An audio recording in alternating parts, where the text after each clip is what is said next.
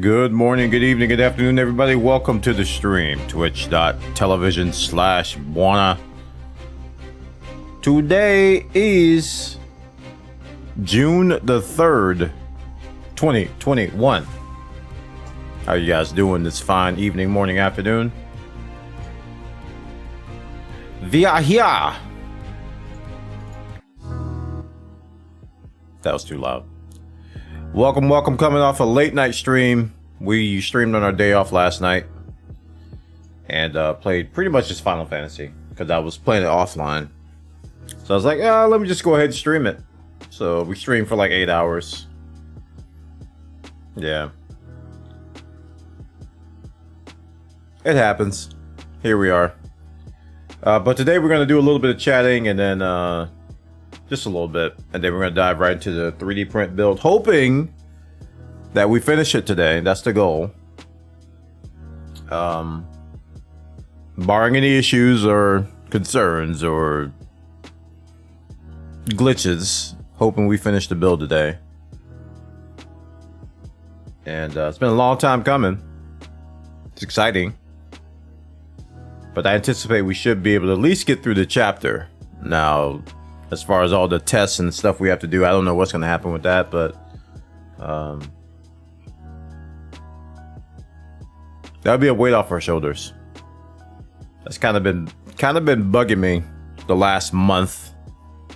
Now, I kind of want to get back to the way things were and having the 3D print going while we play some games or just chill and watch the 3D print. But I haven't been able to because my entire print station has been consumed by this MK3S Plus. But if things go as planned, we'll have 2 printers. Double the printing. To be like 3 times 3D printing. Be like 9D printing. 9D printing. Chat. It's innovative. It's new things. A couple things that I want to talk about. Some big news today. Crowfall. He's getting a ship date. I did not expect that. Once, we were like children. Foolish, but happy.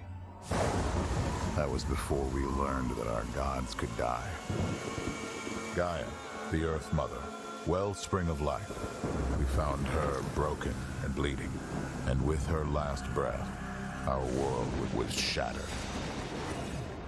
We call it the hunger, for that is what it does. It consumes. Then came the wars. Brutal, desperate, and endless. When the gods are angry, mortals pay the price. Some of us pay it more than once. My lord's offer was simple. Eternal life for eternal service. I am immortal, chosen by the gods to pick over the bones of this dying world, to bring them glory, wealth, and power. I am not alone. There are others. We do not love them, but we serve them. For they are our gods. We are their crows.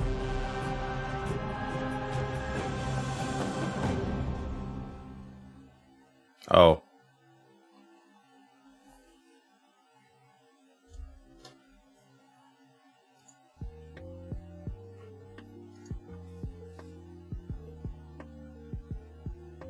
I don't think that's a launch trailer. I think that's just the intro to what the world is. That can't be a launch trailer. That's too short for that. Somebody wrote in here, wow, after so many years of testing, it feels weird that Crowfall finally has a release date. Yeah.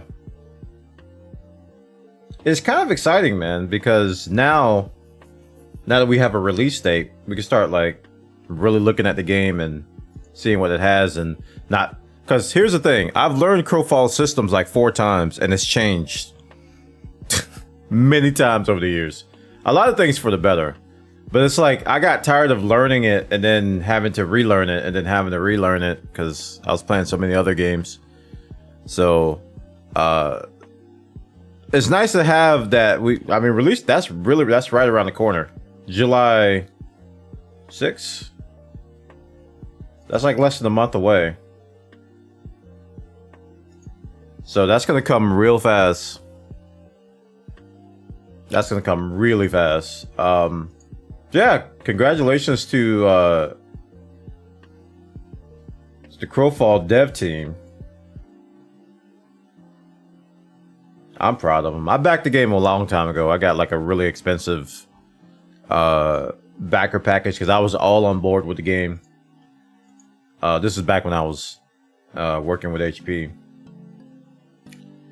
And a lot has changed since the initial Kickstarter video. A lot has changed. Some for the better and some for the worse. Part of me, I mean, I was a little salty at first that they didn't do the whole voxel thing, but given where we are in 2021, I'm glad they didn't. I think it was a good decision not to do the whole voxel thing. But the Throne War stuff and the campaigns, I think that's going to succeed. Just based on what I see with private servers on MMOs, like the Wings XI server for Final Fantasy 14 or Final Fantasy 11 is really popular because they do resets. And I think people love resets, as you saw with WoW Classic, which was kind of like I would call it a reset. It's kind of like a baby restart. People love resets. And the fact that they'll have leaderboards and, you know, there's PvP stuff and it's going to be a monthly, not monthly, but semi-monthly schedule with different rule sets and stuff. It should be exciting. Now, the thing that I was kind of a little bit salty about, like there was a lot of good changes. Like their skill system got really clean. The skill training system is really nice. I haven't looked at the mount system in a while. I'm gonna regret not going to their streams and getting their drops, but whatever, because they had like mount drops during their PvP stuff. The farming and crafting stuff is where I was a little bit divergent from what the original plans were and what they are, because I thought I was going to be able to have kind of like, I was going to say Asheron's Call, like an Albion Online, like have my own island and basically farm and, you know, use that to craft stuff. But it seems that that whole thing got scrapped too. So I don't think it got scrapped. It's a whole different system from what I used to. So between now and July 6th, I'm gonna be catching up. I'm gonna be learning the stuff, learning the systems, seeing what's different. But the last time I played it, it was really clean. I was impressed. I mean, there was only a couple places where I didn't see. I think it was like only like one place left that didn't have textures. This was pre-beta. I think the last time I played was alpha. It was like the late stages of alpha. And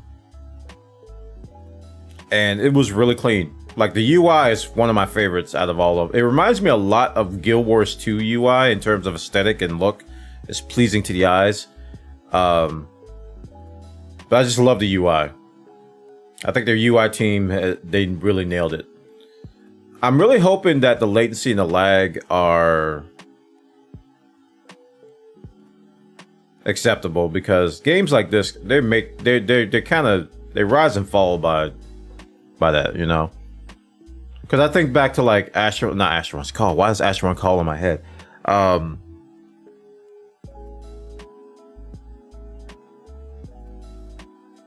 CMMO with the Kraken. All these, they all start with an A. Arcade. That's what's messing me up. These are all these things I'm mentioning start with an A. Then there's Ashes of Creation, another A. Arcade, you know, the large PvP battles were fun, but they were laggy. They were really laggy.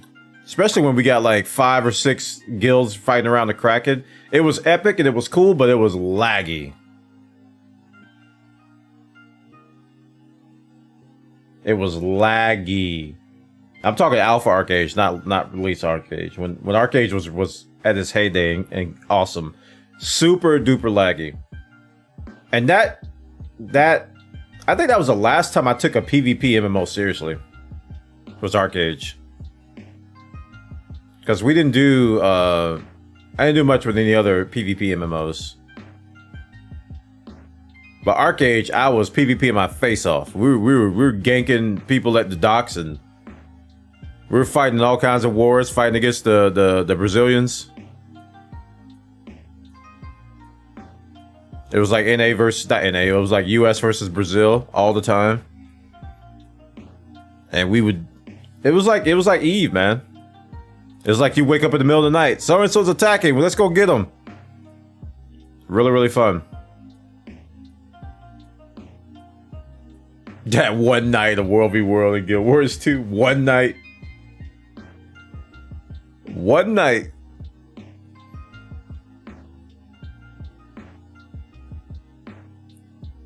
But yeah, I'm gonna play it. It's gonna put a damper on my Final Fantasy 14 plans because I didn't plan on Crowfall dropping. I didn't plan on this. I really thought they were gonna push it to 2022. Honestly, I didn't think they'd come out this year.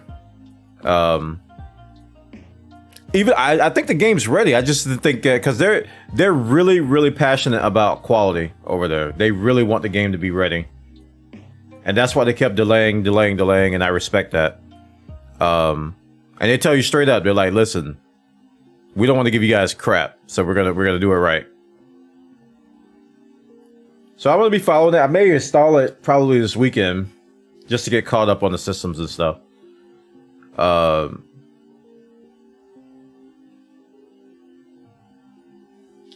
They don't. What's the monetization model? Like they say, you can purchase it on their website.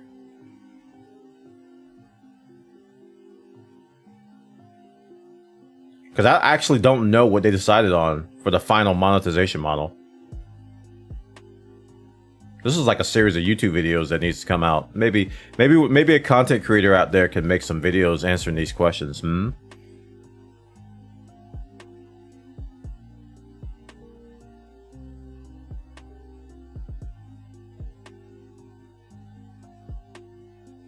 Profile game update Carnage.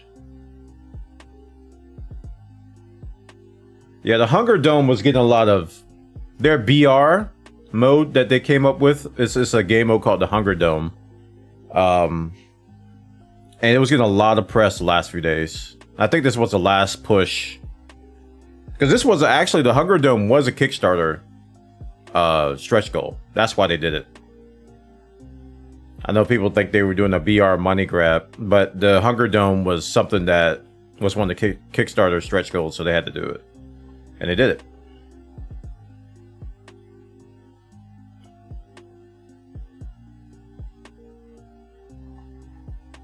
And they got a winner too. $50,000 winner. I wonder how their engine stuff is coming because they mentioned that that they're going to be licensing their MMO engine when they're done with the game. Hey Wapo, what's up, man?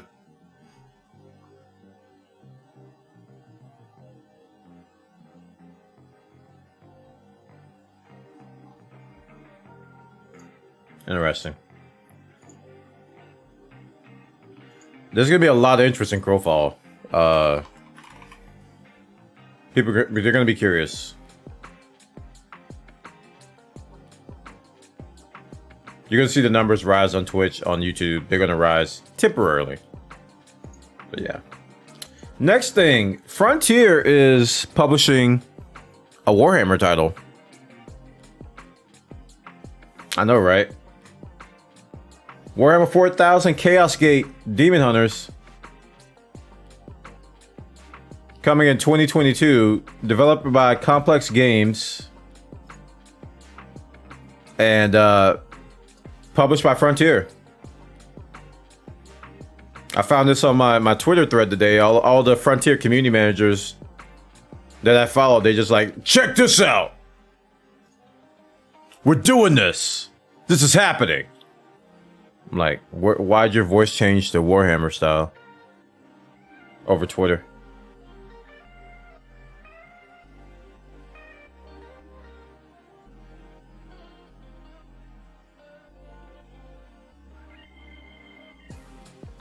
Like I said, it's been 25 years since the last Chaos Gate game. So that's going to be interesting.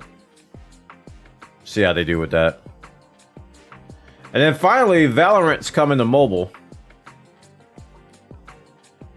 I mean, I'm not. Why would you be surprised? Why would you be surprised? Valorant's coming to mobile. 14 million monthly active players. I'm surprised they're not coming to a console, actually. Because as this article points out, they got 14 million, but Warzone has 100. And Apex Legends has 100 million. Would those games differ from that? You know, they're on consoles.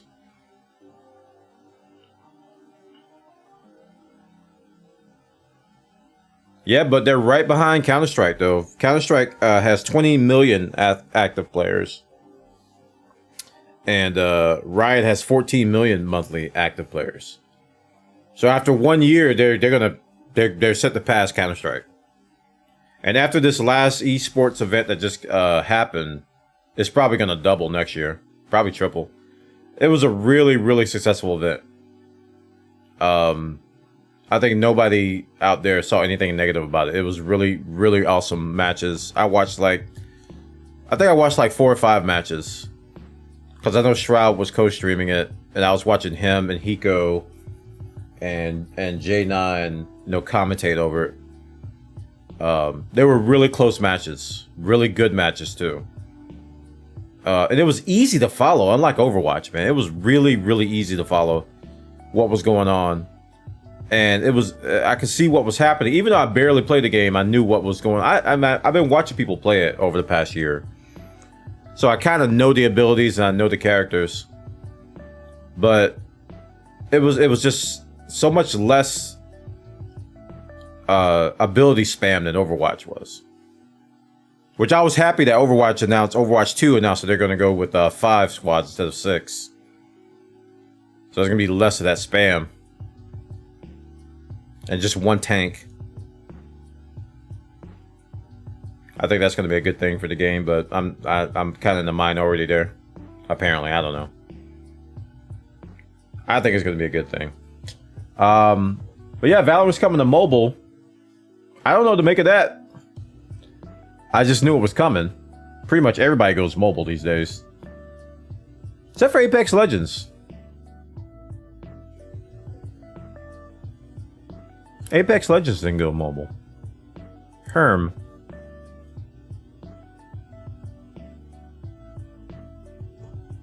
That's something. Alright, we're gonna get right to the build. I'm not gonna waste any more time. People are still trickling in really slow, so we'll just get busy. Again, all these builds are going up to YouTube. I do plan to make a big time lapse of like all the days because they're all archived. That's gonna take a little bit to make though. I gotta sneeze. Oh gosh.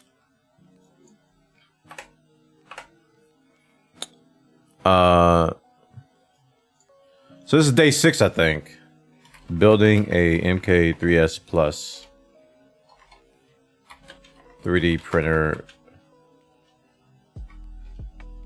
Day 6. Last day? Question mark.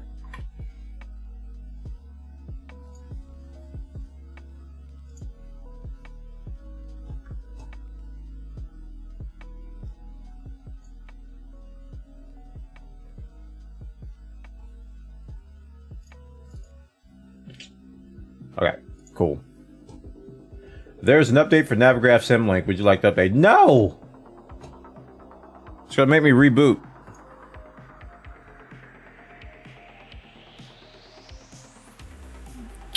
Alright, this should be set up. It is. It's like the chat is up in there. Where's my battery pack? Alright, I'm moving over there. I gotta move my chair in there. So let's get this thing geared done.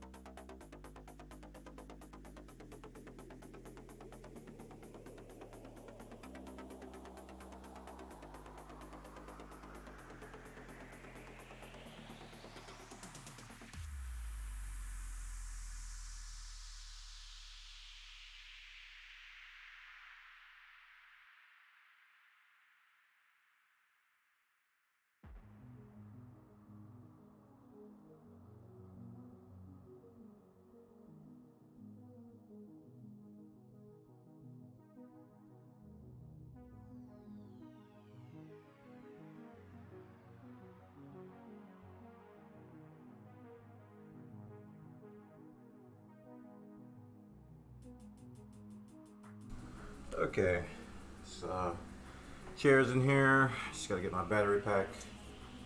And this little home over here. Even though I got well, actually I had full charge on my tablet. Keyword had. It wasn't plugged in, so now it's 75%. Good job, Lana.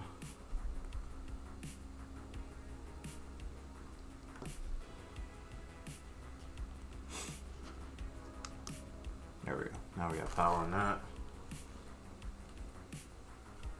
Okay.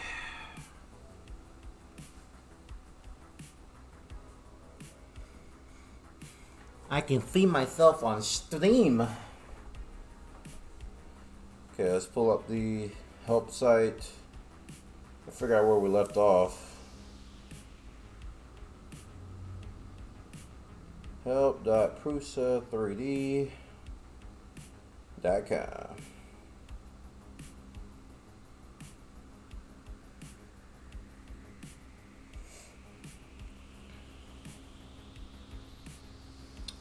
Hey, what's up, C. Travis? Welcome. Alright, so we were on the last section, which is the electronics assembly, and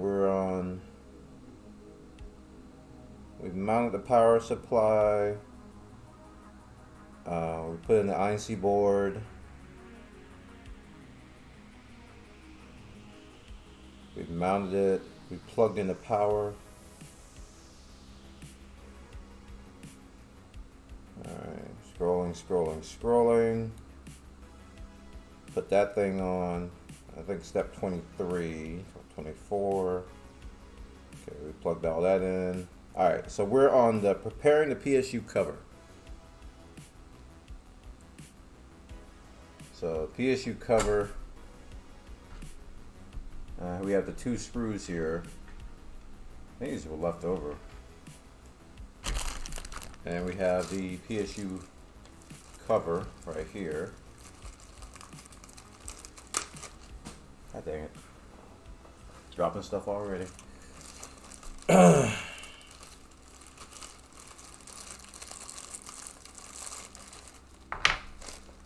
put this where it belongs.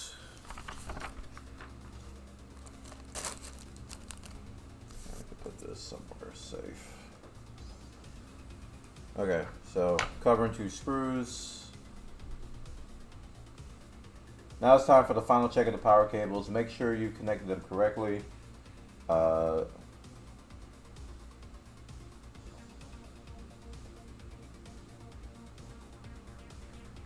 power supply is over here.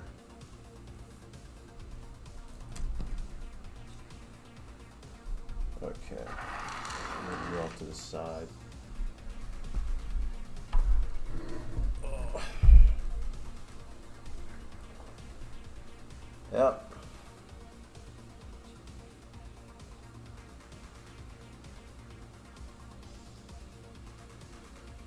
And tighten the screws properly. Let me make sure they're tightened. Attack on tighten.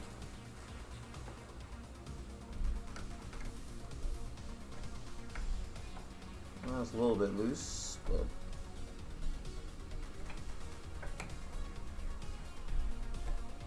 there we go. Tighten.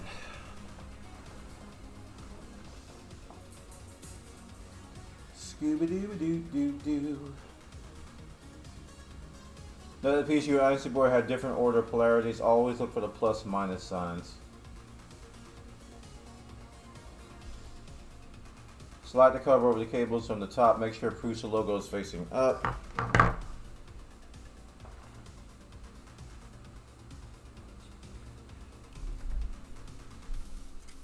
Looks like I'm gonna have to start tightening some things here.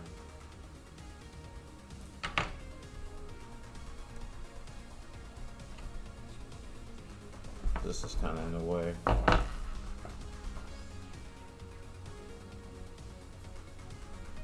We're gonna snip this a little bit So I can have some room to tighten it some more, but just get this out of the way.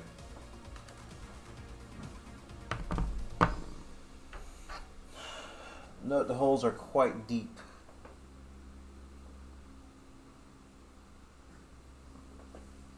Okay, so we gotta put this on like this.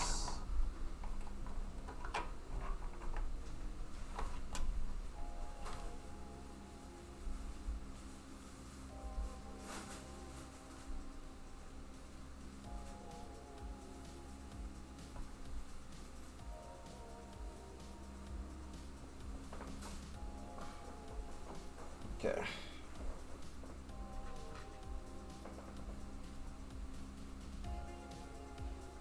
These are the 10 screws.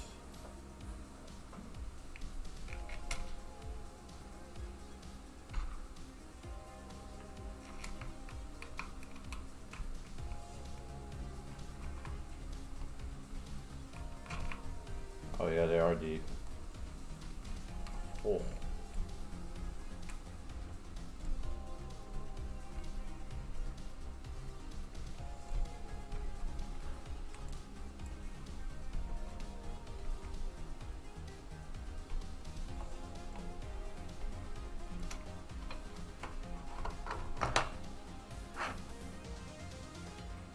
I had a feeling this wasn't going all the way through. Is this the right one?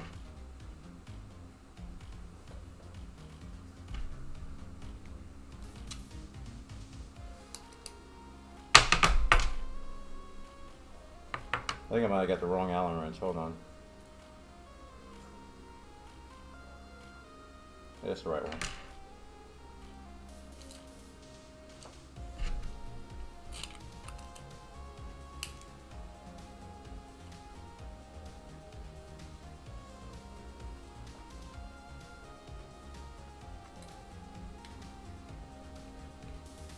How's that in the world? Wait a minute.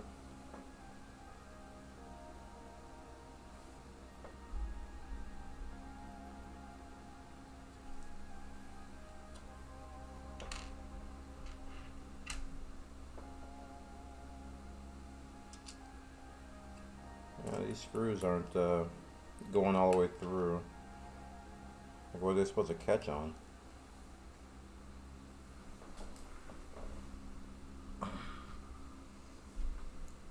Unless... Good job.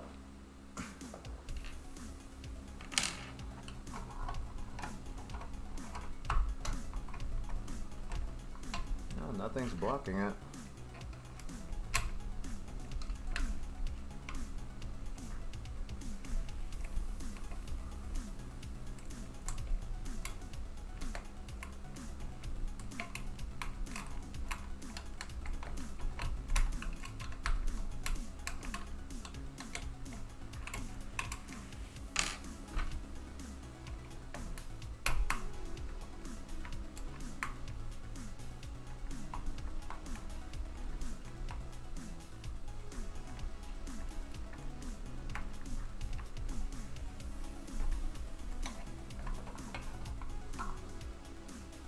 Hey Nolly, welcome. We're just getting started. Connecting the power supply backing, but I'm having a mystery screw issue where the screws aren't. Ow! If you look at that, you can see the screw is not protruding out at all. So how's it supposed to catch anything? And this is the right side screw, so I'm a little bit confused.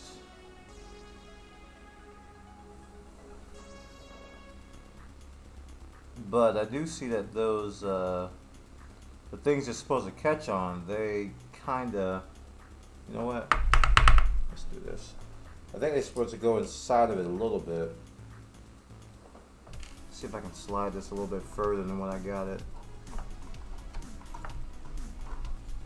Move this up, I think.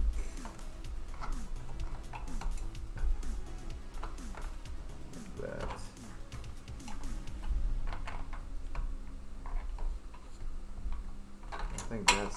blocking something there.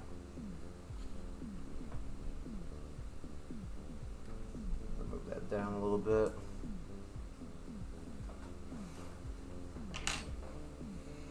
Can't exactly put this on its side, but the pictures they have, they do.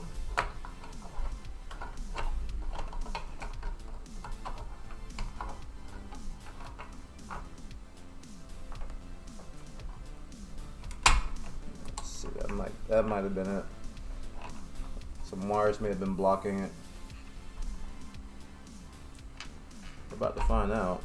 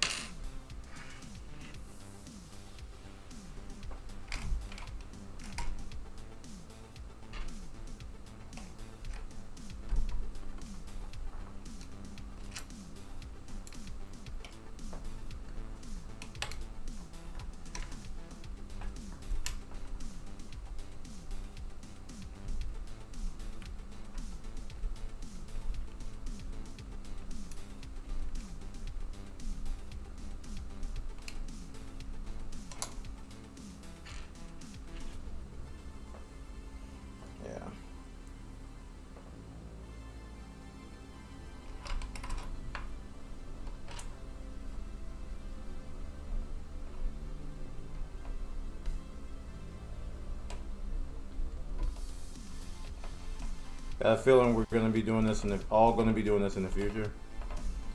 Well, if we are, they got some work to do. All right, the back is on. Merge all the cables leading from below the printer to the electronics.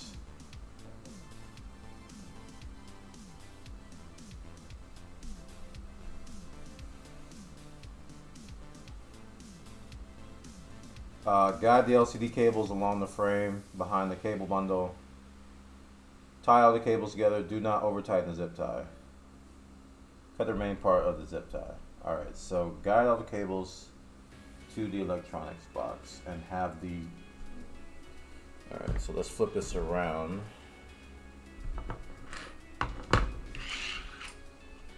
The deeper you get into this build, the less room you have. Holy crap. This thing is getting a massive footprint.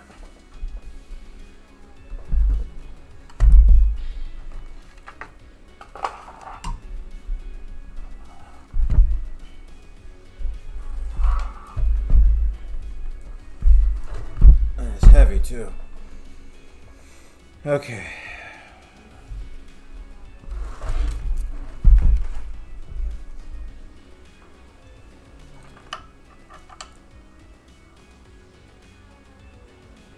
So we need to put the LCD cables at the bottom of all this wire mess. Just simple enough.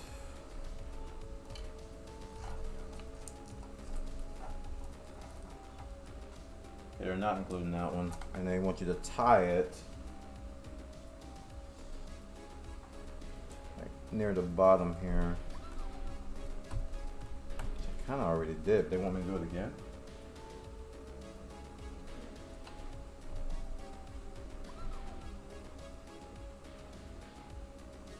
Yeah.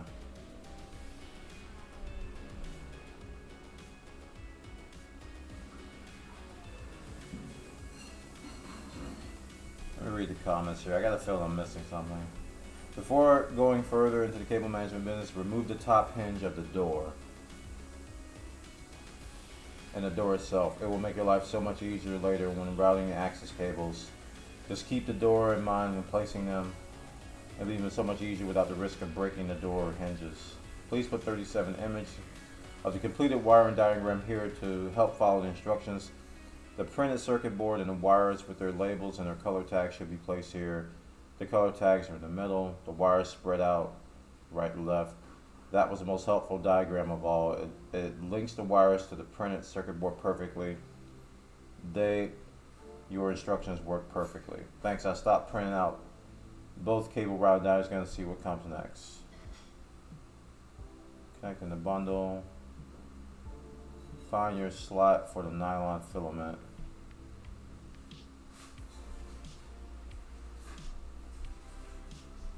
Huh. So people are suggesting that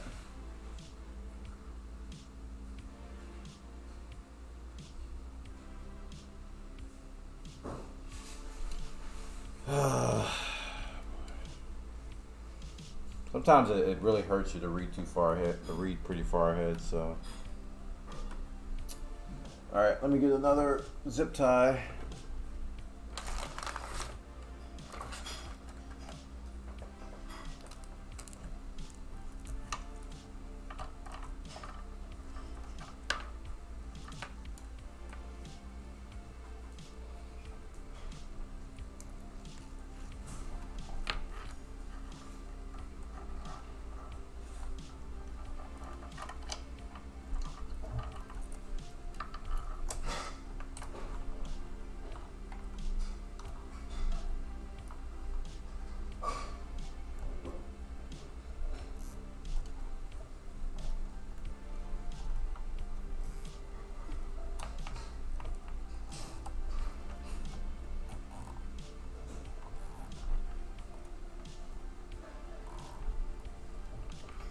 Okay.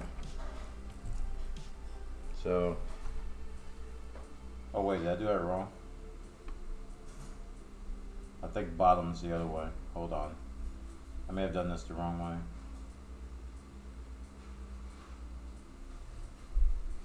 Yeah, I did. Rip.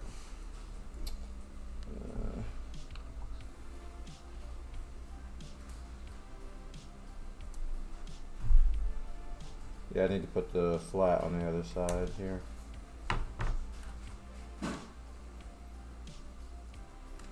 Well, that's the first zip tie I've wasted.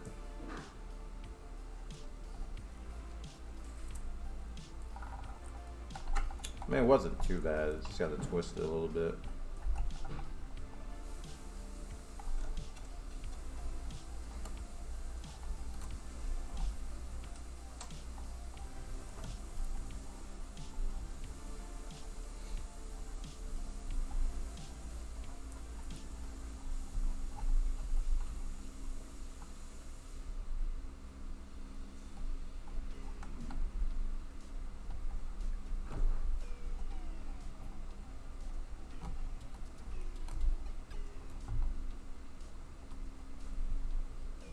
Somehow I did that wrong. I don't understand how that's even possible.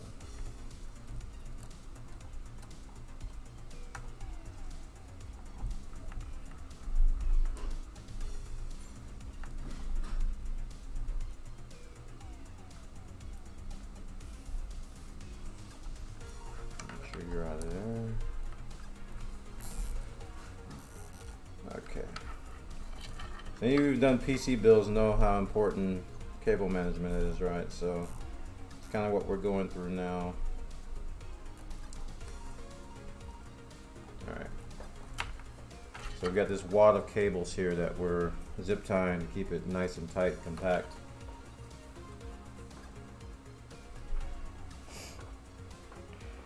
All right, trim this a little bit so I can still tighten it if need be. This out of the way. Okay.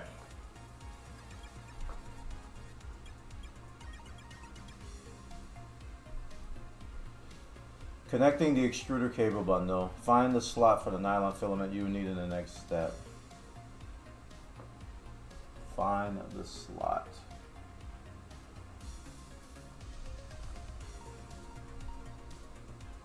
Let me make this bigger.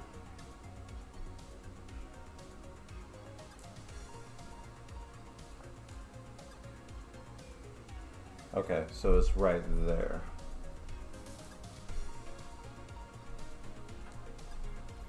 And this guy talking about taking the hinges off, that might be a good idea if I didn't have so much trouble putting those on.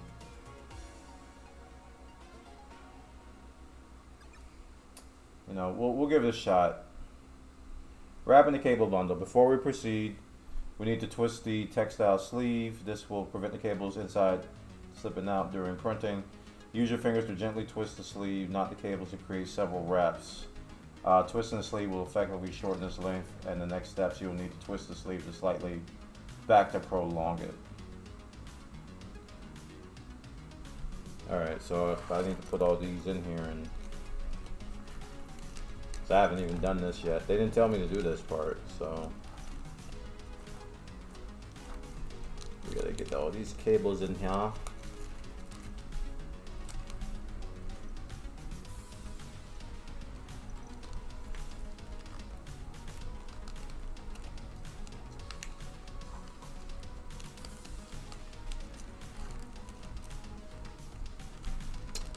D&D 3 D&D dice, yeah, I've seen quite a lot of STLs for Dungeons and Dragons stuff.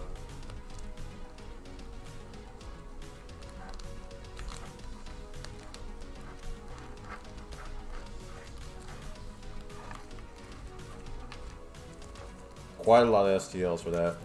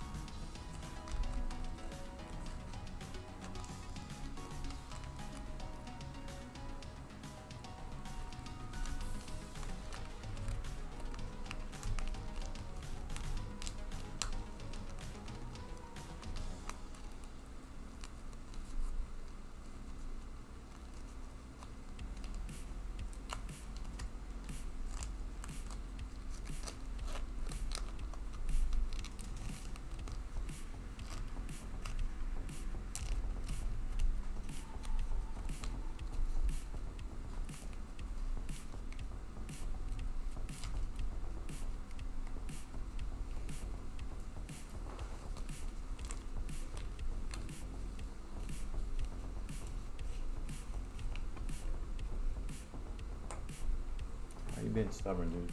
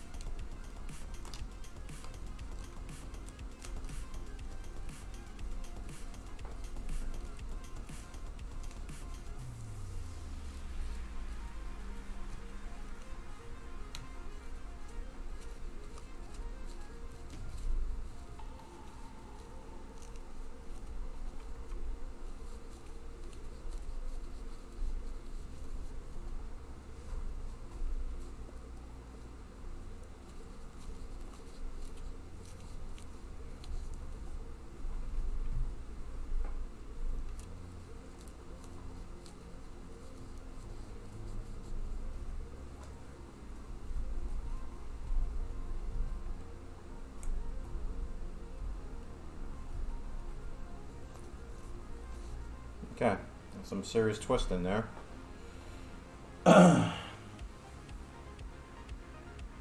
Separate the nylon filaments slightly from the rest of the cables. No need to unwrap the sleeve. Oof. This nylon's barely sticking out. If the nylon is hidden inside the texture sleeve, use the technique previously to reach it.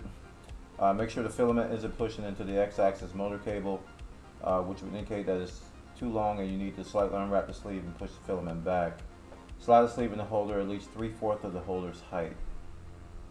Again, ensure the filament isn't pushing the motor cables, and if needed, slightly unwrap the sleeve to push the filament up. Use extruder cable clip and the 2 M3 extrudes to fix the cable button in place.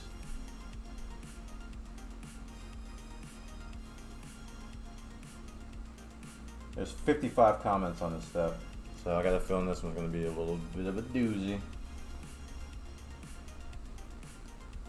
This step is really difficult, however I found a way to get it through relative ease. First, grab the 2 M3 screws and insert them into the printed part. Use them to tighten the part to the case. Try to get it as tight as you can without breaking the part. Then, after both screws are in, remove the one Then replace with the M310 screw. After that's in, remove the other M312 and screw in the other. You have both M312 screws in first to prevent the part from pivoting to one side. Otherwise, you won't be able to line up the screw with the nut. After struggling with this step for a long time, this method worked within 2 minutes. What ultimately made this easier was using a pair of vice grips to clamp the clip together and screw in the M3s. Just widen the mouth just to the point where the clips come together and you don't have to worry about breaking the clip when you clamp down. Well, now.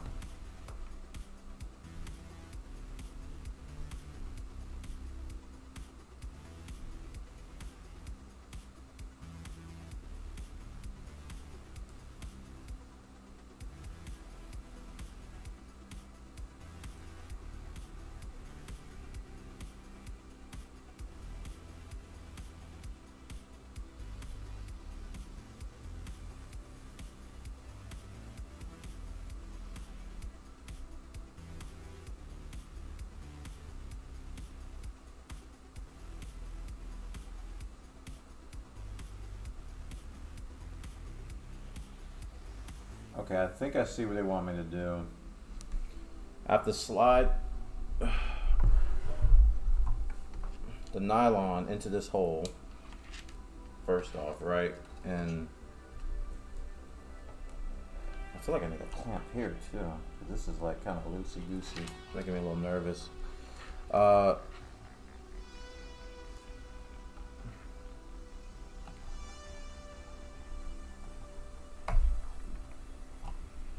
Okay, the nylon's in the hole. I have to feed all these through like this. Oh. I think I'm beginning to see the difficulty now because all these are bunched up in here.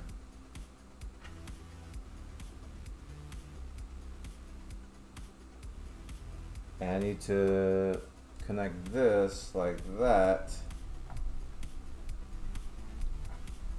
After all is said and done. Yeah. I can see the difficulty now. Yep. We can work through it though.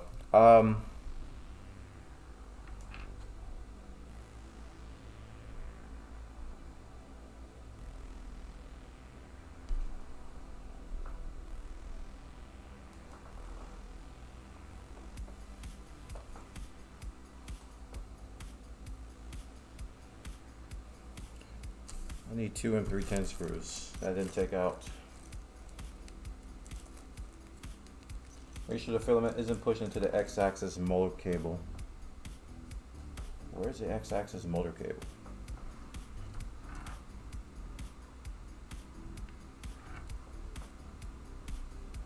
This is the X-axis motor cable.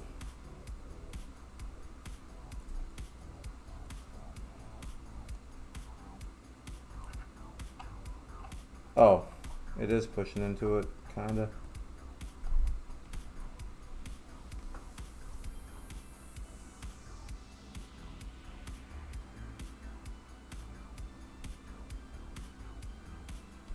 Need to slightly unwrap the sleeve. Okay, so now I understand.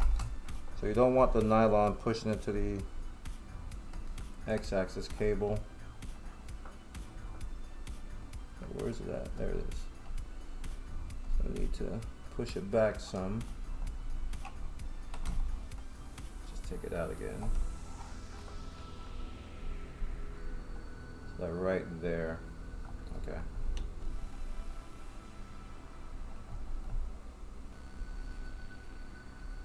So I need to unwrap this now.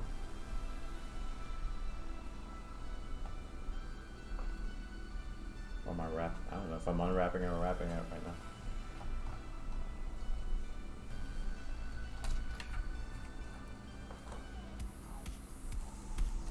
There we go.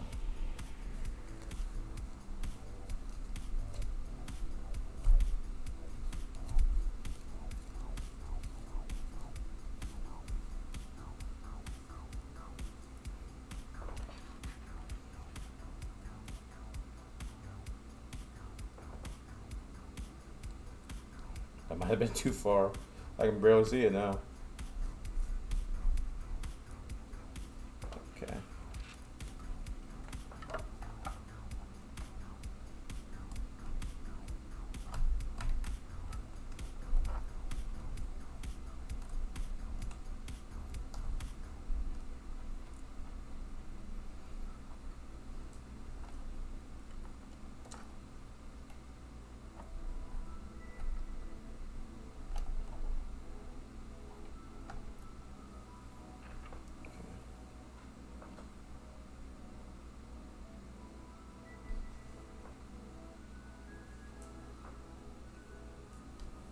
I didn't take the screws out. Hey, what's up, Grizz? Is that a Prusa? That'd be a good meme.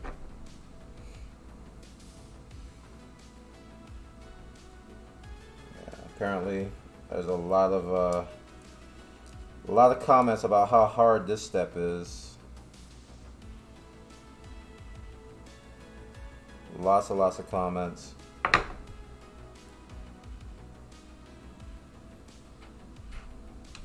And it's all about just getting these wires into this electronic box and how tight a fit it is.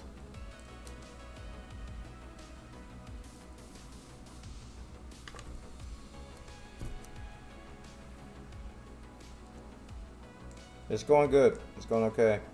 Hoping to wrap this up today. If not, we'll keep going. But this is a hard step here, so we'll do our best to do it right.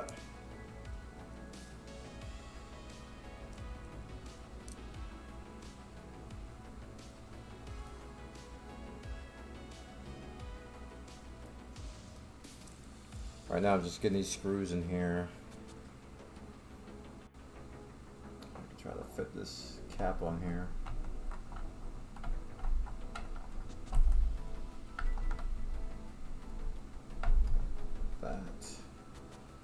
So the goal is to get this screwed in here. If the screws, we're done. If not, we're not done.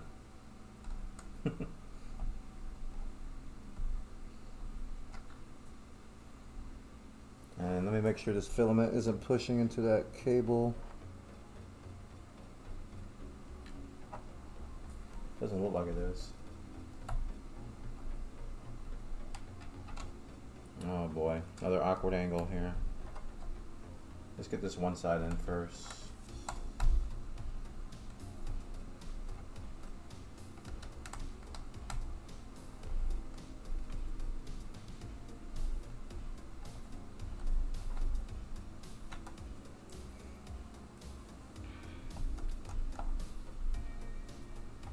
Yeah, I think I'm gonna use the long one. This is a weird angle.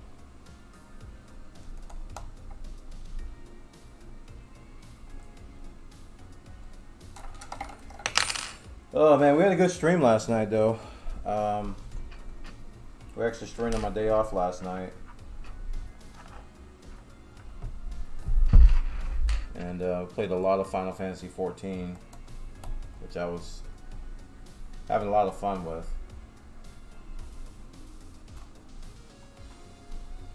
A whole lot of fun. And I didn't want to stop. We ended like at like 5 or 6 a.m. Did I hear you right earlier? Is Valorant going to make a mobile like COD? Yeah. They said they're going to make a mobile version. Yes, they did.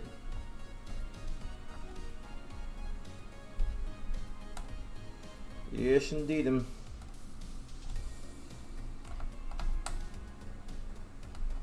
Okay, I'm a little confused. Why is mine like going in without any issue? I'm not gonna complain, but that just worked.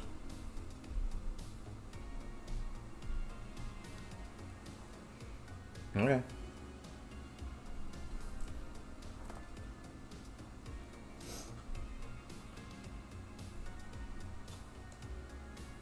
Slide the sleeves in the holder at least 3/4 of the holder's height. Oh, that's why it's easy. I didn't put the sleeve in there.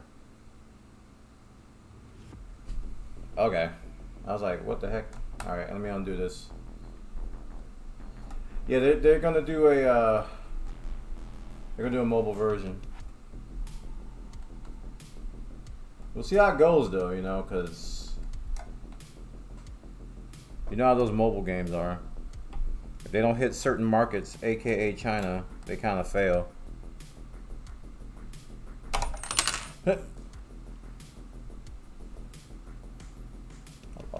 Where'd it go?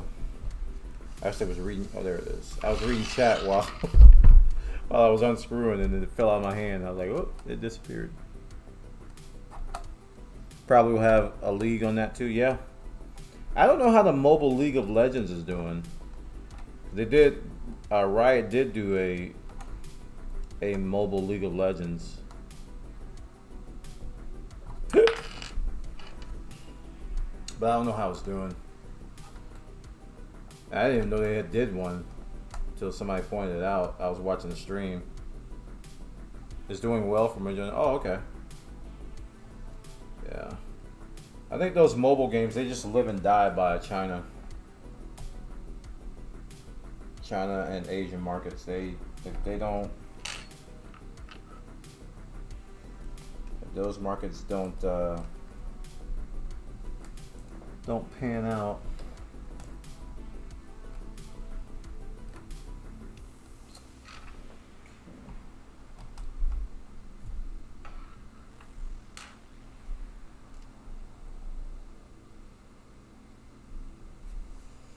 Now here is where it could get crazy because I have to deal with this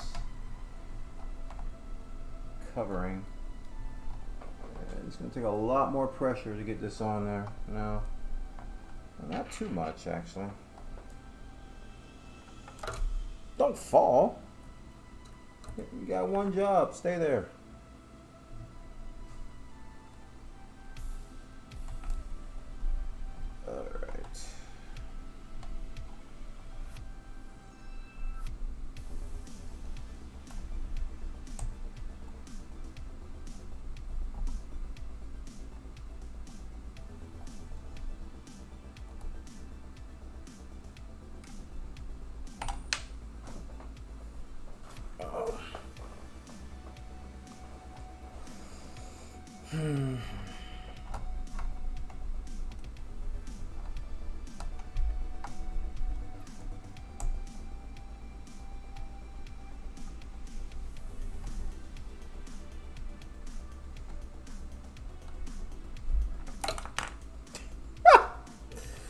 Dude!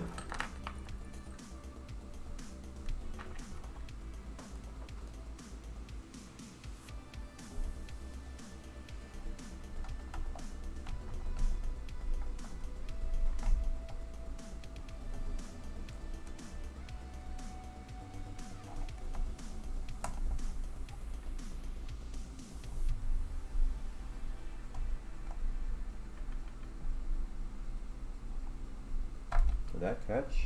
Oh, it did. Nice. Alright, well, we got one side on. We have to ensure the other side.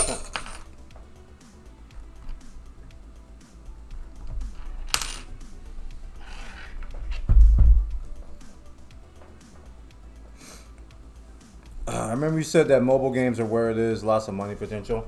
Yeah, it's just the English market is just so weird for that. I did say that, and it's true, still true. But the Western market for mobile games is a weird place in terms of like content creation. I still think that YouTube is where it's at. Okay, I gotta stand up because I have to line this other screw up and I can't see it from here.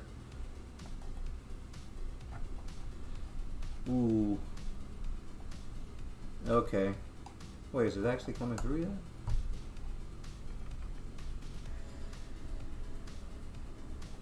Technically, if I got one side in, the other one should just go right in.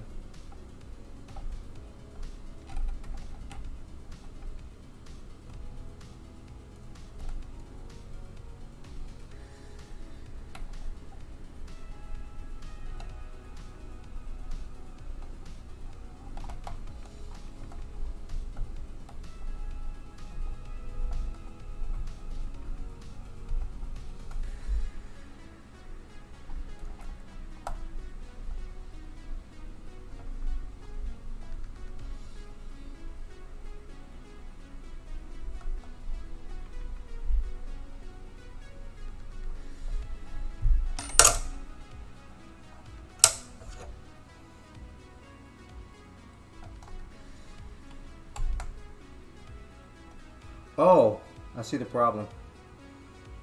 It's actually blocking the screw. That's a problem. Okay, hold on.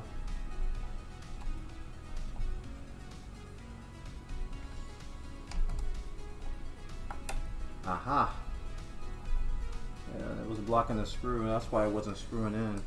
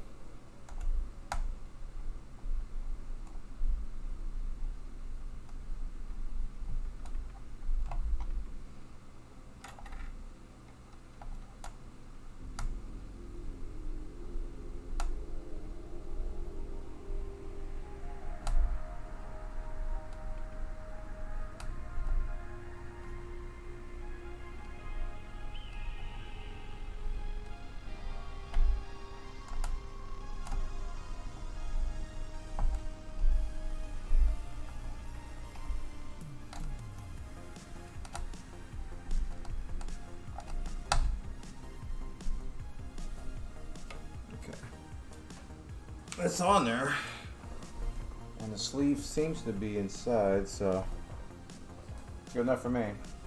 Don't have to be perfect.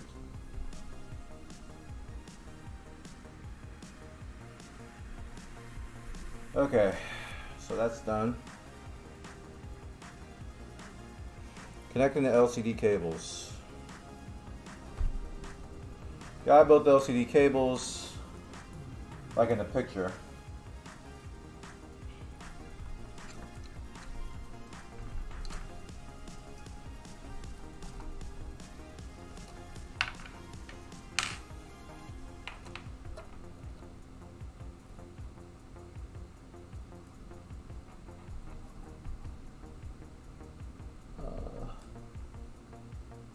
So around that, and then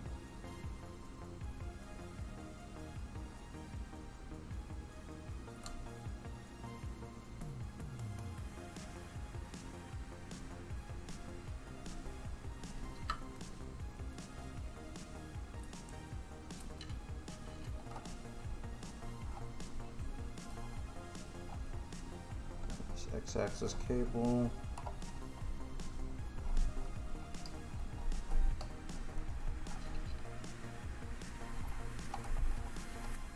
So,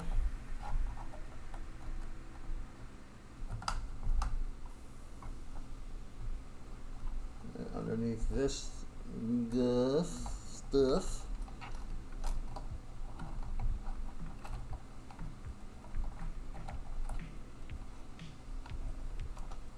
okay.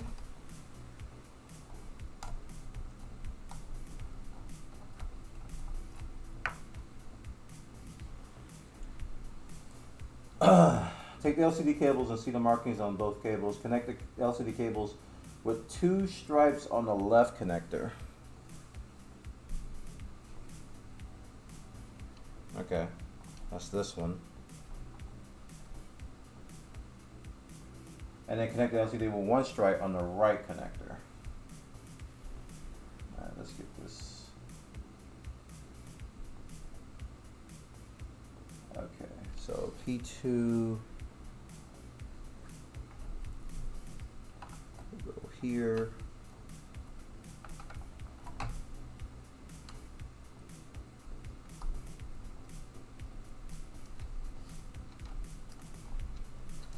And P1 will go here.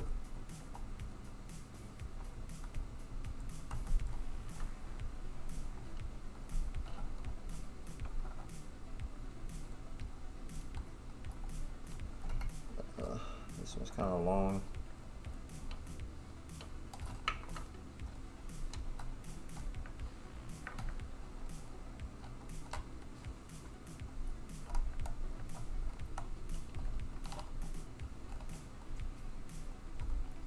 They're in. I'm just trying to get the cables to play nice there.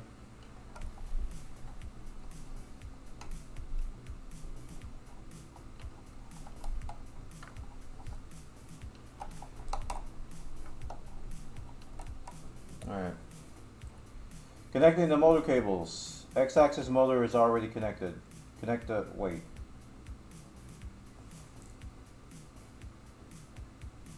Oh yeah, I did that earlier. I was like, wait, who did that? How y'all doing, chat? Connect the Y-axis motor cable labeled Y.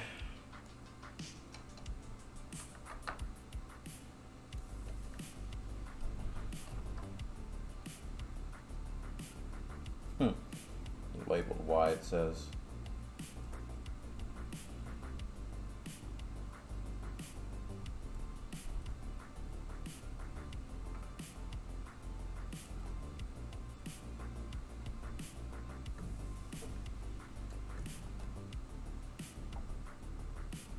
That's Z, and that's Y. Okay, got Y.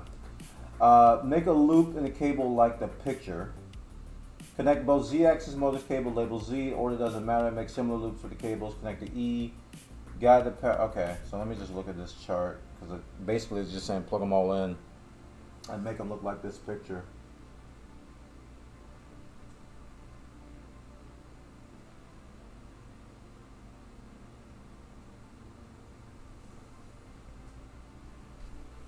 We're going to have to turn this a little bit cat the corner so I can see in here.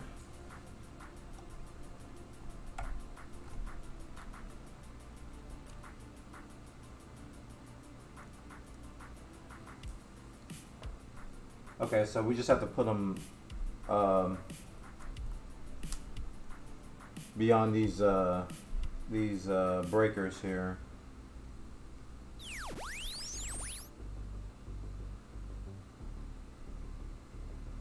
Guide the power panel cable like in the picture and plug it into the connector in the bottom right corner.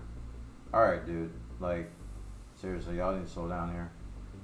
So the pink is the Y, and that goes in the second one?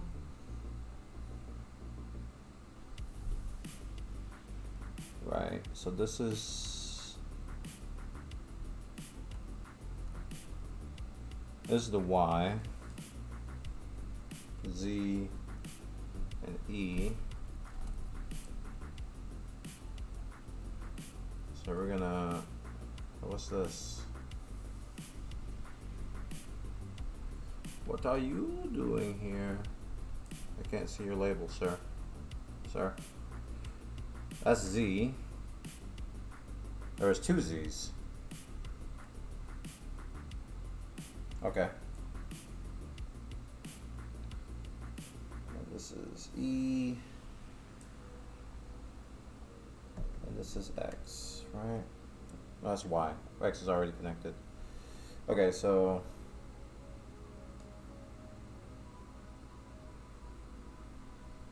Y goes on the top one. I need a torch because I can't see inside of there.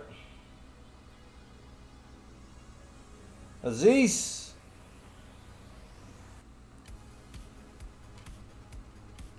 Okay, go this way. I'm gonna plug them in and then route them.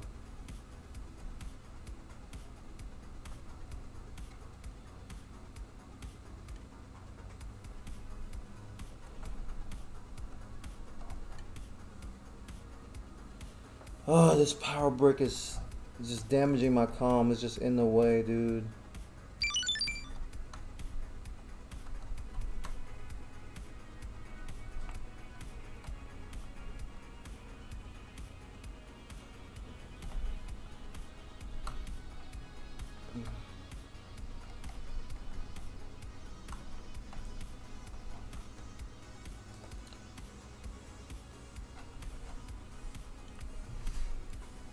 Going back to what Anales was saying about,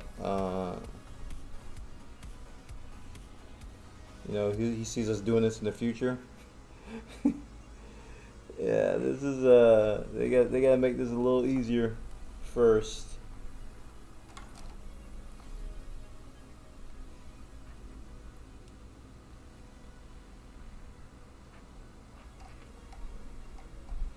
I'm just trying to line this up, dude. I'm not even trying to. It's so hard to see. Come on, there's gotta be a better way than this.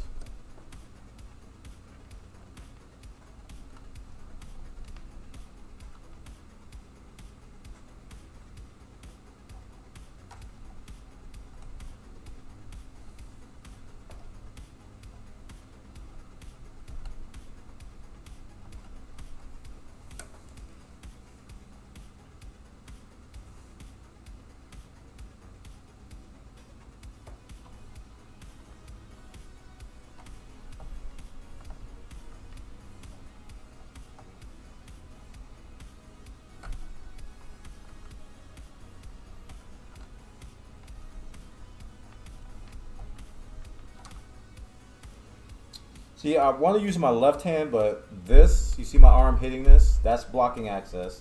I can't snake around like this because that hurts. And then when I snake around like this, I can't move my neck. So I need to be an octopus, basically. Doc Ock had the right idea in Spider-Man. Need some arms to do this stuff.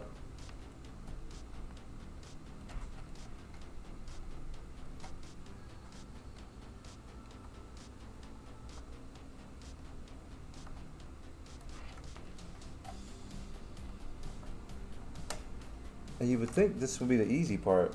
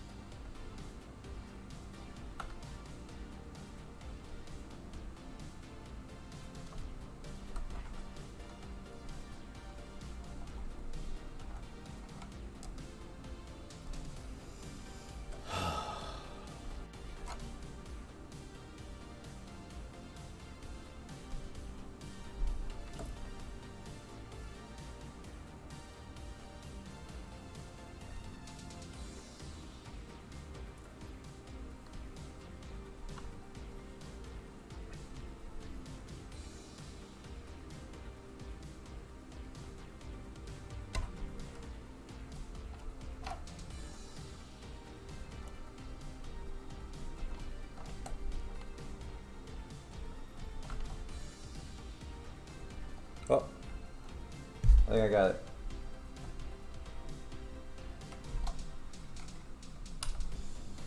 Whew, man, one. All right, now for the other two. All right, and the z-axis, sees the order doesn't matter. Okay, good, because I don't want it to matter.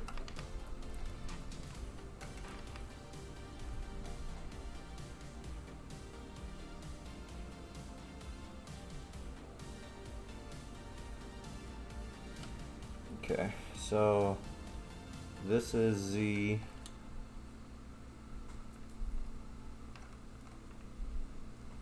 Hopefully this one will be a little easier. I think I might have to, that's making my life a little worse because I forgot to move that.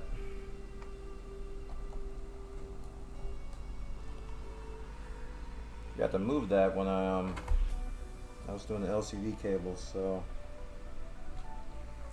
that's in there. Where's the other Z? SE. Here's the other Z.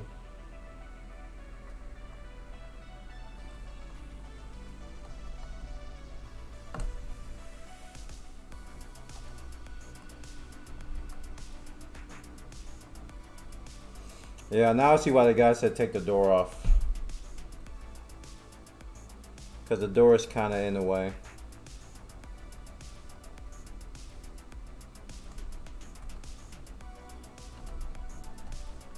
There we go.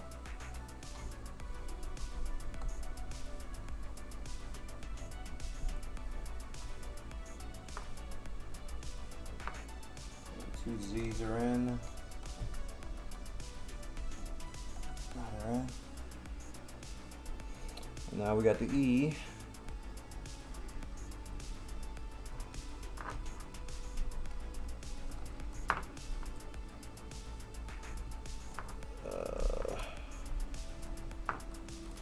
This one's a little shorter, but it should reach.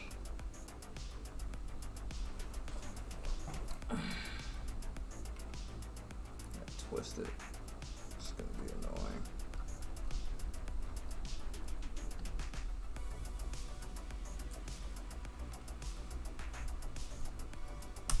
Boom. Okay, so now that they're on there, got the power panel cable like in the picture. Wait, how's it? Okay, I see now. Now that they're in there, I need to kind of fish them around.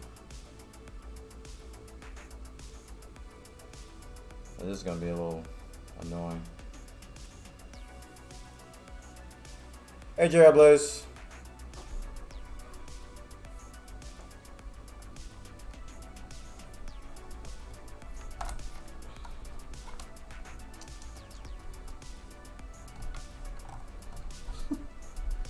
I got a lot of wire.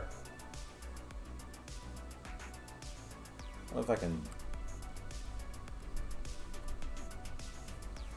I got a lot of extra wire that I can't fish like they did.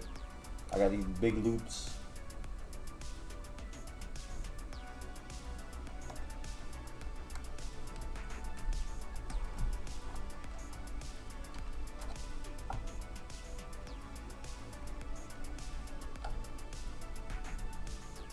Alright, they want me to fish the...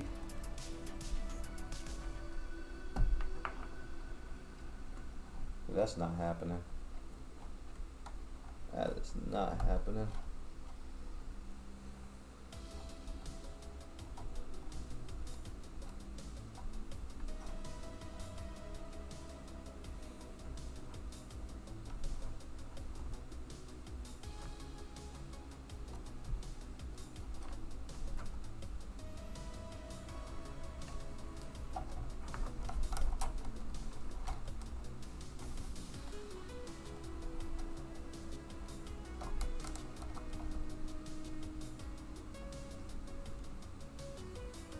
How do I fish this around?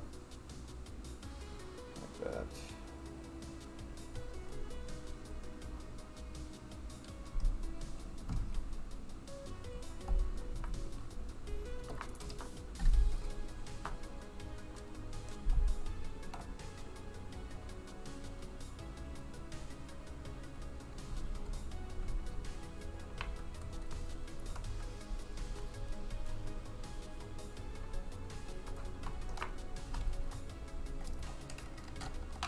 There, got that out of the way.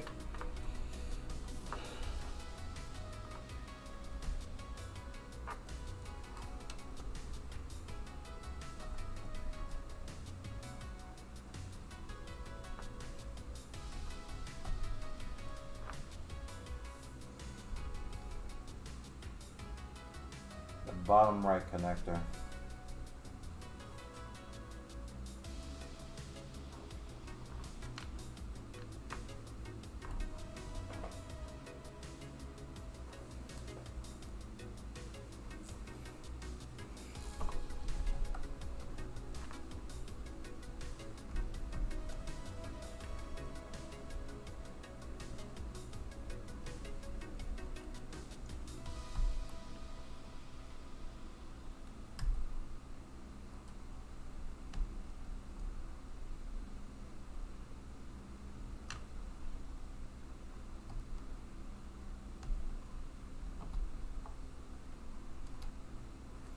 Okay, I can't see again. We need light.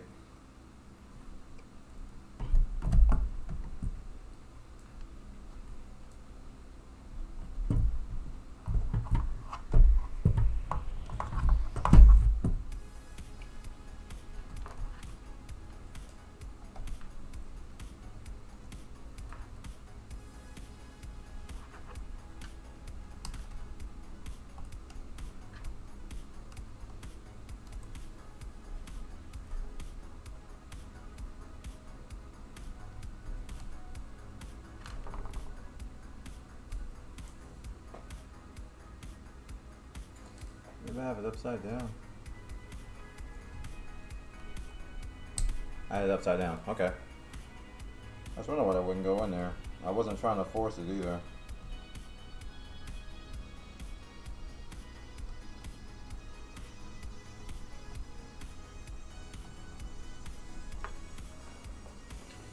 Yep, my cable management looks a little bit different from theirs, but it's in there. The door might have a little trouble closing. Let's blow that one. Okay, preparing the zip ties. Slightly bend the tip of 2 zip ties. There are 2 perforations in the right corner for the INC base. We will use them securing the cable bundle. Push the zip tie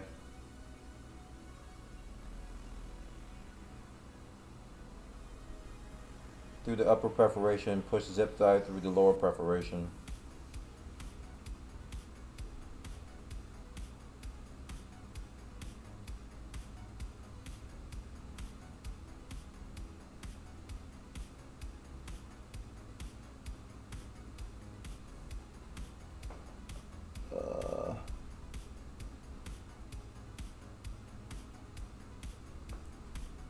Oh, I see it. There's the zip tie thing.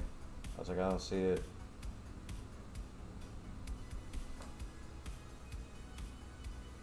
So slightly bent 2 zip ties. Here we go. Why is that one already bent?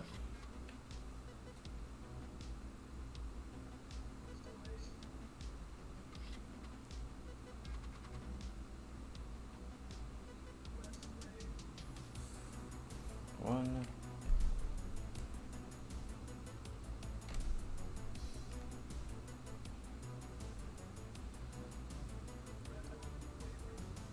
Two. So they're bent. You can see that. The zip ties are kind of bent. That's what they want me to do.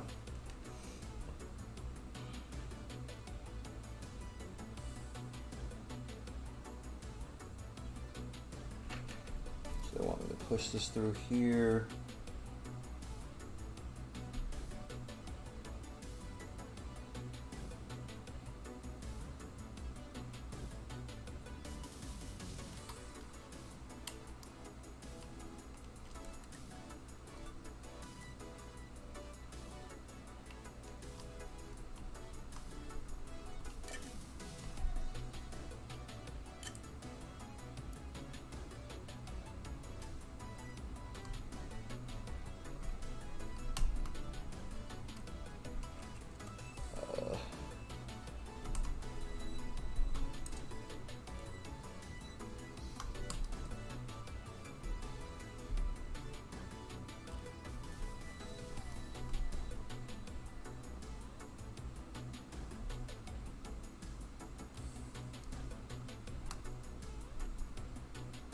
Why aren't you going through?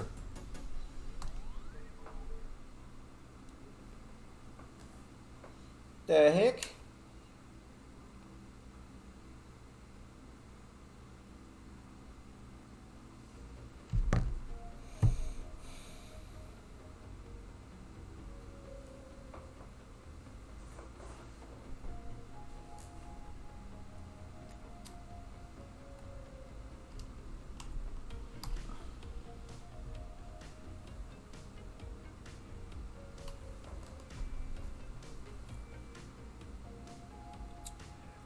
It's your cables, manage them as you see fit. Yeah, just as long as this door can somewhat close, I'm happy.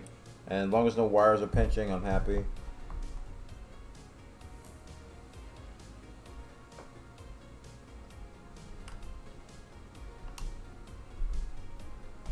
Oh, there we go.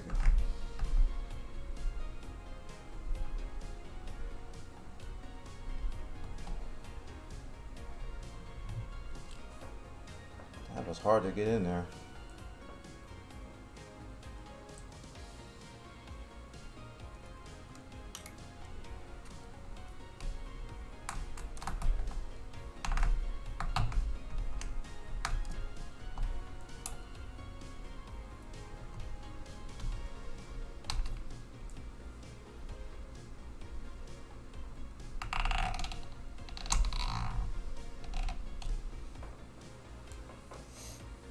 All right.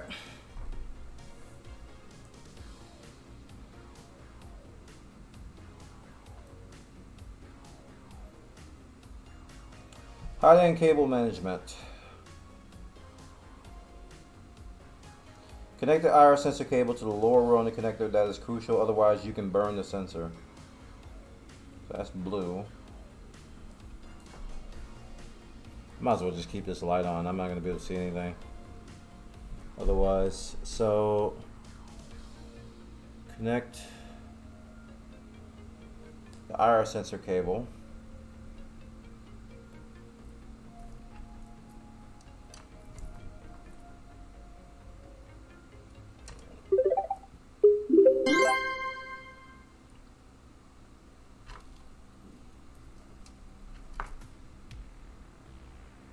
When is the next 3D printer arriving? Wigrin.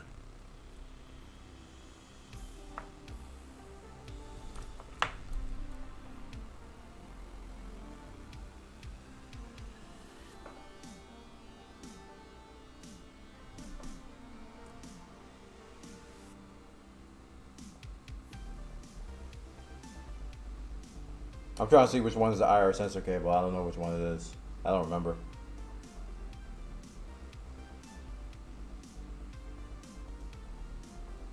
I think it's this one that's wrapped in black. They got labels on them. This says fan.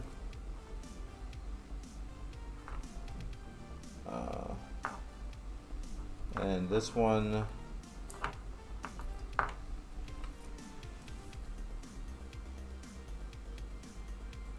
says Pearl plus FUCHS. I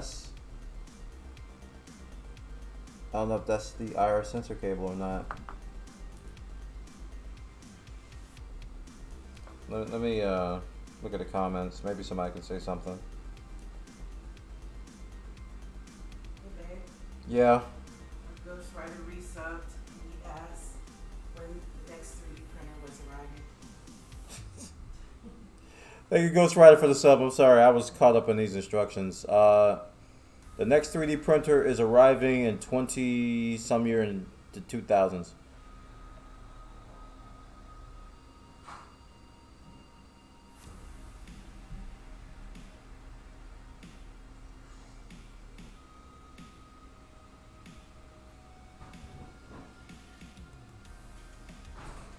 Make sure the white wire is on the left and the bottom of the connector. White wire. Is this it?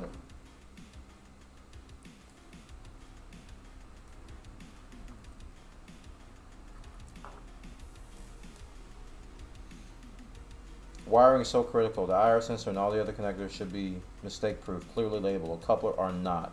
Yeah, the IR cable's not labeled.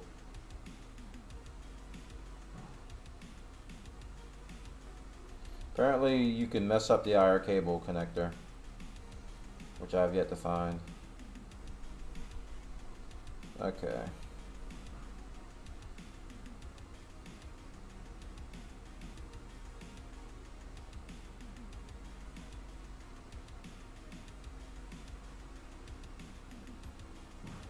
It's not labeled. Like, the fan is labeled, and I don't know what this is. Like I said, I managed these cables like 2 weeks ago, so I don't remember what's what. And this is hot end. That's labeled. And this, I don't know what that's. It's just.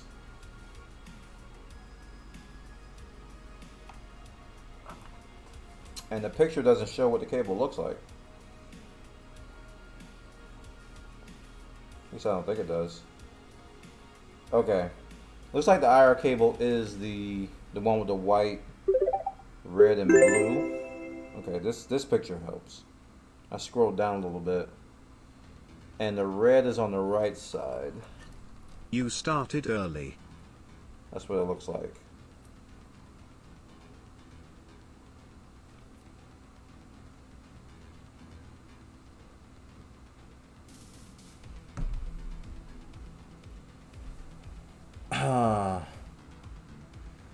Hey, Loyal Moses, welcome.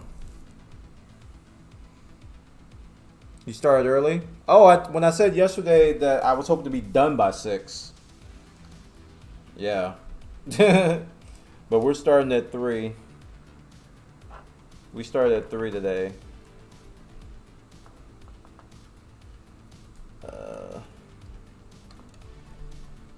How you doing, man? Thanks for the bits.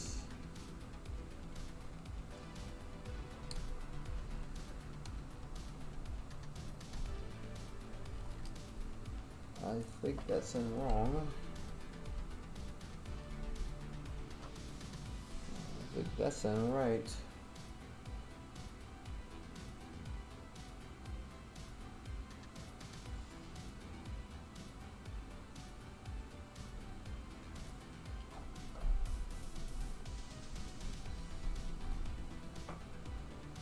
I can't tell. That can't be right, because that's only one row.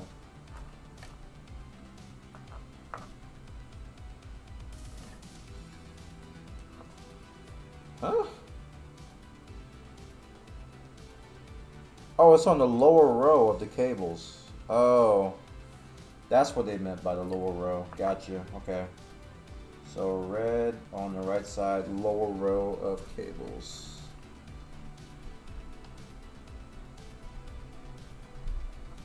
I actually thought I was plugging it in wrong because I saw like teeth sticking out. Wait, did I just do that backwards? Gosh, it's so easy to mess up. This is what they're complaining about in the comments, that this is a crucial step and it's really easy to mess this up.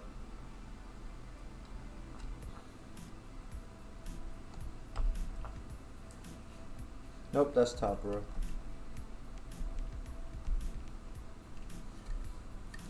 That is bottom row, white on the left, red on the right. Okay. We got it in there. Oh, don't worry about it, Laura Moses. This is fine. We're not gonna be done at 6. So, I mean, we might be. I'm connecting the hot end cable management stuff now, and my cable management is a hot end mess. Ba-doom-tsh. Connect the print fan cable to the connector. The print fan cable goes to the left of that.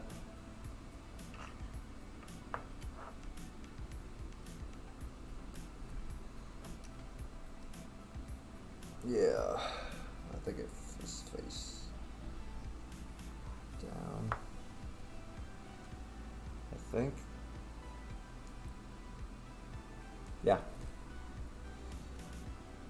This is fan.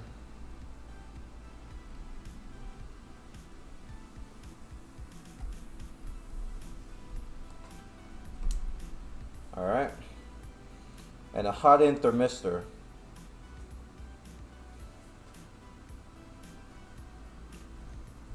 This has a, no, that's not it.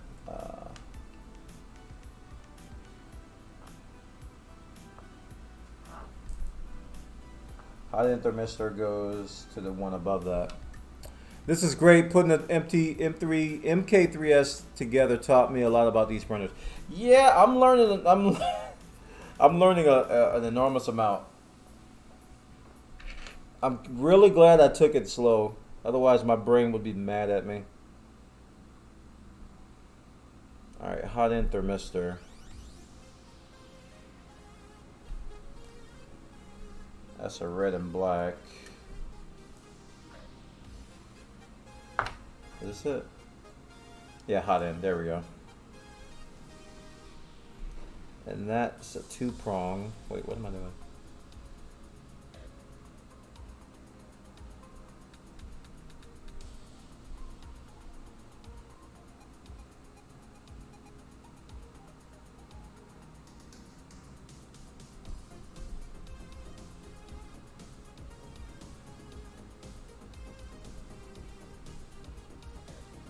That goes like this.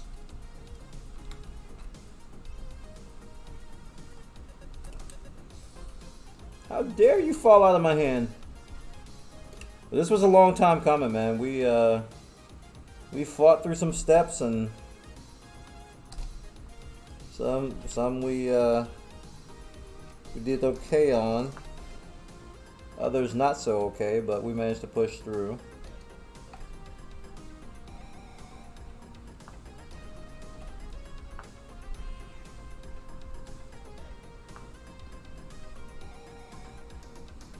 I think the theme, there we go. I think the theme of this build is just awkward angles and awkward, not being able to access things easily. I think is the hardest part about all of this. Alright, guide all these cables, let me turn my light off. Guide all these cables along the sides of the NC, I wasn't pronouncing that right, base box. Make sure they are guided below the zip ties so they can be tied later. Guide the super pendant sensor cable along the sides and connect it to the IC board.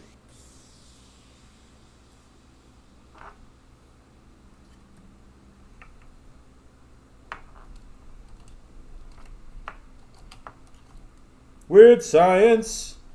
Woo!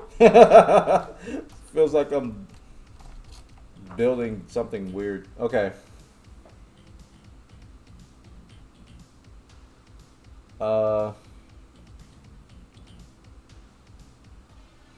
So guide these cables along the side of the box. Do we have a picture of that? Yeah, they do. So where do I connect the Pensa?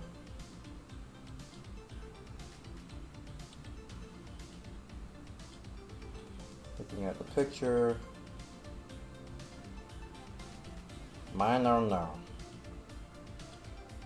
There it is. Okay, so we're gonna be fishing cables along the side.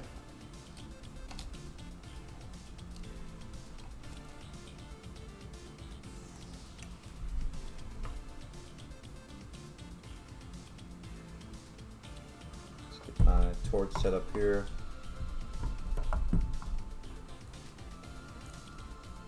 Okay.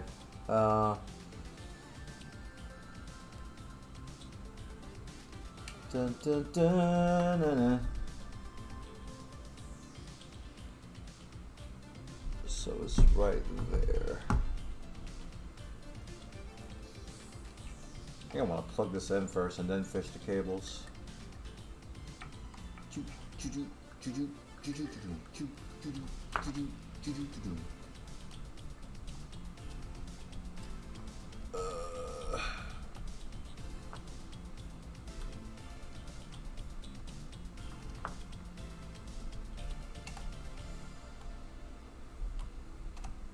This is the right one, right?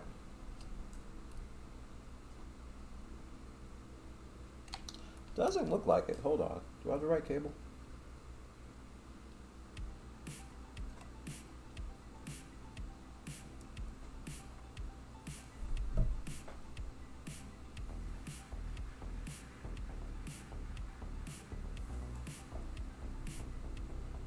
Yeah, this is the right one.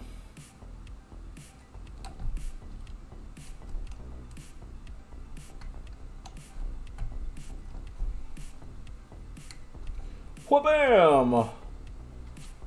Okay. Now we will fish. Go fish!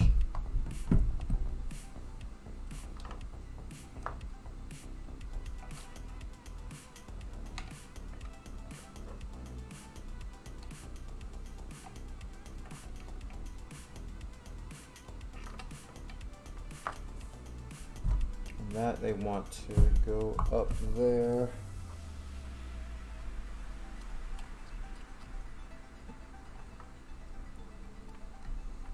Put that at the top.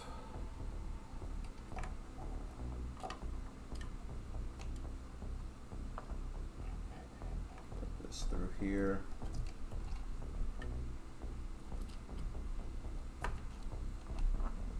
Make him first. Okay. We just got these two left.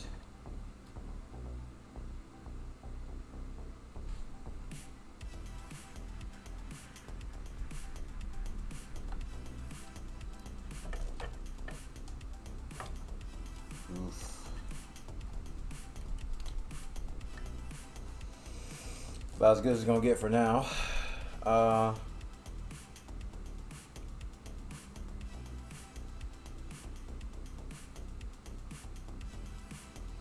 Hiding cable. Connect the heat bed thermistor cable labeled H to the IC board. Leave a slack on the cable. Connect the hot end heater cable. Slightly tie the cable bundle with the lower zip tie. Do not over tighten. Connect the hot end fan cable to the IC. Tie the cable bundle. Do not over tighten. Alright, this is the last step, it looks like. Well, let me see where to connect these. There's 3 more connectors, right? So we got the hotbed, which is like sticking out at the bottom. That goes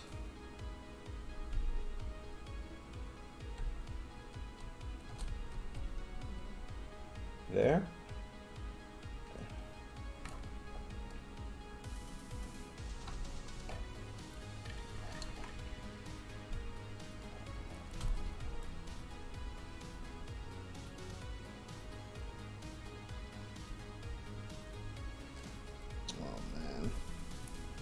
This is why they wanted you to move this ribbon cable out of the way, because it is being a pain in the thermistor.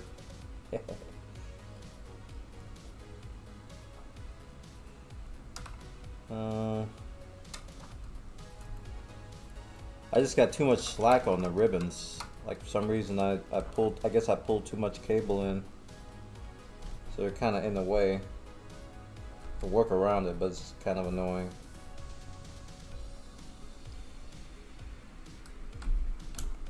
Bingo. Connect the hot end heater cable. That is blue. That's the hot end heater. And that goes right next to that one, I'm sure. Wait a minute.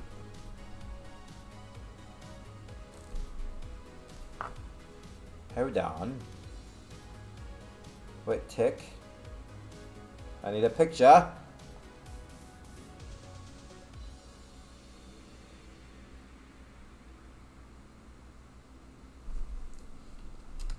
Yeah, it goes right there. Okay. Alrighty.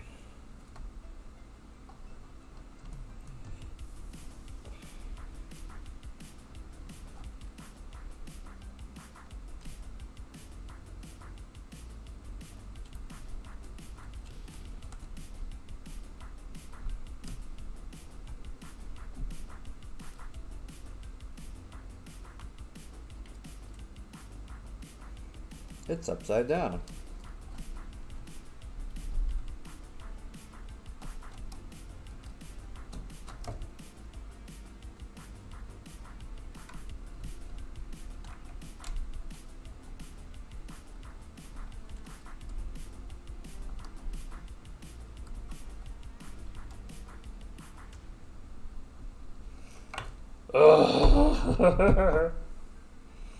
It's a combination of my giant, beefy, meaty hands hiding what I need to plug into, so I can't see, and then this ribbon cable is hiding stuff too. So there's this tiny, small window to see through. I'm trying to be gentle at the same time, but it's like I can't see what I'm doing. I need one of those those lights you put on your head, like a dentist.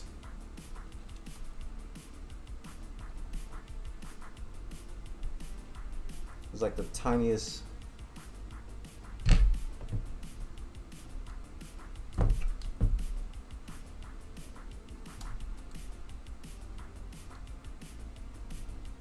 Oh, I was just there. Now I can't see it anymore.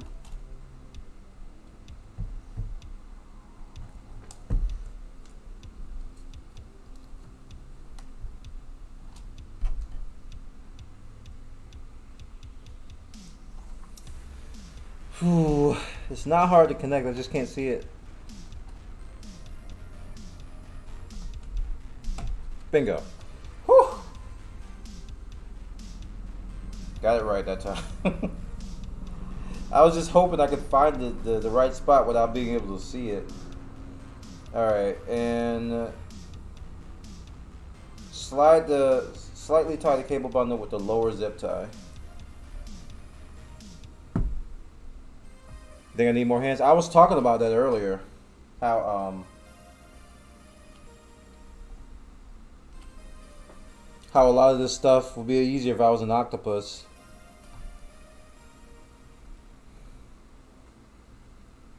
Okay, I've kind of lost the zip tie and all this. Oh, this is the lower zip tie. Okay.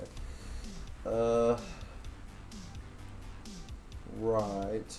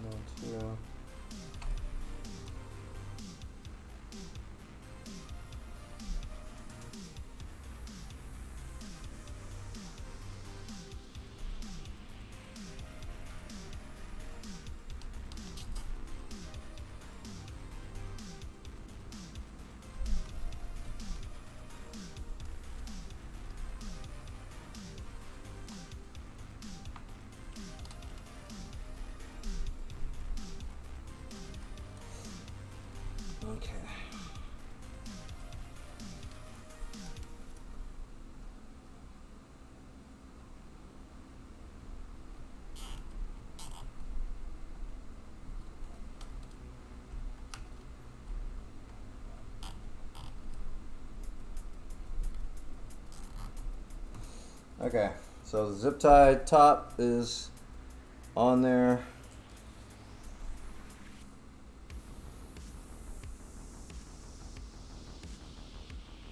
Connect the hot end cable, hot end fan cable. That's blue.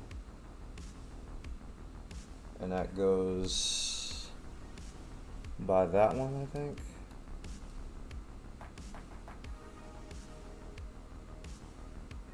Yeah.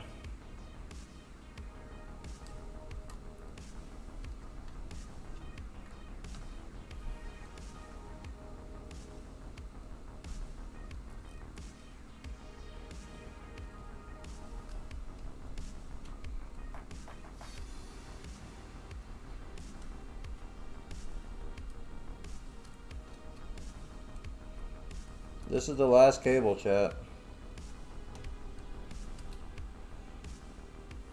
To connect, I mean.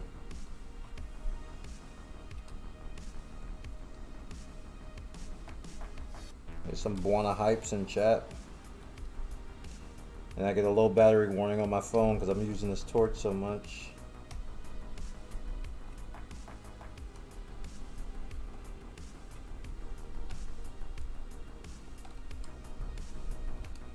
Is that it?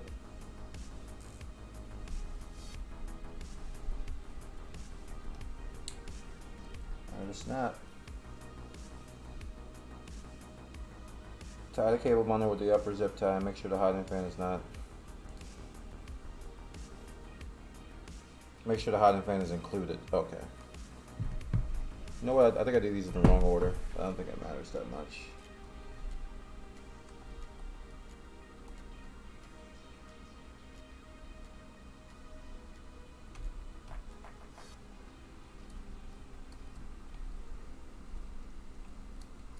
Oh wait. These are backwards.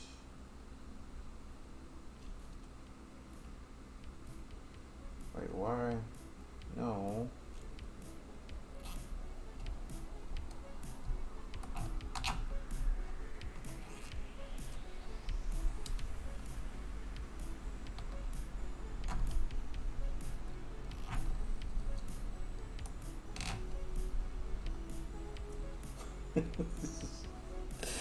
This is a hot mess.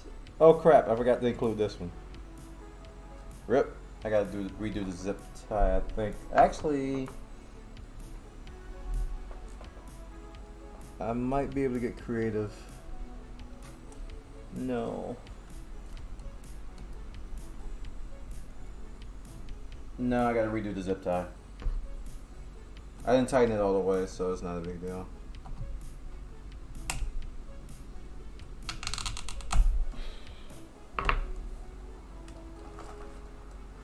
Thankfully, they give you extras.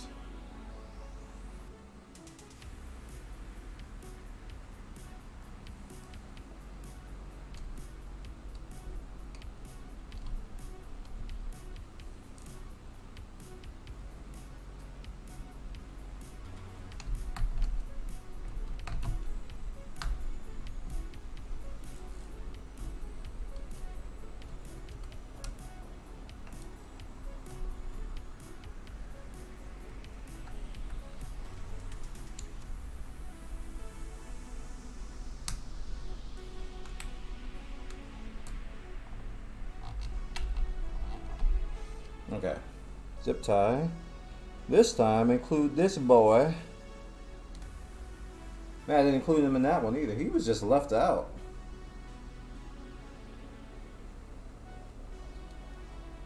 Dude was just left out. Alright, well, we'll deal with it.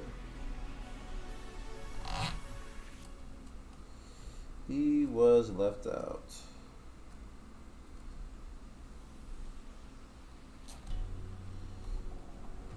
Do I can improvise that. Just put one there.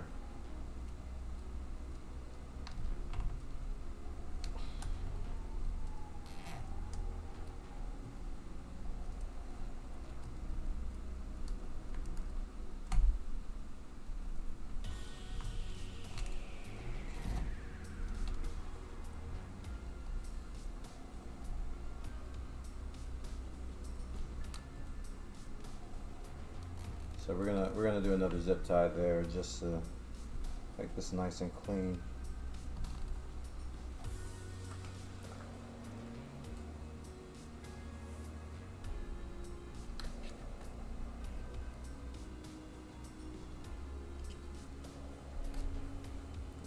Use this bend trick they just told me. Want your phone? No, I'm okay. I got the what you call it in here.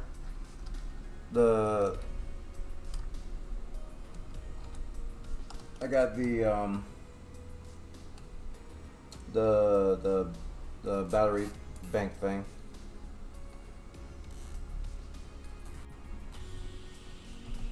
There we go. So pretty much I just improvised that.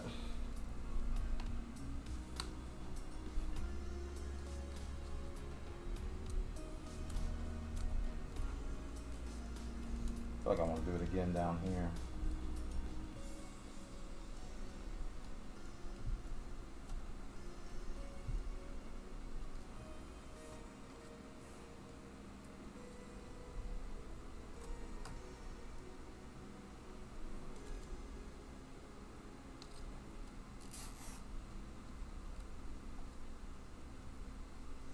Zip tie all the things, chat.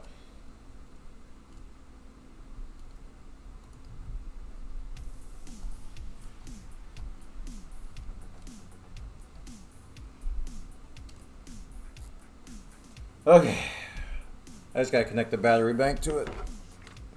Connected to my tablet now.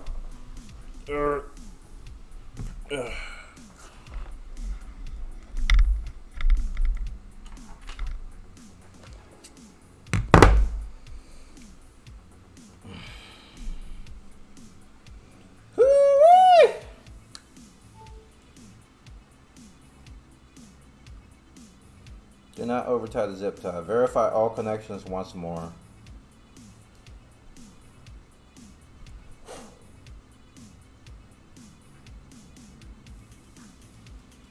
Compare your cable management with the picture. Ooh, you guys got a clean one. Mine ain't quite that. But you know what? As long as the door closes, I'm cool. Let me cut these zip ties after I tighten them a little bit more.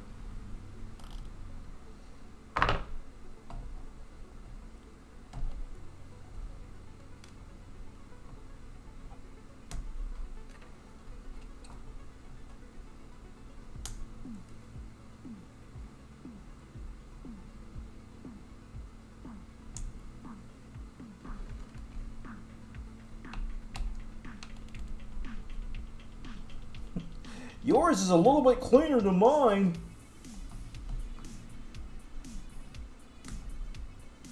Just a smidget. Especially this corner over here. My goodness, this is awful. What I can do is I can zip tie that again and just run that up here. Yeah, let's do that. Hey man, you give me extra zip ties, I'm gonna use them.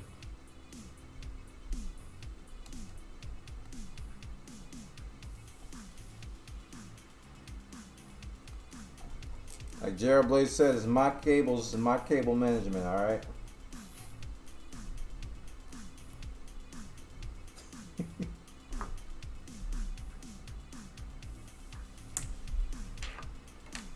Okay. Just kind of slide that like that. Alright, that's looking a little bit better, a little bit cleaner. Let me take a picture of it for you guys so you can laugh.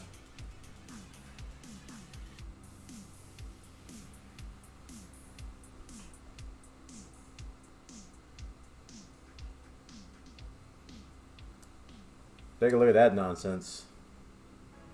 It's kind of like theirs. As long as the door can close. It's kind of like theirs. All, you know, a little bit.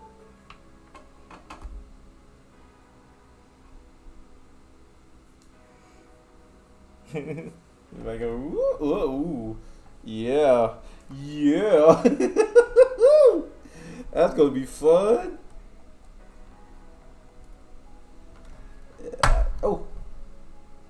Oh, that was that cable. Oh, okay. It's actually fine. That was the ribbon cable making that noise. I had to kind of move it out of the way. You know what? Let's do that one too.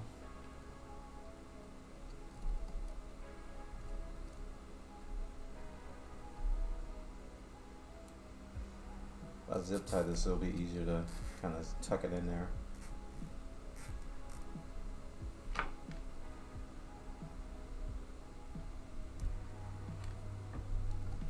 Yeah, like that.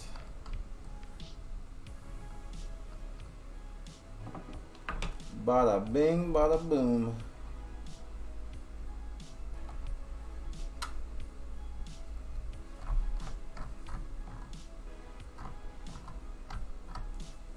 Is it supposed to lock or what?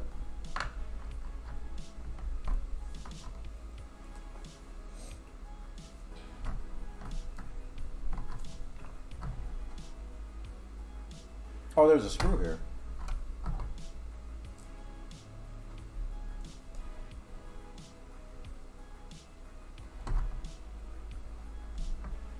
Did not know that.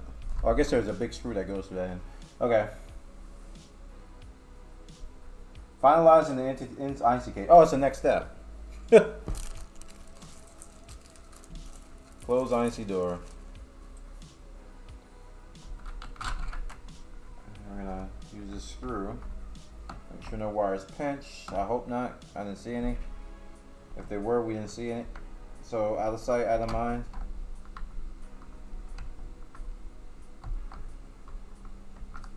Man.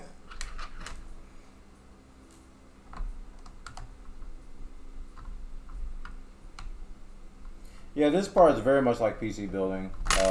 Except you got a much, I guess it's like a mini ITX case.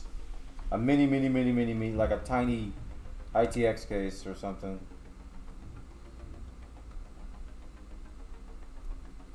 Man, that's kind of clean, chat. Gotta admit.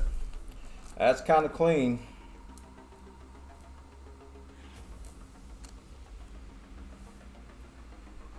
Okay. I already did the anti-vibration feat. If you assemble the feed second chapter, you can skip this. Assembling the double spool holder.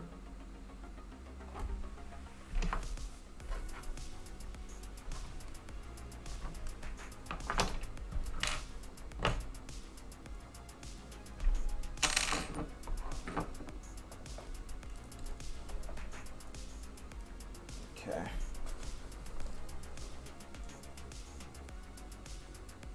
So much trash.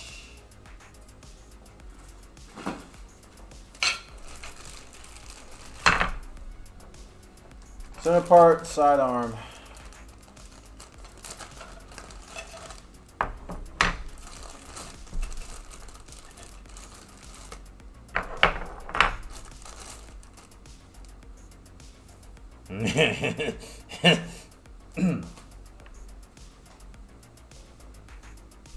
Alright, assembling the double spool holder. Don't use excessive force during this assembly, you might damage the spool holder locking system. Place all three parts in front of you. Haha.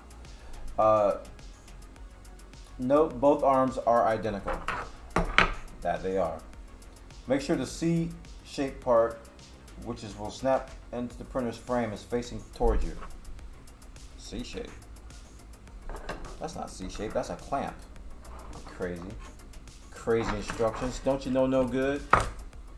Take the arm on the right side and insert it gently in the main part and start to rotate clockwise away from you. There we go.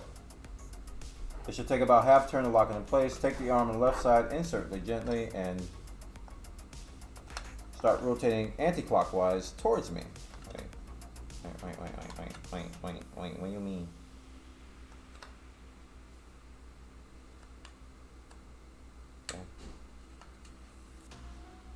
Okay, the other side went in fine. This one's not.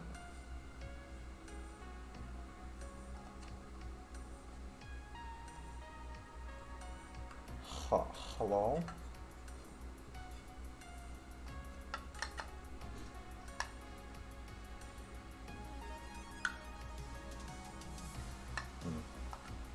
There's some tolerance issues here. Surprise!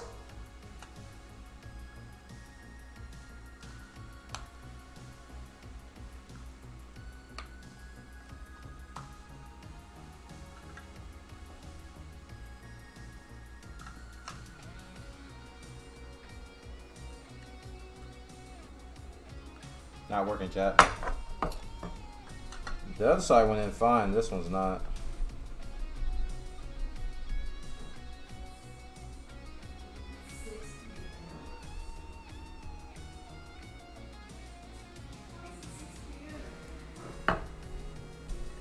That's how time works. Why are you being stupid? Oh, you know what? That's why I went in easy, because there we go. I did it the left to the right, and it went in bed though. Okay.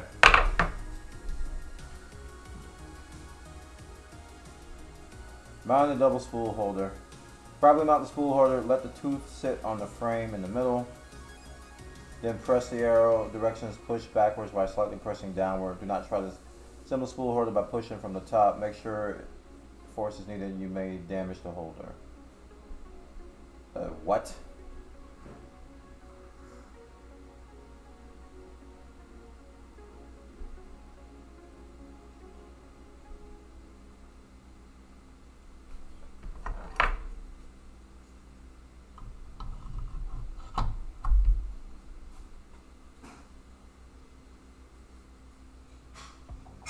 Press in the direction of the arrows.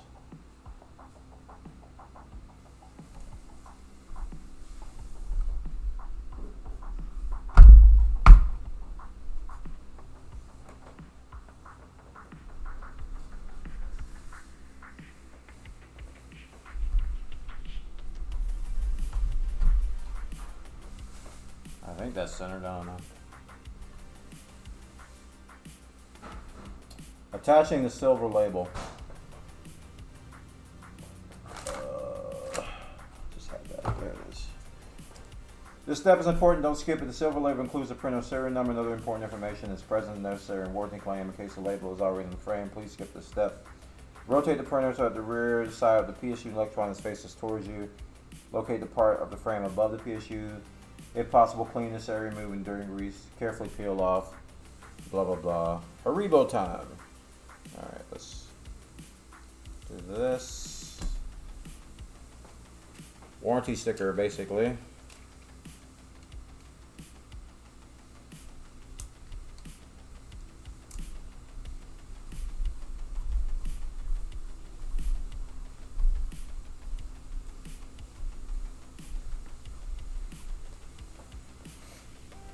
Haribo time!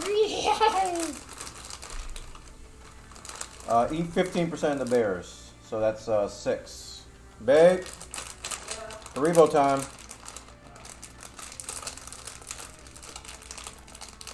You get 6 this time. Sure.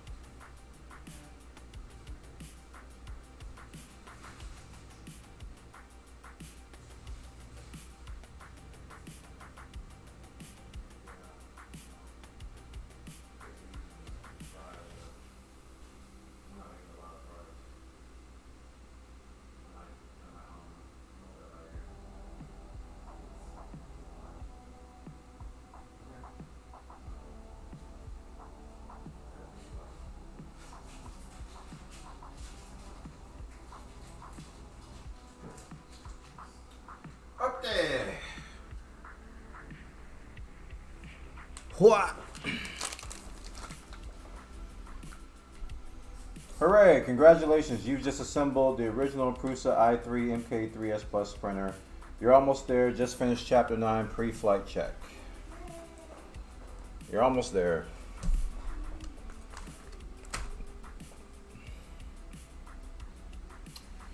Okay, Super Penda adjustment. Ensure the printer is turned off and not plugged in. While moving the extruder, the X-axis motor works as a generator. You will create a small amount of electricity and the LCD might flicker. Move it with the extruder reasonably slowly. In the future, always use the printer's controls. Move the extruder manually to the left. Alright, we're going to have to rotate this facing me because they're giving me left and right instructions.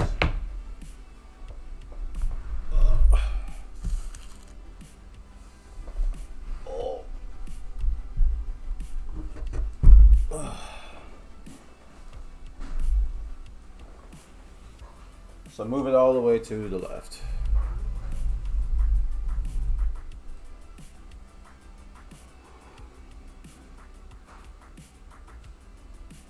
By rotating both threaded rods at the same time, move the Z-axis until you reach the heat bed.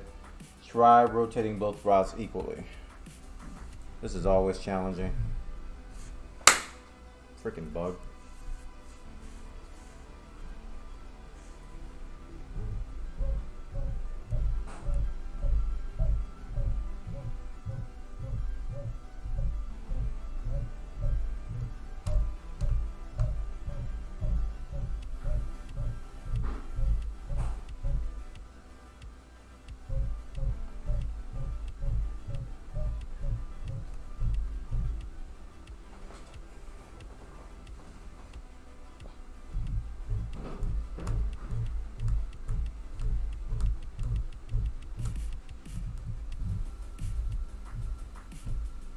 Okay, it's all the way down.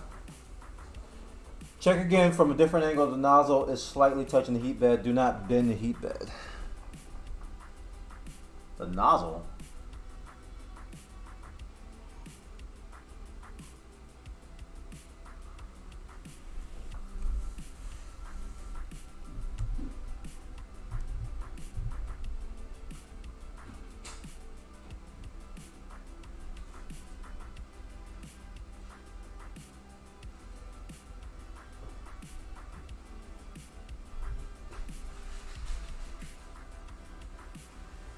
The nozzle's not touching the heat bed, it's that other piece.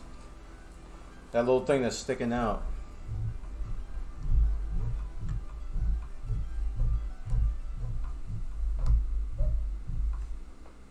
Don't place a steel sheet on the heat bed during the entire Super Penda sensor adjustment. Wait for the XYZ calibration.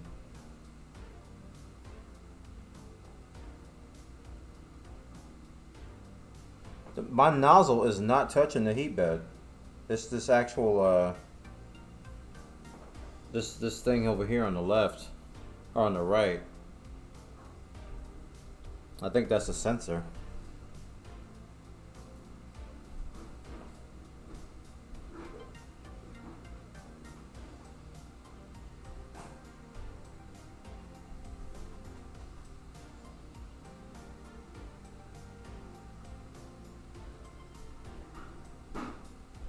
I don't understand what to do here. I can't get my nozzle to touch the heat bed because this other thing is lower. Do I need to adjust this?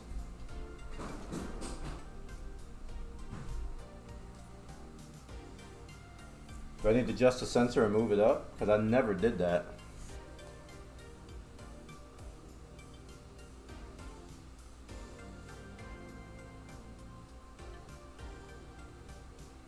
It's best that the X and E in the middle of the bed. By that means, I'm confused about this warning label. Check again a different angle nozzles. Don't bend the heat bed. Is there a word missing? Red text that should it be barely touching? I agree with MD and Jeffrey that it seems like later steps suggest it shouldn't be touching the heat bed. The nozzle should indeed touch the heat bed when you do the XYZ calibration. Placing a paper sheet under the nozzle, you will feel some friction. But if you hold the paper between the nozzles, it should move without tearing it. The red danger warning makes it sound like you don't want us to touch the heat bed. Although warnings, pictures, later instructions make it clear you don't want it touching. Not slightly touching, just above the plate with a gap with a few sheets of paper. Have the right side just barely higher than the left.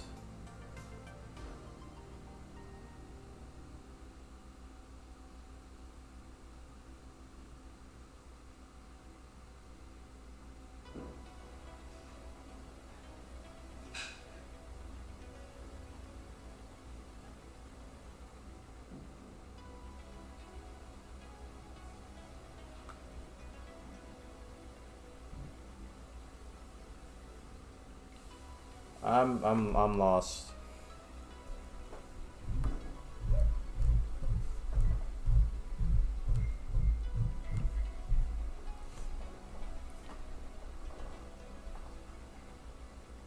There's a sizable gap under there.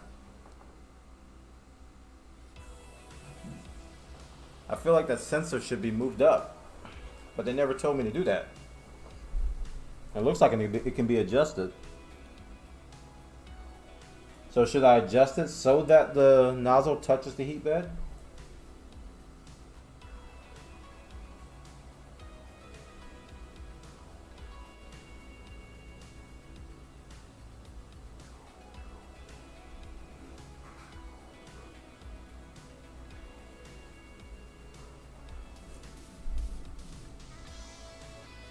No, I'm gonna read these comments and see if somebody can shed some light on this.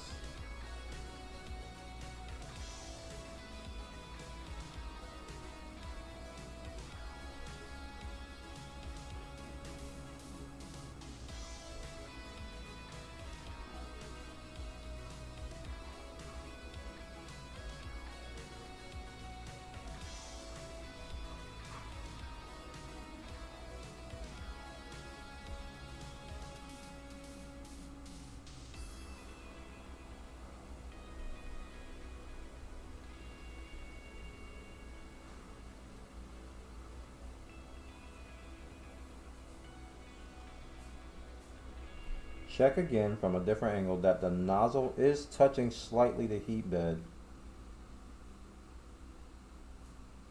Don't place a steel sheet on the heat bed during the entire sensor adjustment process. Wait for XYZ calibration.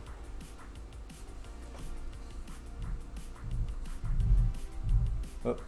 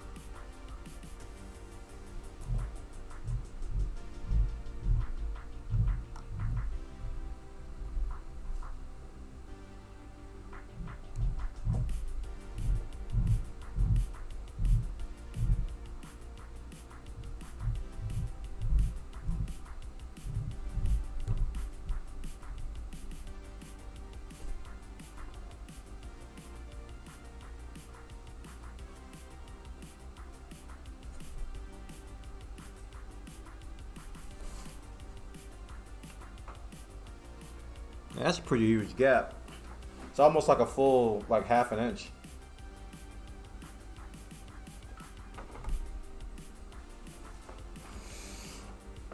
All right, well, let me look around. Don't worry, guys. We've encountered worse roadblocks than this. I just don't want to screw this up.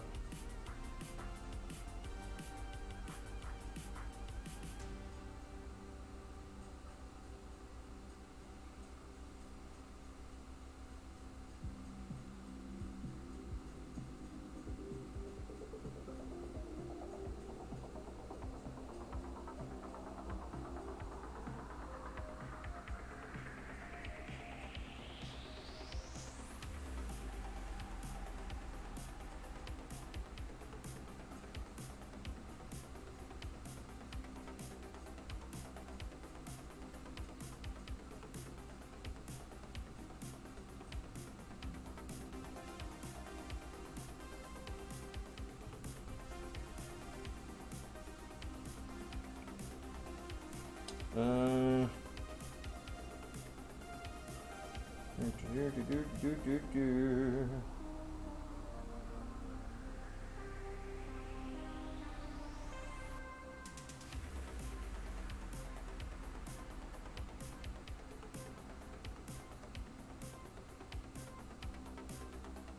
hmm.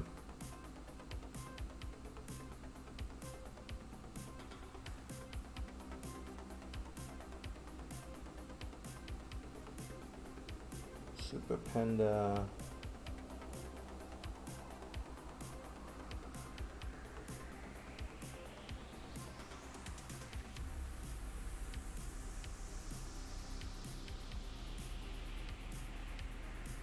Adjustment.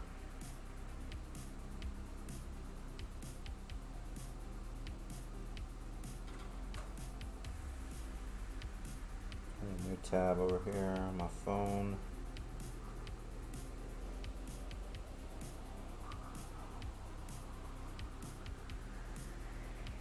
MK3S plus Super Panda adjustment. I got a feeling I may have missed a step earlier. I'm thinking about going back a few chapters to see if I was supposed to do something.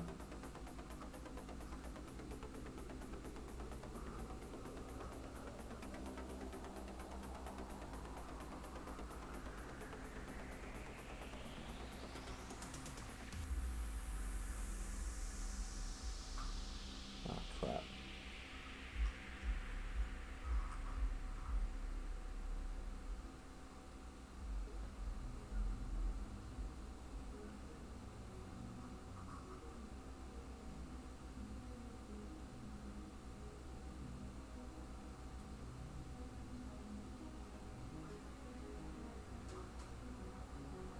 How do you adjust the Panda Prusa?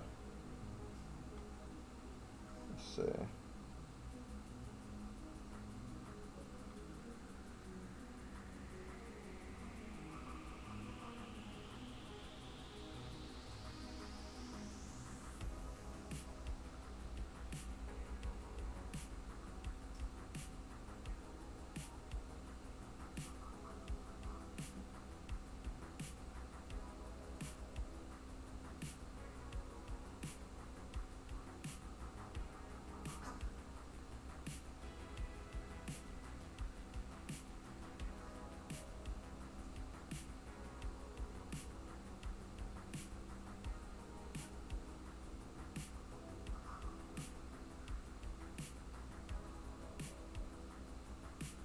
Okay, maybe if I keep going,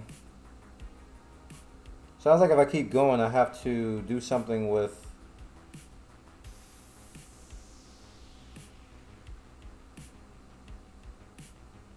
and I have to adjust it.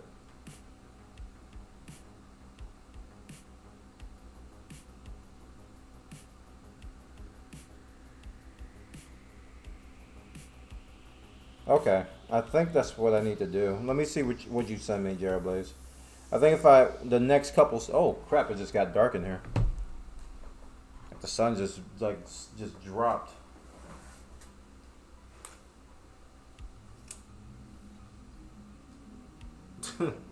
I looked up and it was like pitch black in here.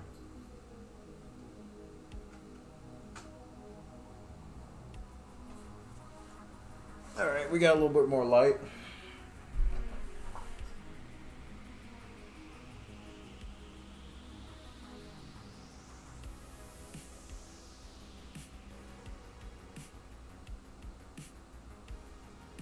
That's a video. I'll look at that. If this doesn't work, I'll look at that video. Because I think I just need to keep going.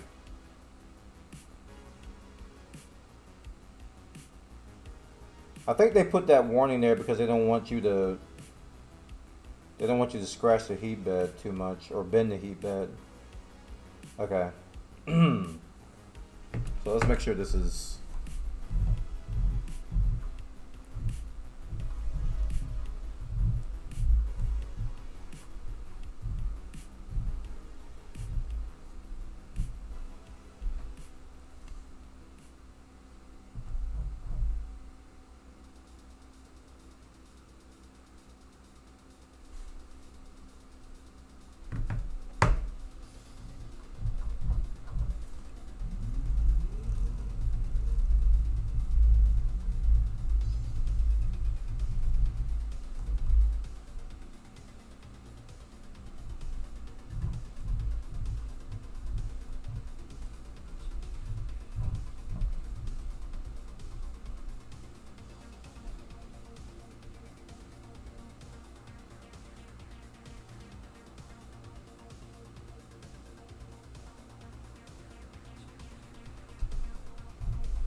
hold on. Let me start this over.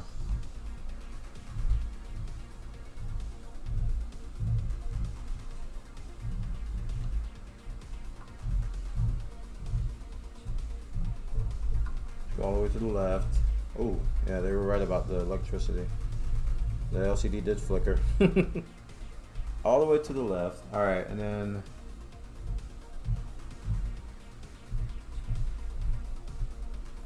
all the way down.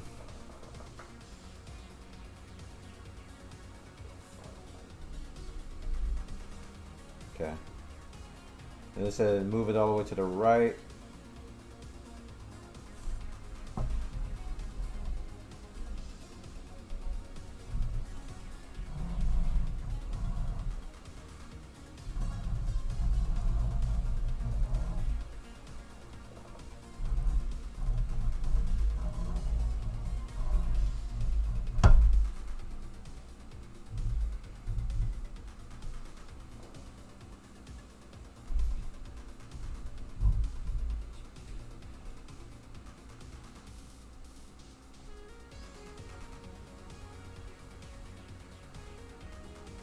Move the screw to the center of the x-axis. Ooh. Wait, why? What's stopping it?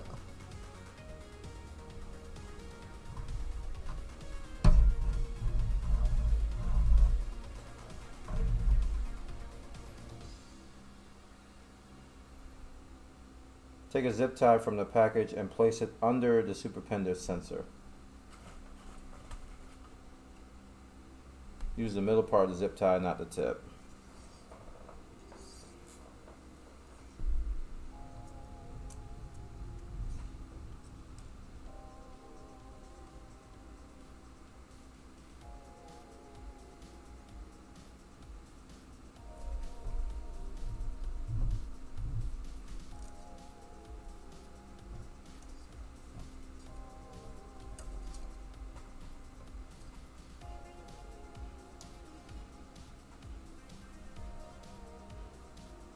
Release the screw holding the superpender sensor and press it against the zip tie. Uh-huh. Yeah. So yeah, this is the part where I have to do this. It makes sense now. Crap. Why'd you move?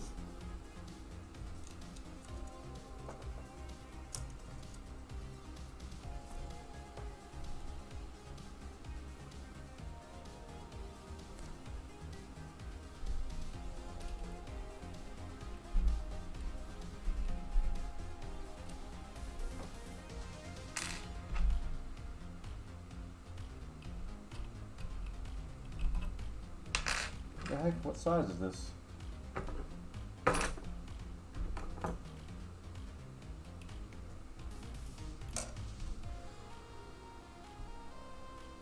And gently press it against the zip tie.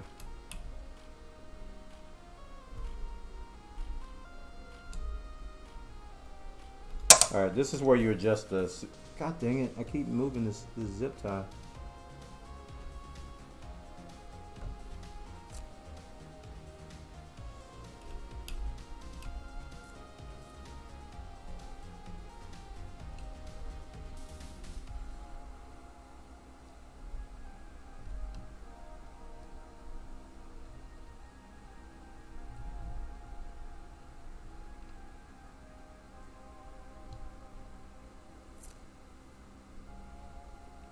Do I twist this?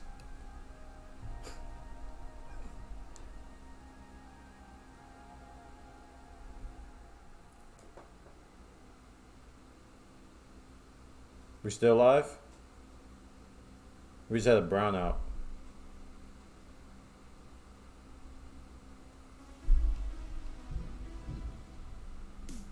We still here, chat?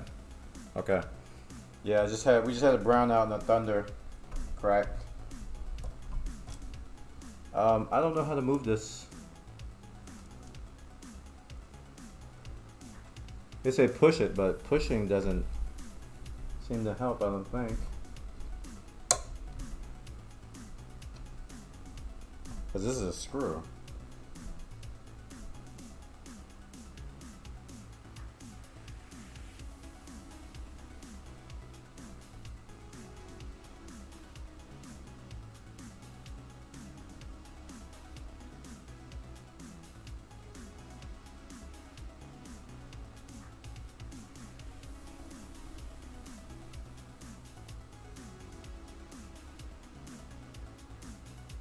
I might just look at the last picture and just eyeball what they should the height should be relative to.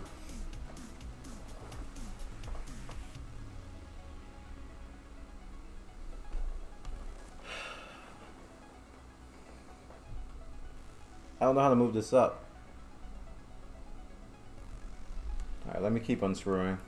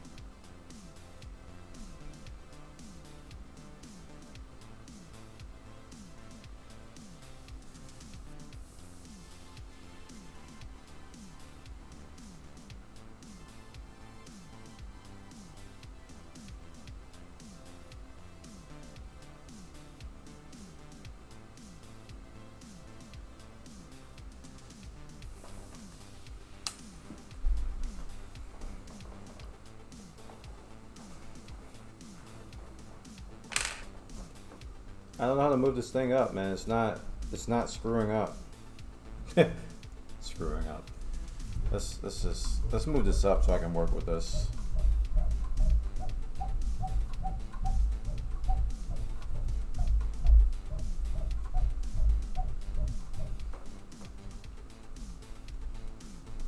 Like, it can't screw anymore. I can go down. I don't want to go down, I want to go up.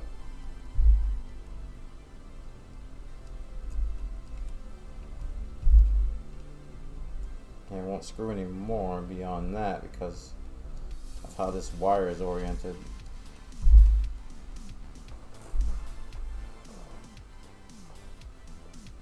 It's definitely lower than the nozzle.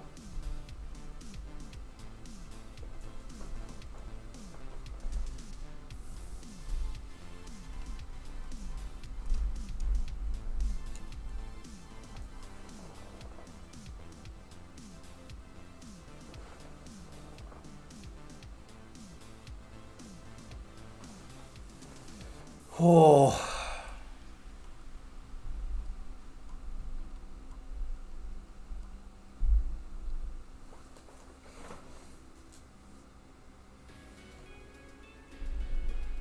This is so odd, chat. This is really odd.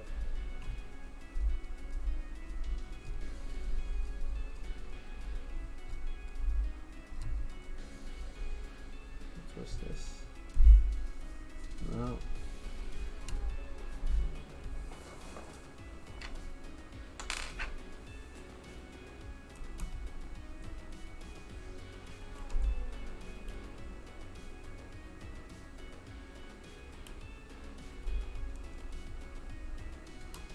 Yeah, you have to do it in the middle, but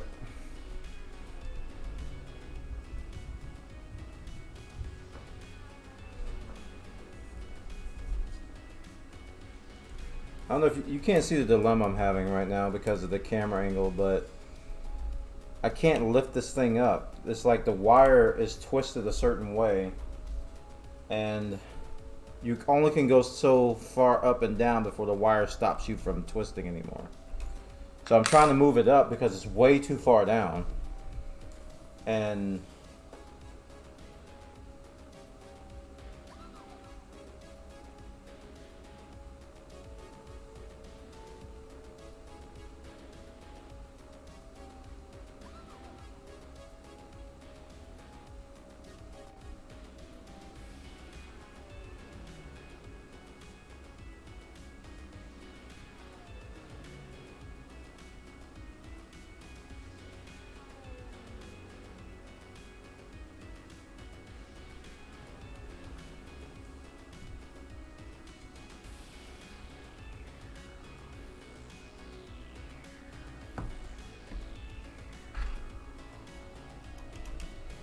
Alright, I think I got an idea.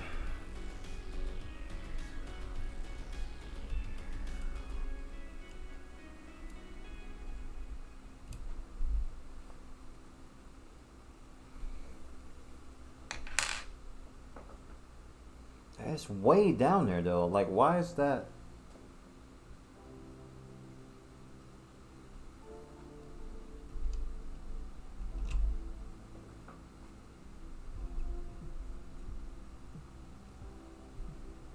It's so far down.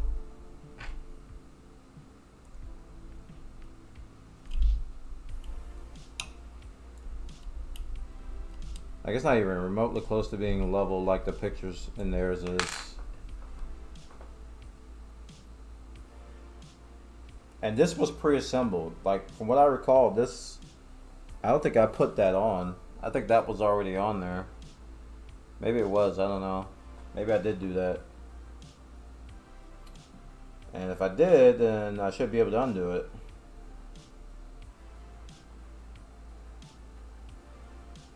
Like, I haven't even got to the leveling part. I'm just trying to get the sensor to go further up so that the nozzle can be below the sensor. Because right now the sensor is like almost a full inch below.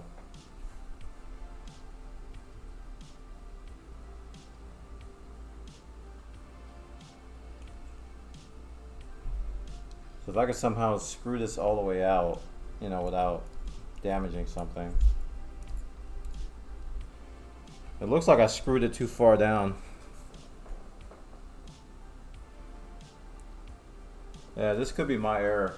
I'm gonna go back to the E-axis thing. I might have to take this apart. Because if I determined where that was, I screwed it way too far down.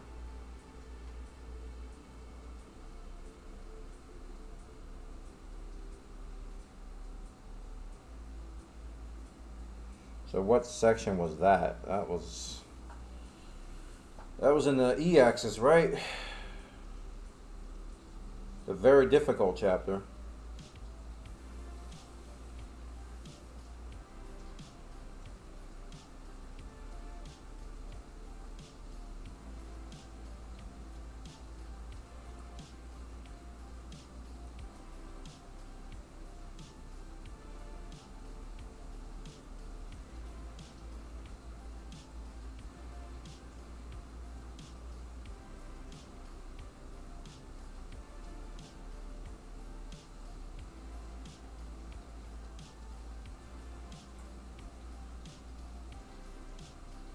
I'm scrolling through it now to see where I adjusted this thing. IR sensor, yeah, I remember that.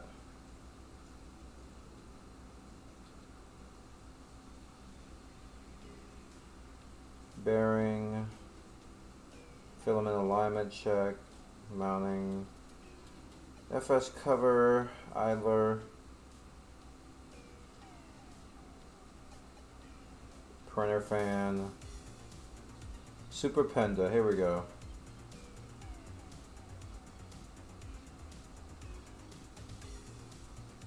David said exact position doesn't matter, we will adjust it later.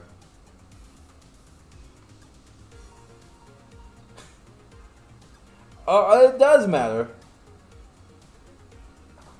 It definitely mattered.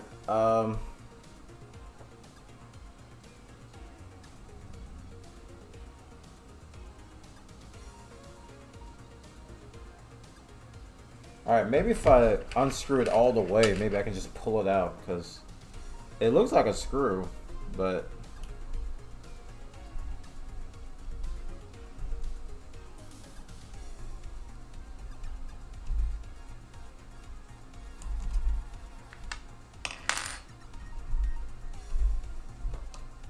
Ah. Oh. There we go. Yeah, there we go. Okay. I just had to screw it, completely unscrew it. Alright, so...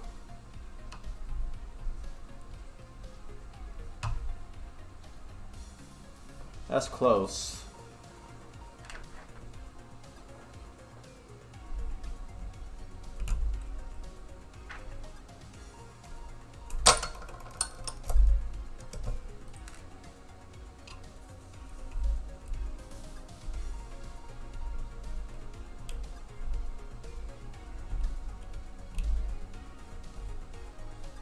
Alright, now we'll start over again. Move this all the way to the left.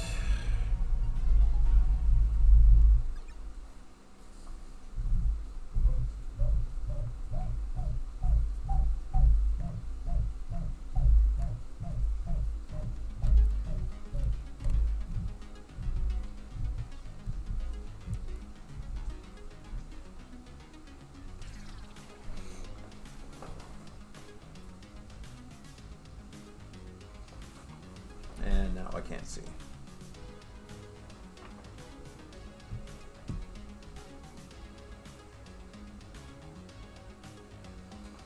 Okay. That looks a lot better.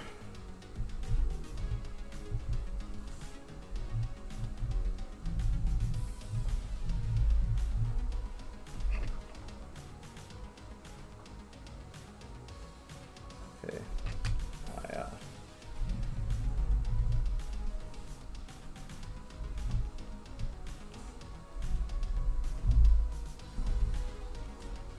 I feel like I'm scraping this, man.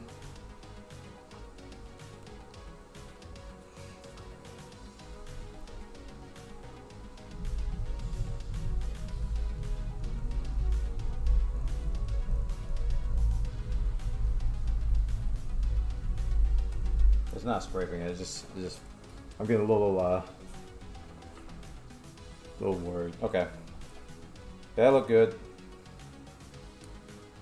And then let's go back to pre-flight check, finish where I left off.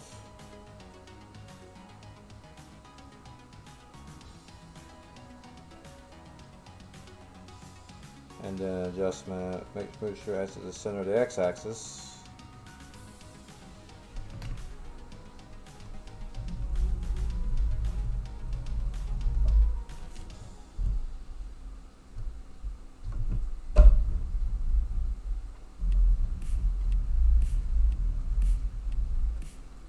Okay. So now we put this underneath.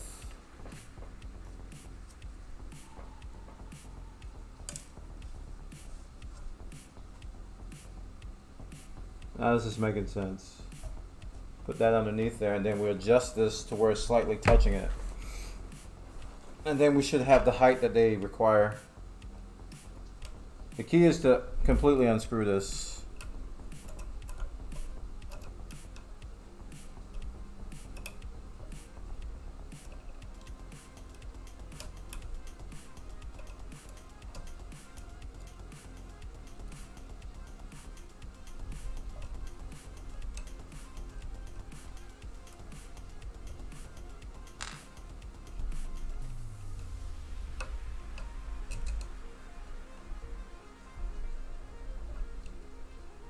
Okay, I can't go any further now from what I can see.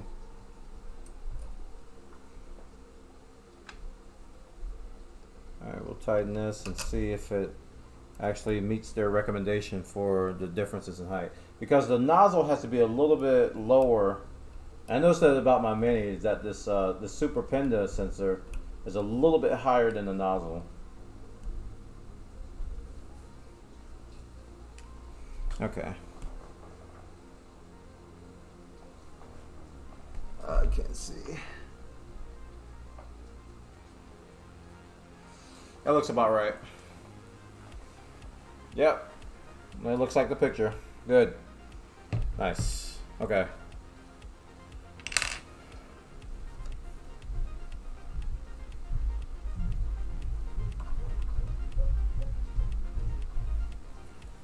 Okay, quick guide for your first prints.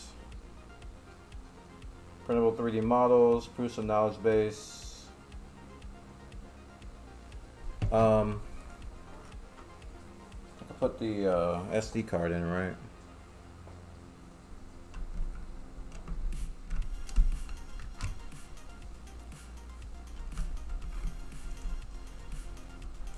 I think that's how you put it in. Let's just.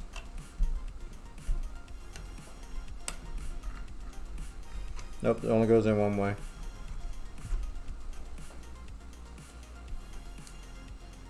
Alright, Haribo time. That's it. Assembly is over. Calibrate the printer according to the handbook and you're ready to print.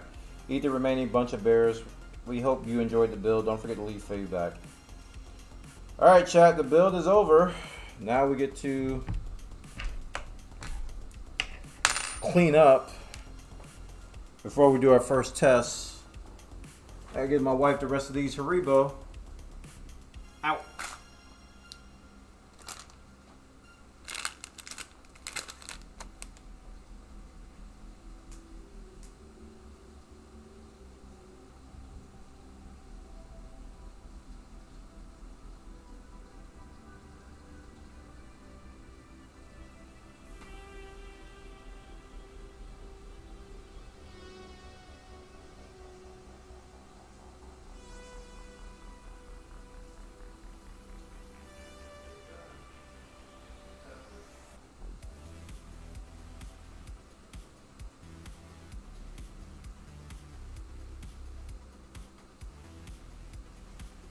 Okay, good grief, talk about junk everywhere.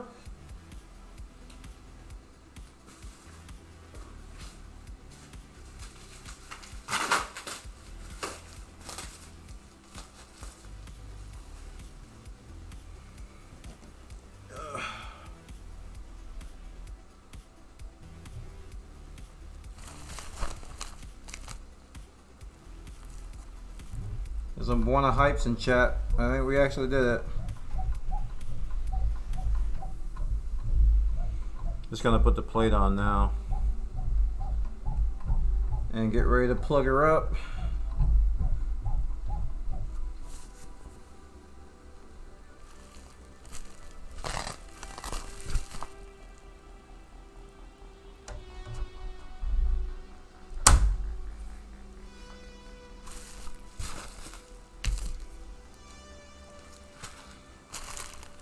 Woo, junk everywhere. Look at all this stuff. The cool thing is that there's practically no screws left. And by practically, I mean there are none. Except for what's in the spares.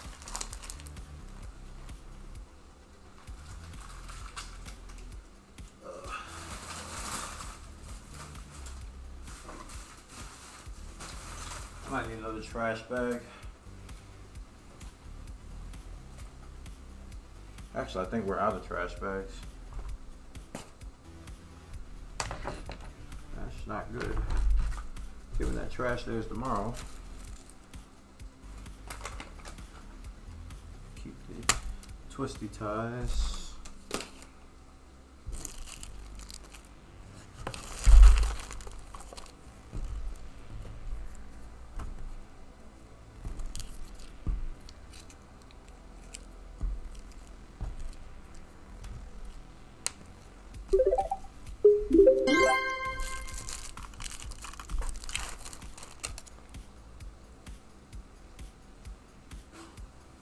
Gotta have my hype emotes. Congrats on finishing the printer. Nah hype, nah hype.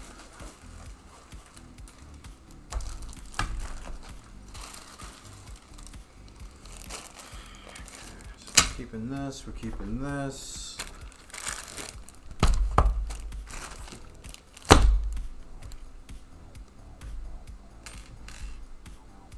We'll put these tools in a bag. Other stuff.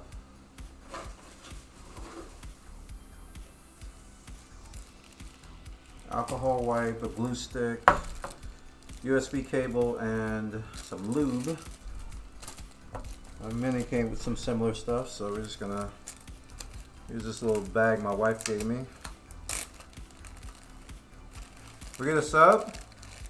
A lot of love in the chat. Thank you so much for the sub. Appreciate it.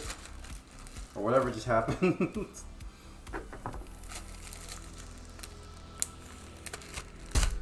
Okay, and then we'll throw the tools. Hey, Warwick B, thank you, man. Chat, show him some love if you haven't already. Thank you.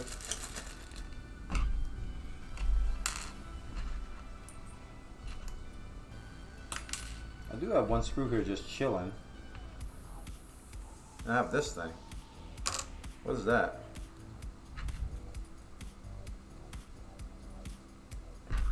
That's worrying. What is that? This just is just sitting here. I don't know where this goes.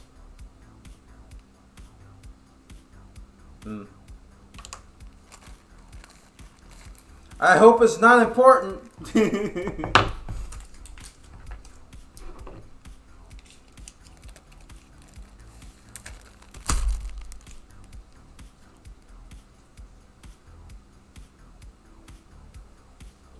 Open it crazy style.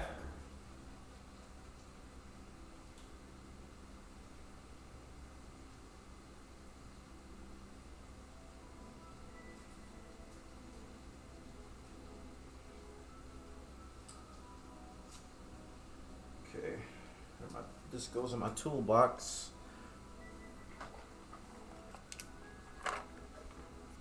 Actually, I have these backwards. This goes in my toolbox. And this is the one they gave me from Prusa.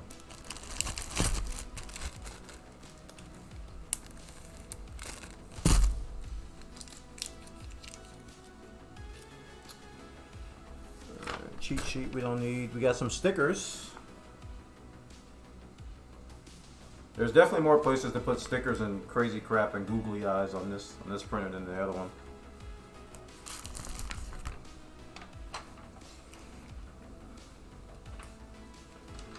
Alright, we got a bunch of boxes over here. I got a trash.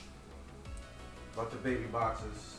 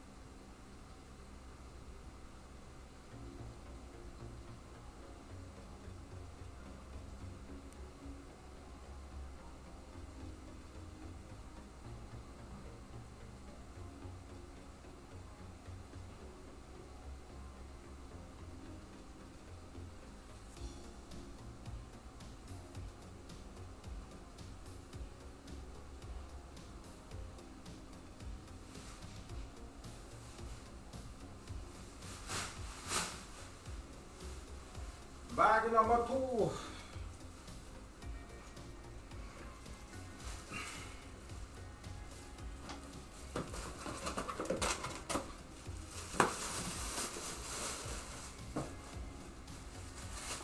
So we got this 3D printing handbook here.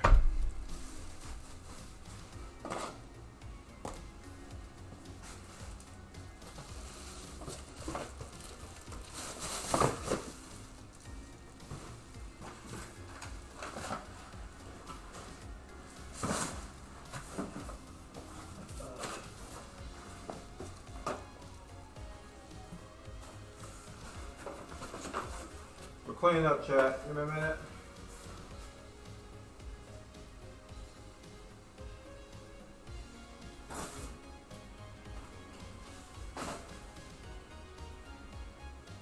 That little box came with a ton of crap in it. Lots of cardboard and stuff that we're going to be tossing. Filament.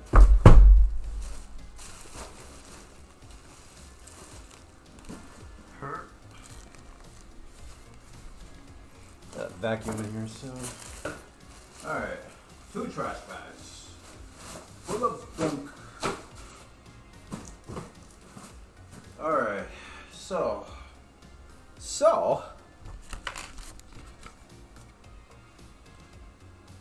Accent on flu. I still know what this is. I don't know what this is, man. I don't know. We'll put it in the. It looks like it's supposed to go like on one of these things. Like maybe it's just a spare, but it wasn't in the spare thing. You know what? I'll throw it in the spare thing.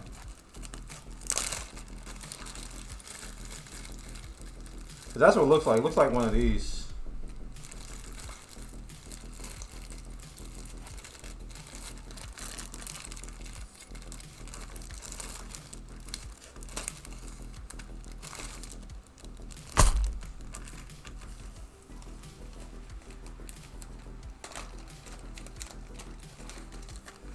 Alright, I think that same website had a getting started guide. Just throw these in the spares bag. I think they had to get it started, so I'm gonna go up there and do the same thing I did with the Mini, because they have like a walkthrough.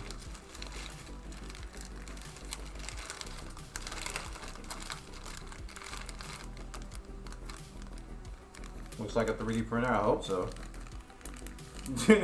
Otherwise, I might have built the wrong thing.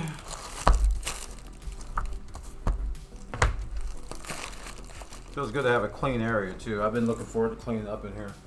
Because it's been crap everywhere for a while. Ow.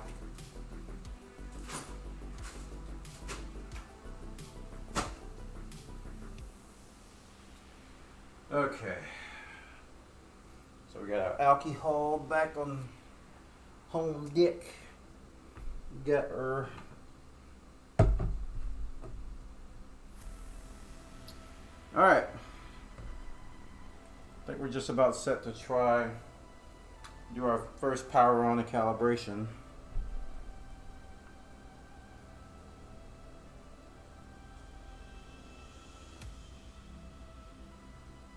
Okay, manual change log. Where would this be?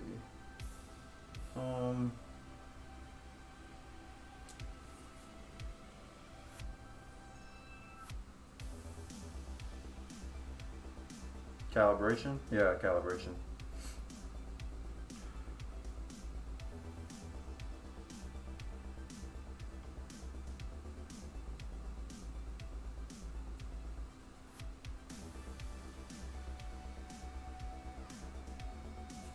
Alright, let's turn her on, see if it powers.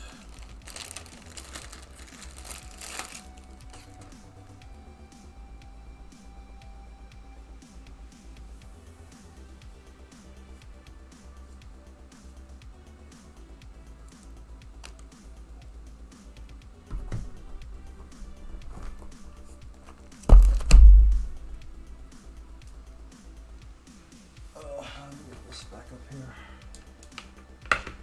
The Raspberry Pi. Oh, great.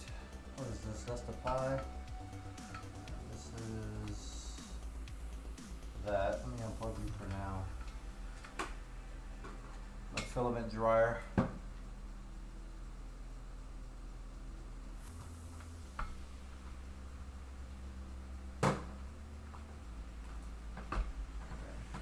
can go and plug it in later.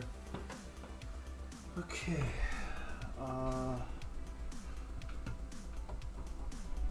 Wait, where's the power switch set to?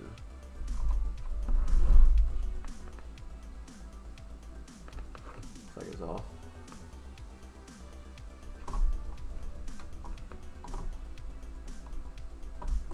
Why can't I see?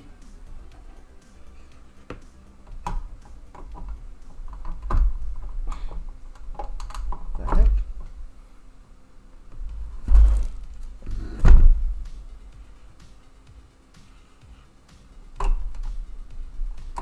Okay. Power was on because the LCD just turned on.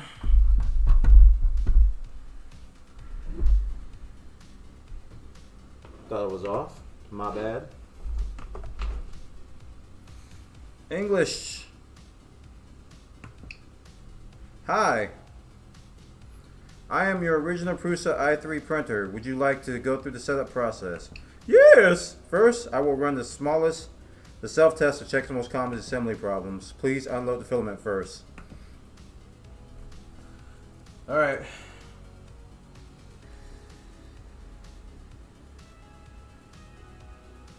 It's running tests now.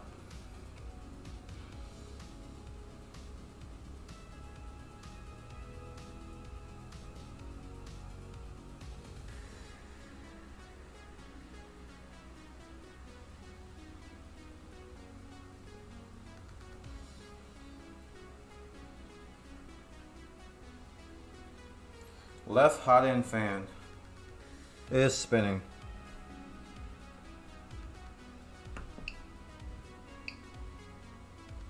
Wait, what? Self-test error. Please check the front left fan swapped. No. Did I swap them? Let's try it again. Please check your handbook and fix the problem, then resume the wizard. Okay. It failed the test. I think the fan cables were swapped because they're both labeled fan.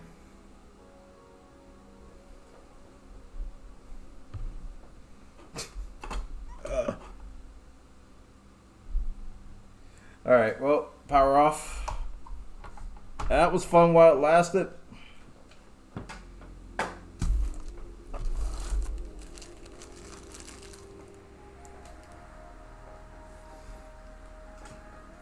I gotta go in the electronics part in the back and swap them back.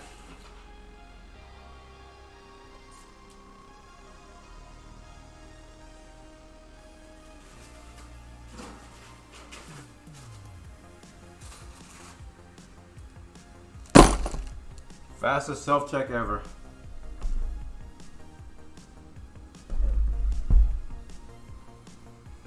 Okay, let's take this off. That actually looks really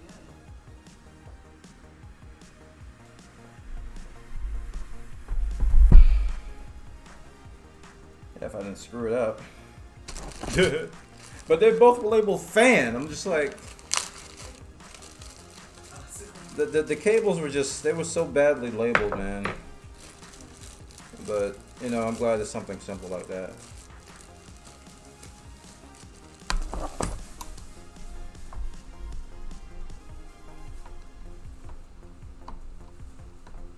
Alright.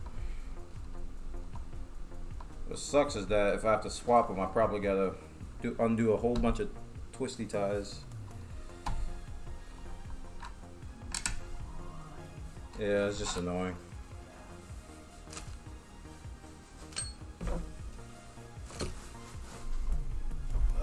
Alright. They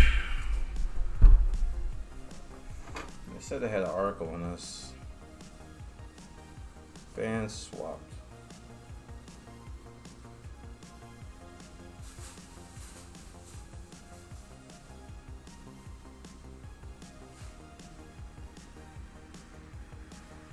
Print fan error.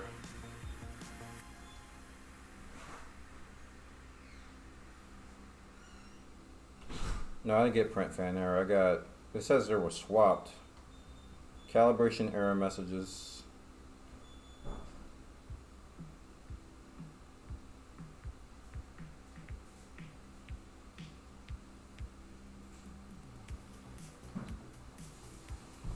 I gotta find an article.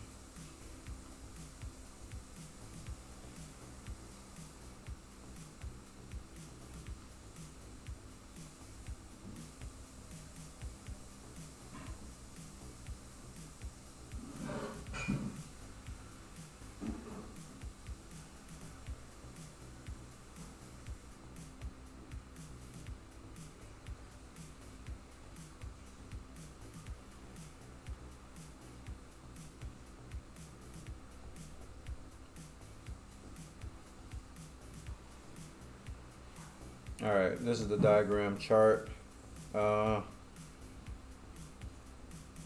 Left hot end fan.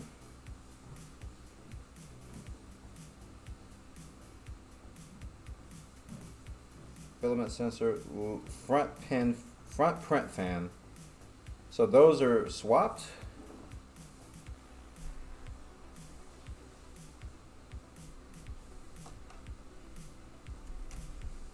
I don't think I need to take it apart because they're right next to each other.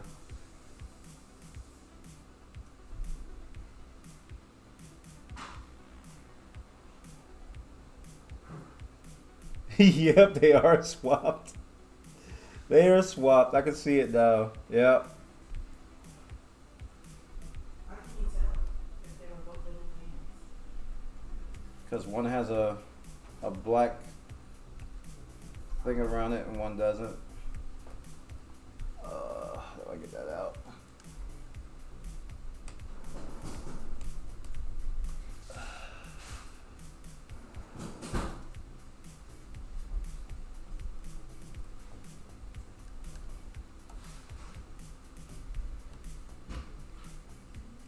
But they are both labeled fan.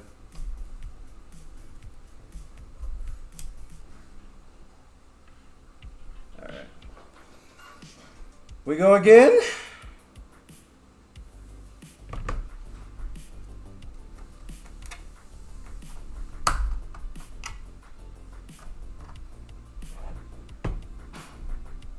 Here.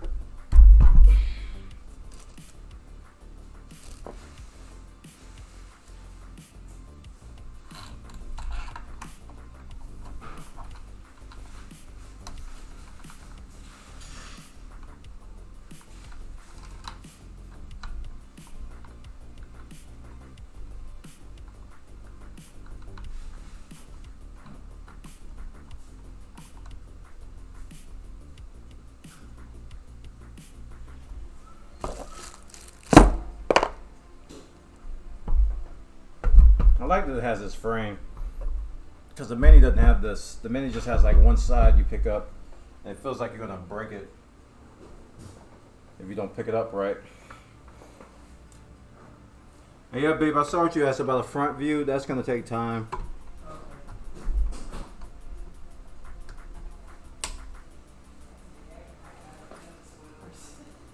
Yeah, you came in and just looked.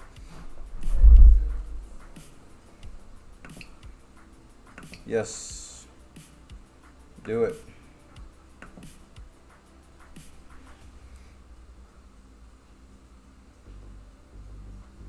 Yep, looks like I did it right. Did that one that time. Print fan.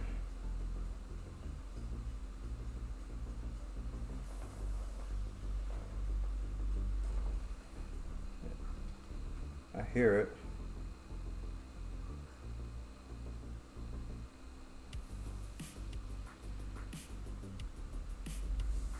Left hot end fan is not spinning. Front print fan was spinning.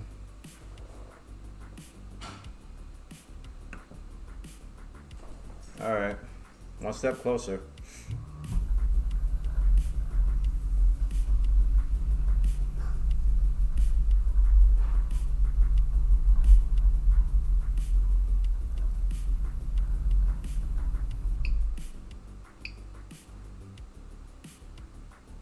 Self-test error. Please check axis length. Axis X.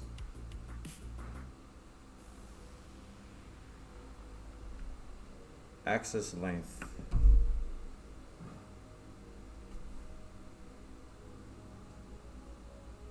Please check our handbook and fix the problem, then resume the wizard. Axis length.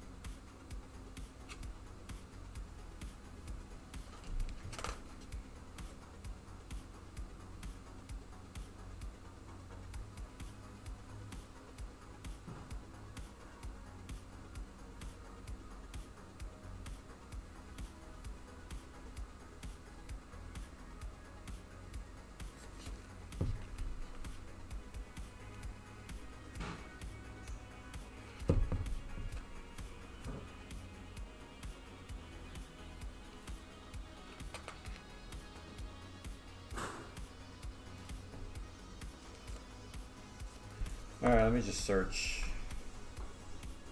Because I can't find it in the book. Axis length X.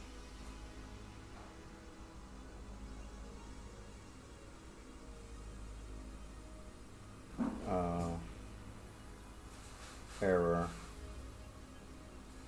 Calibration error message. There it is.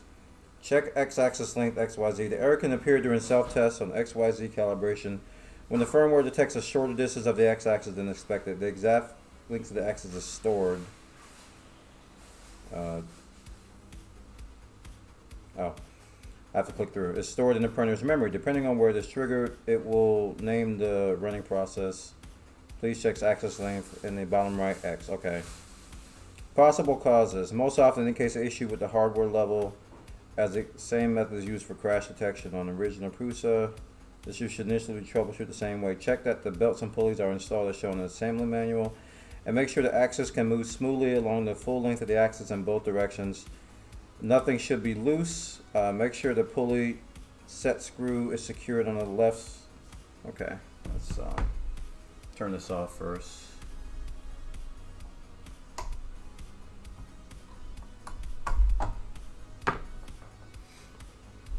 Okay, make sure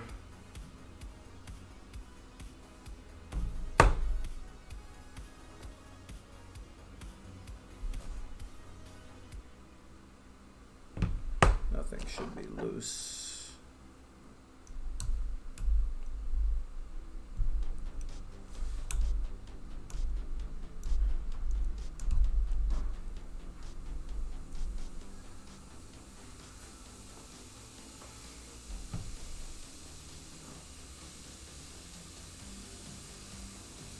Alright, I need to look at the pulley orientations now.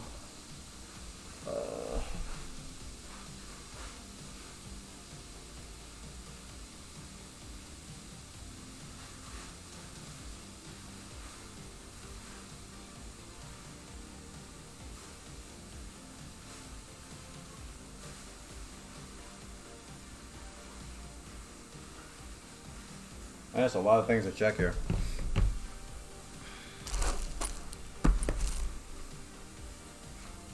Okay. Blah blah blah blah blah blah blah blah blah blah blah blah blah blah.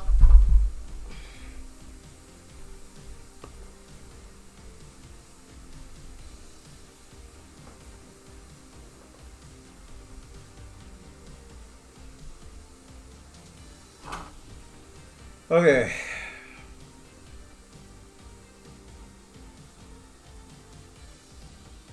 The belts and pulleys are installed as shown in the assembly manual. They are, as far as my knowledge is concerned. And make sure the axis can move smoothly along the full length of the axis. Maybe it's not moving smooth as it should. Nothing should be loose. Oh wait, what's... Oh, wait a minute. I think these twisty ties may be blocking. I just saw a little,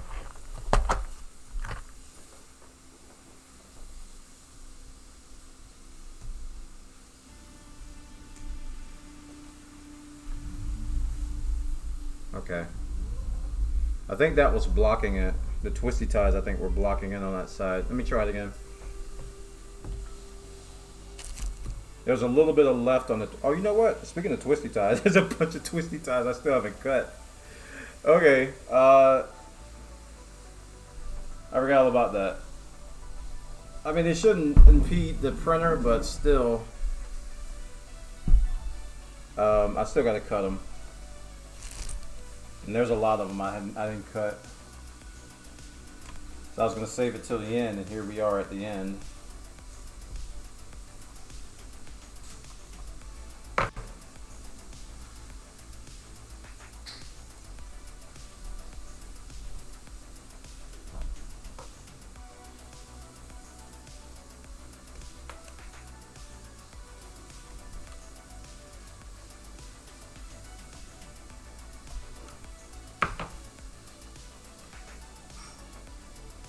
think that's all of them. Yeah. Alright, let's see if that fixed it.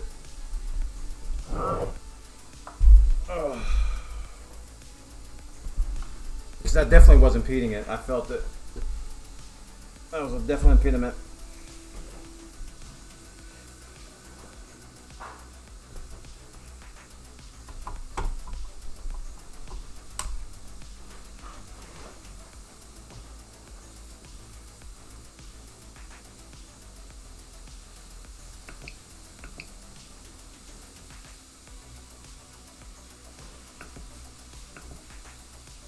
There we go.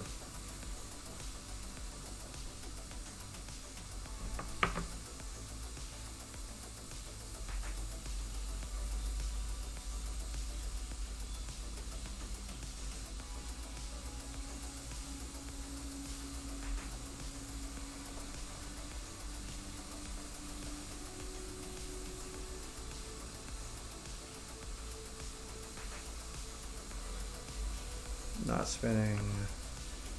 Spinning.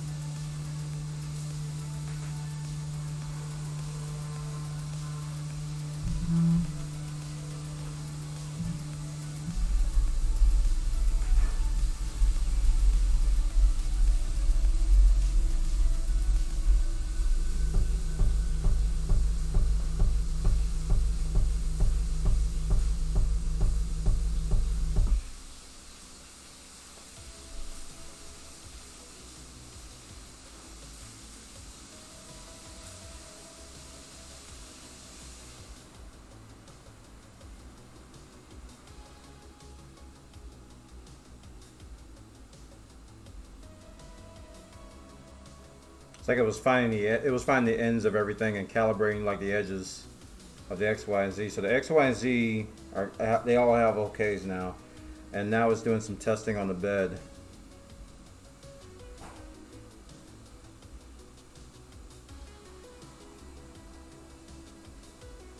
Don't know what it's doing, but I got a feeling it's heating it up.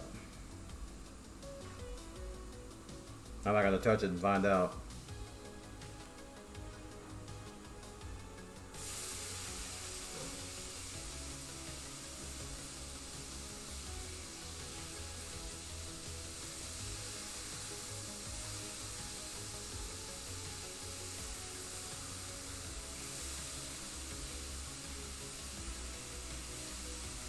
My wife's cooking, chat, if you hear frying in the background.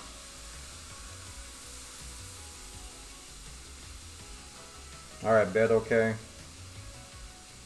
Yeah, I got a feeling it was doing some heating up.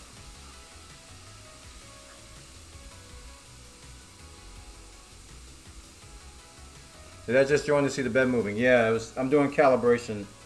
Initial calibration now.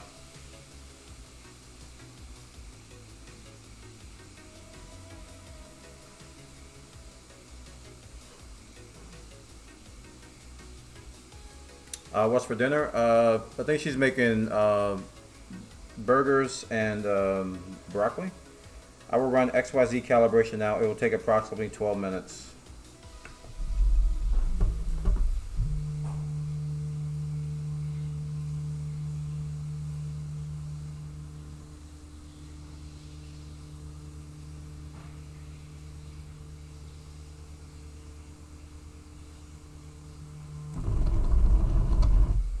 You found the top. Please clean the nozzle for calibration. Click when done. Clean the nozzle. Okay. Done. Is a steel sheet on heat bed? Yes. Please remove steel sheet from heat bed. Make sure you're not hot. Er.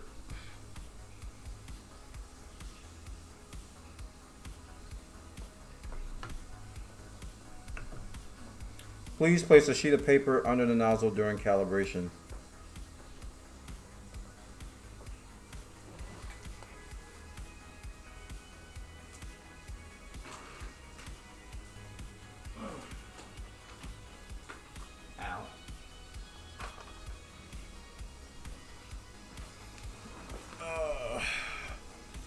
Oh, there was more text. Let me read it again. Please place a sheet of paper under the nozzle during the calibration of first 4 points. If the nozzle catches the paper, power off the printer immediately.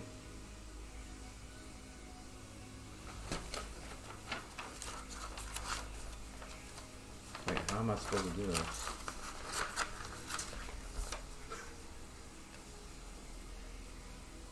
This doesn't cover the whole sheet.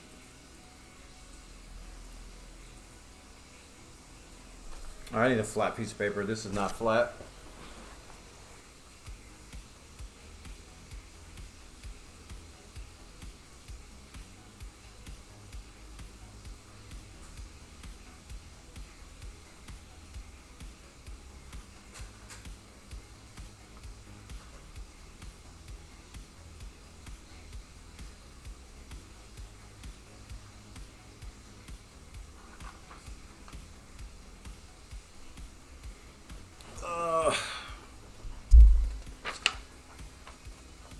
Good enough.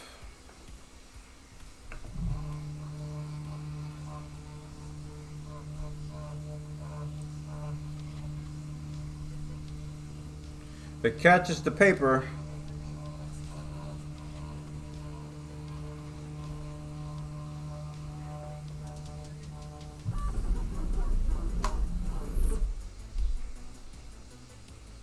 I don't think it caught the paper, but I panicked.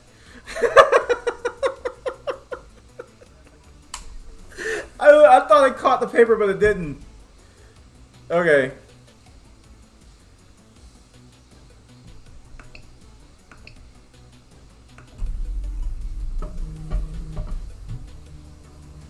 Maybe like some knocking when it goes back there. I wonder if there's something caught in there.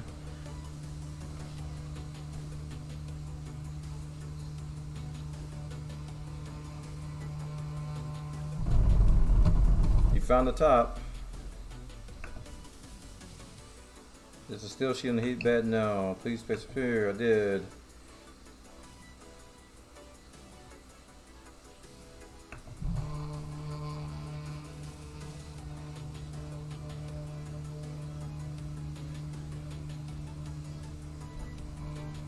I had my finger on the trigger, boy. I was like, oh, what are you doing?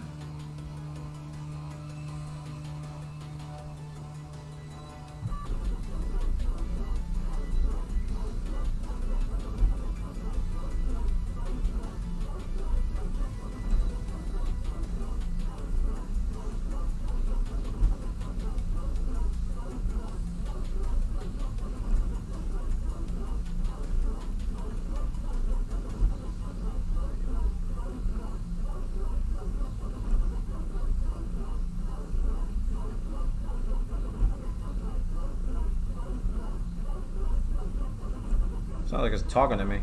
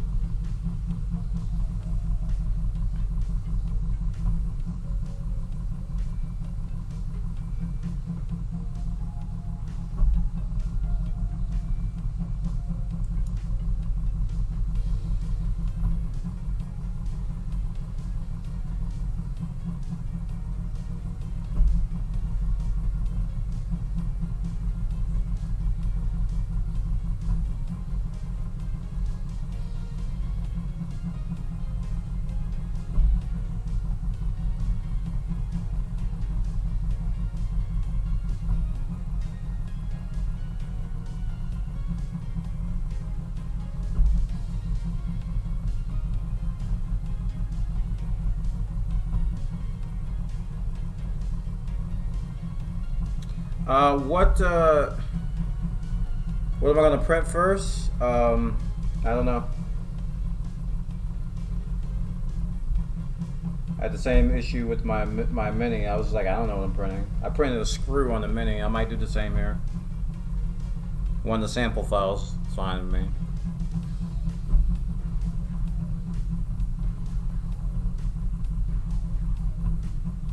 So if it catches the paper, that means that I didn't calibrate the pinza sensor correctly when I was doing the height adjustment earlier.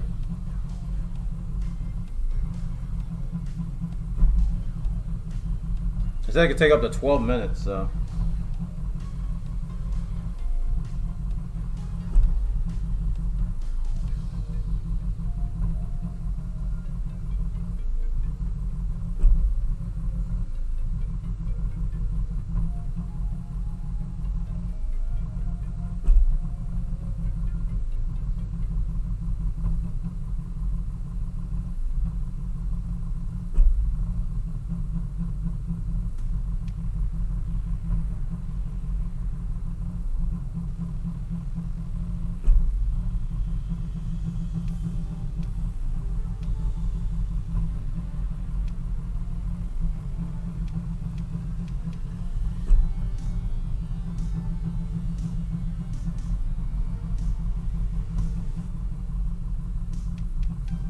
In my case, it was a nut.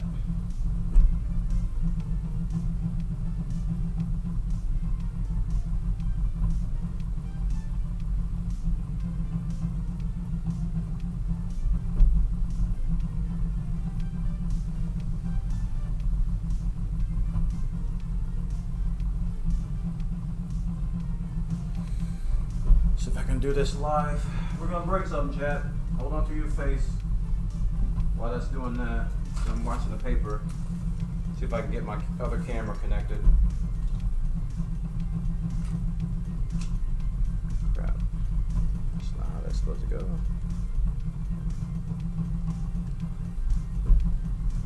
Making sure it's not catching that paper. There will be no breaking here. Huh? So there will be no breaking here. What if I want to feel the beat like Electric Boogaloo? Ain't no stopping us, no stopping.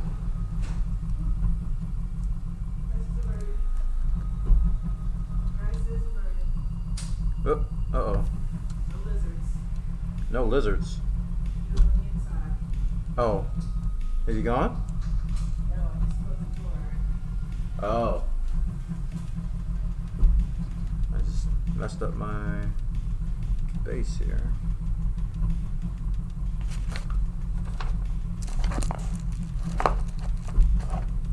This is a pain. Do I even have another? I don't even have another USB slot.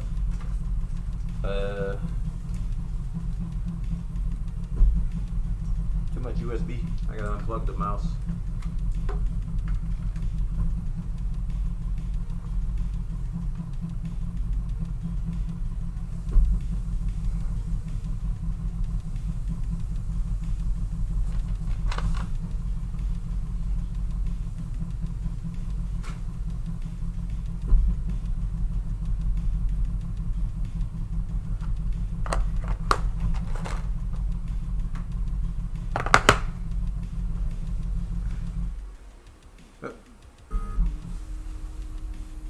Found one.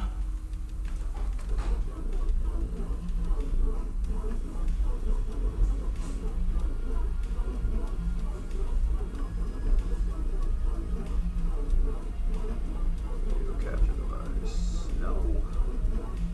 I missed my mouse already.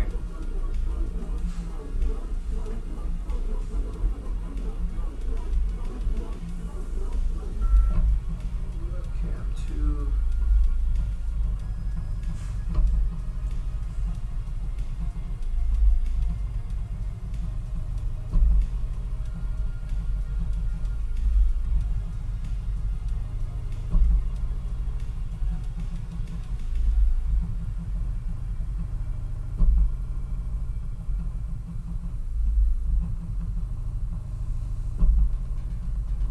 better?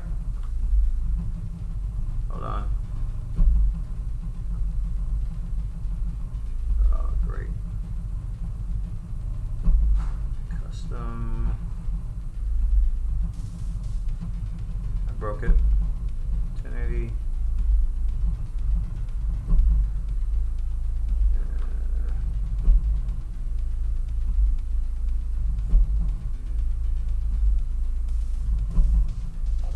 That look okay? Chat room?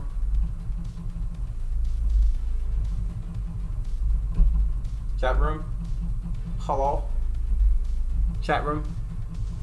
My chat?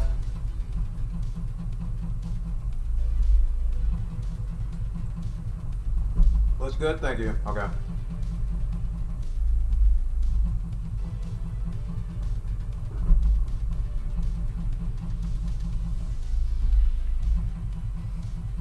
I had to sacrifice my mouse for this other camera view.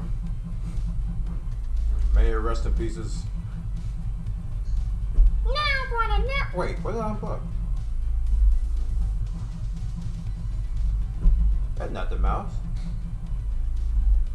Oh, I unplugged the other camera. The mouse is still connected. I just looked down at the mouse and the mouse light was on. I was like, wait a minute.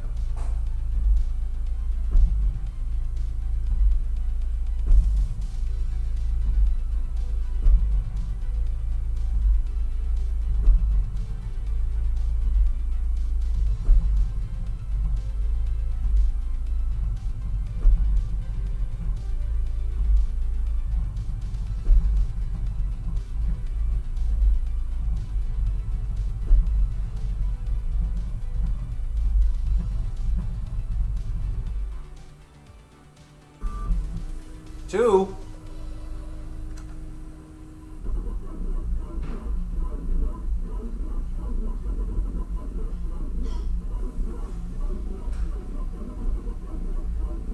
Yeah, it's calibrating the home points.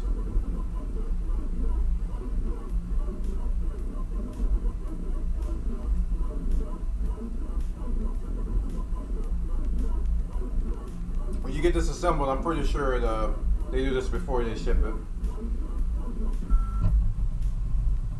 Is it completed? It's not completed until I'm printing. We're doing calibration and checks. I've already found a couple problems. First problem was we had the fan switches reversed, so I had to reverse them back to what they were supposed to be between the extruder fan and the side fan. And then another thing, we had an x-axis calibration error. My twisty ties, I didn't cut the back parts of them completely off, so it was hitting the side of the frame. So I snipped those off a little bit more, and it passed that. And now we're doing the calibration test. Freaking bug, man. I just hope this bug comes in. This bug has been bothering me for like 2 days. One bug, right? When I start printing, I hope it's like, ooh, what is that goop coming out?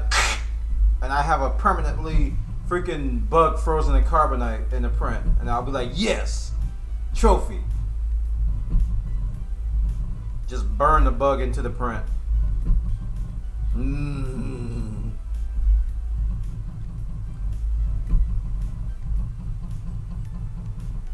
I hope he gets curious. What is that? What is that? It smells like corn. Delicious corn. Let me take a lick. And then just like all of a sudden he's melted. Yes. This is how it's playing in my mind, chat. This is how I wanted to go.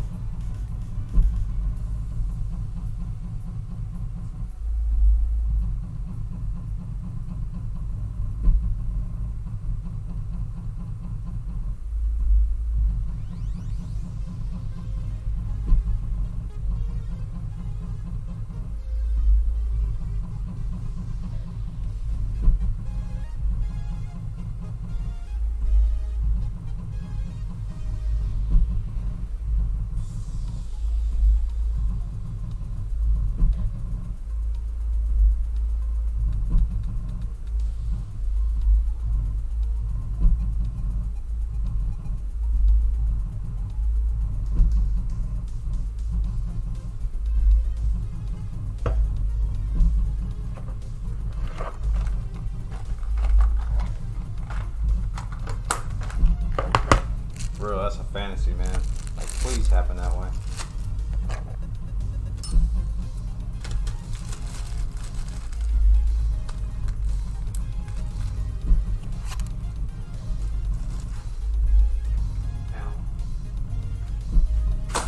Oh, we do have those magnets. So I'm gonna put, we're gonna print something to put on the front here. That'll be spinning.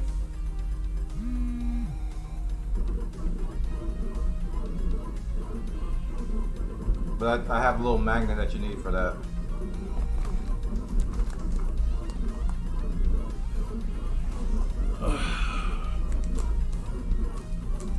No, we're not printing yet. We're just calibrating at the moment.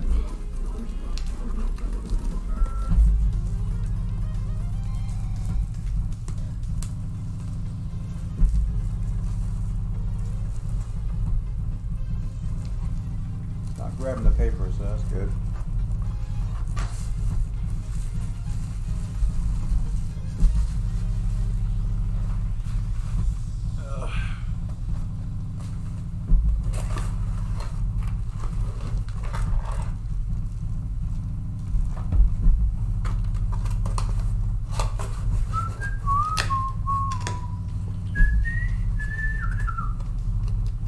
I got freaking breaking songs in my head thanks to my wife. I'm blaming her. Galaxy Silver is what they gave me. A full roll too. When you get the mini, they give you a little baby roll in a resealable bag.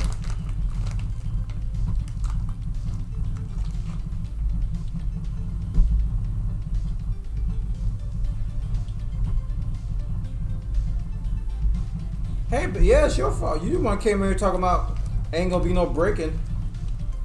I'm like, no breaking. But I said, what if I feel the beat? Like Electric Boogaloo. Ain't no stopping us. No stopping.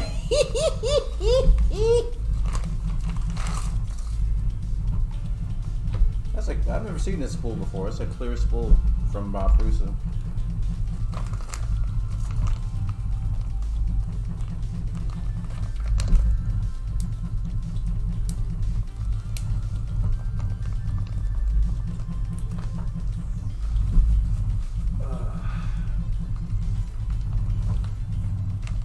They weren't kidding about 12 minutes.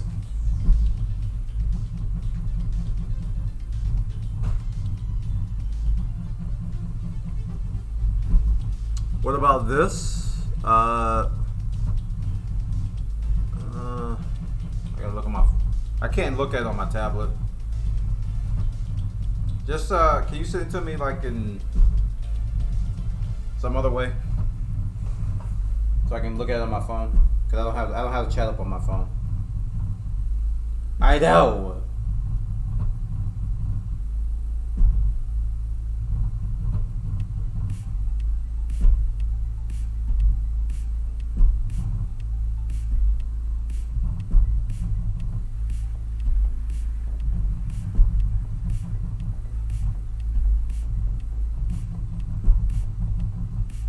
Like with the bed moves, it's moving the paper, and I keep thinking it's the nozzle, but it's not. 4.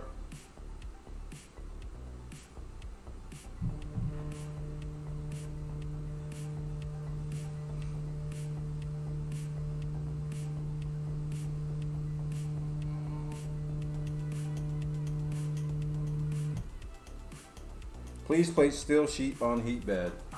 Okay.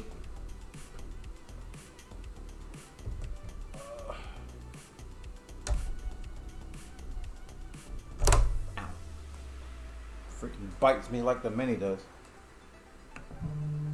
Measuring the reference height of calibration point 1 of 9. Send it on Discord? Okay, thank you.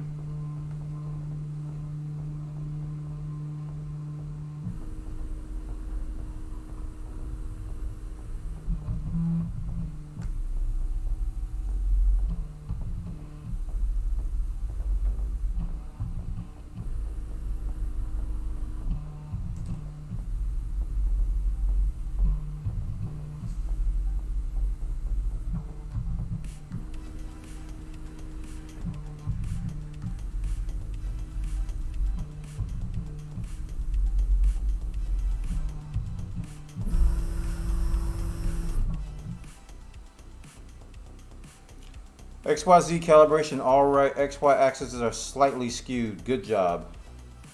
Do I have to do anything about that?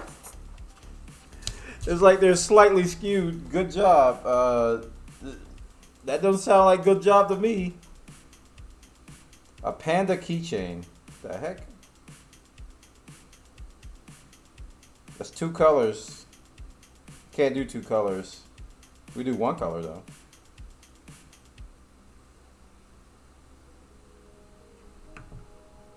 Is filament loaded? It is not. Select nozzle preheat temperature which matches your material.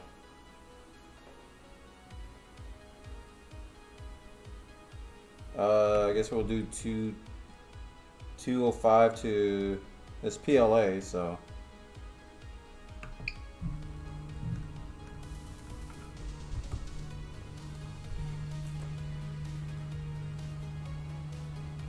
That is the edge. Preheating nozzle.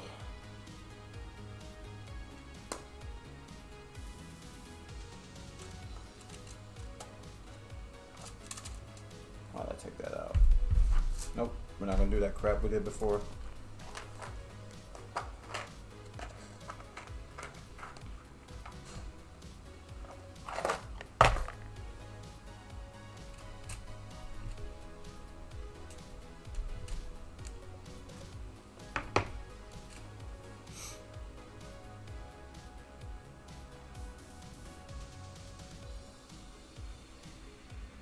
Have I seen the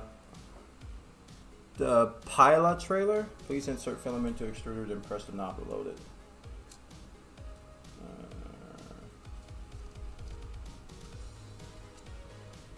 Oh.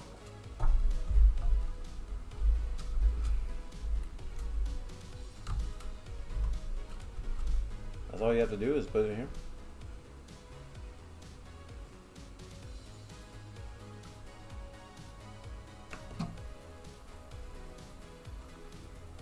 So much different from the Mini.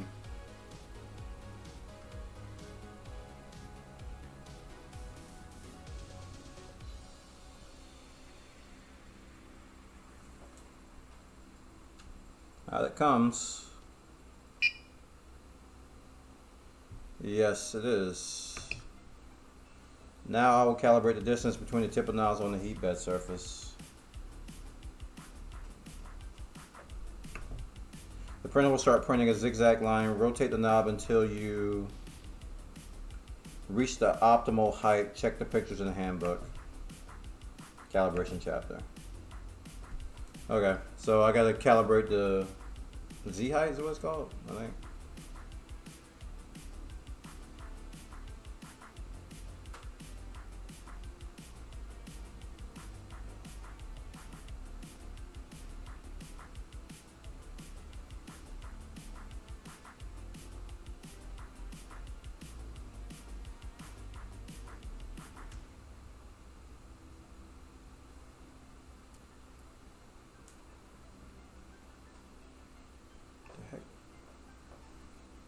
Disappeared.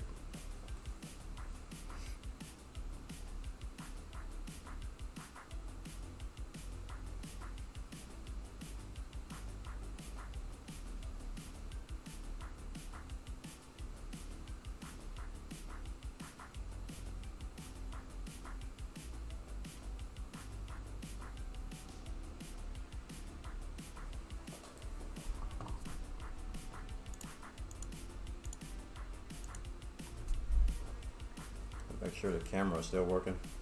It's freezing here locally. Bed is heating.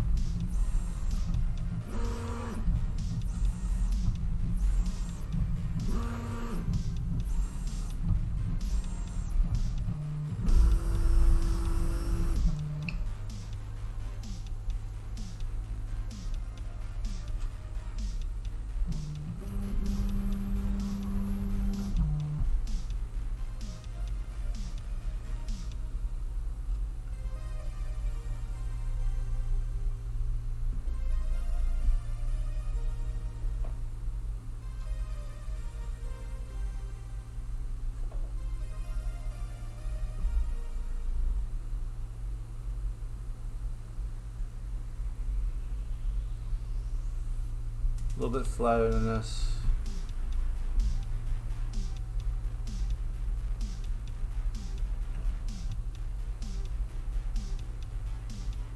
Oh, that's looking better.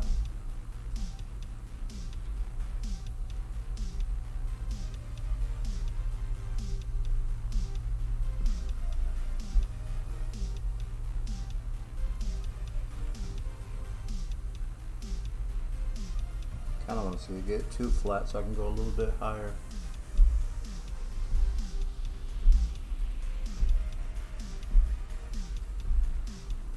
This is a step I'm probably going to have to redo.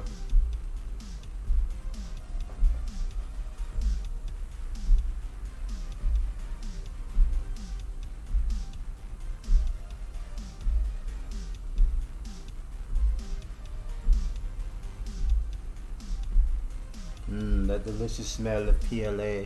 I have missed you.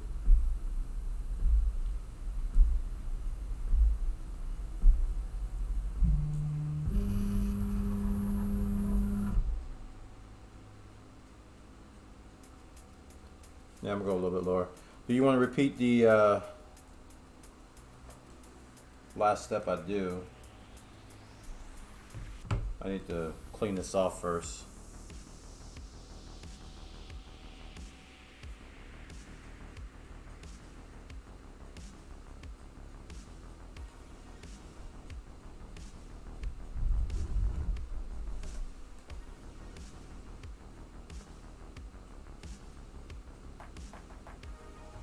Yeah, it definitely needs to go lower.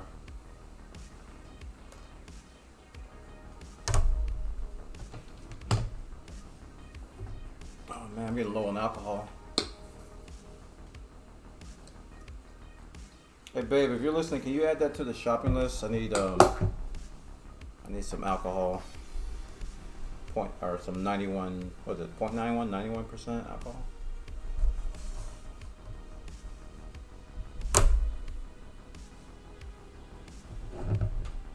91%. Need some more alcohol. About to run out. I would like to repeat the step, yes. Oh, they even tell you, please clean the heat bed and press the knob.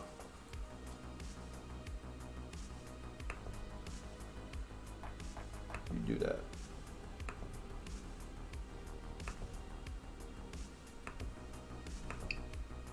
PLA.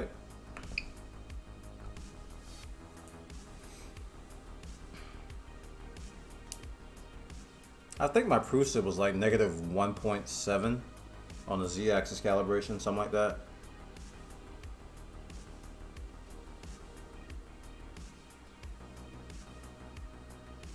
I forgot what it was. But this one's at like 0.5 now, so I'm gonna keep going lower till I get that little flat smoosh line that we like with the rounded edges. Alright, it's heating up again. You guys probably want to see the LCD. See if I can get this a little lower. Wait, how do I...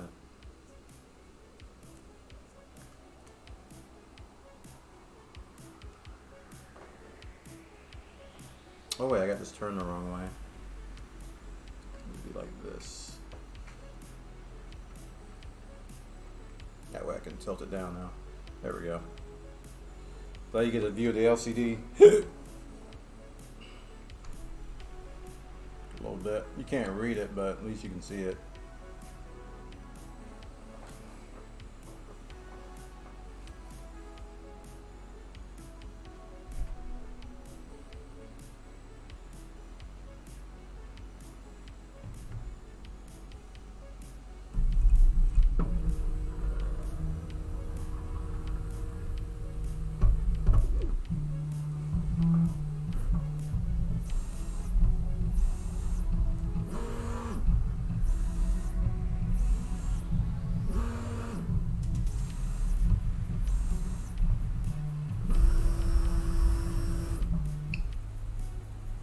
Oh, it's 0.3 too. It's actually.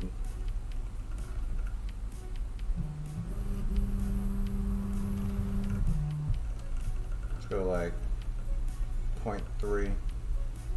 Oh, I can't Let's see.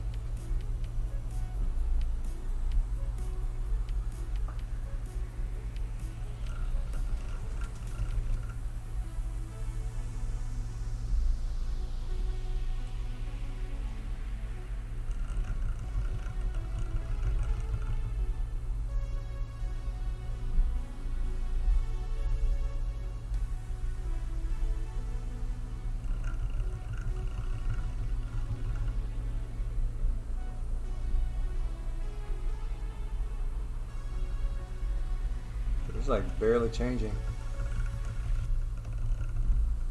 I'm going like 0.2 at a time.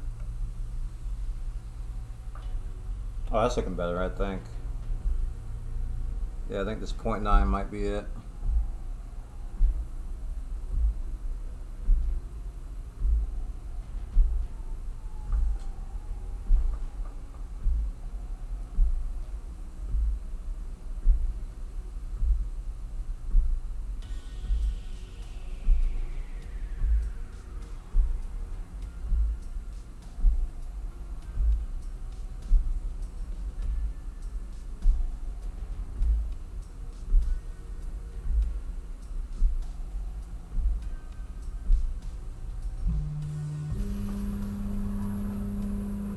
Oh, that's looking much better. Yeah, I think we got ourselves a winner. No. If you have additional still sheets, calibrate their presets in settings, hardware setup still sheets. All is done. Happy printing. No. No.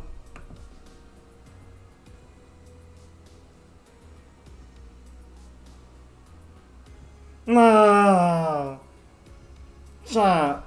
It said almost done. Happy printing. Ha ha ha. Alright, we gotta find something to print. After I clean the bed again. It's a little bit different from the mini. How it does things. A little bit different, not a lot.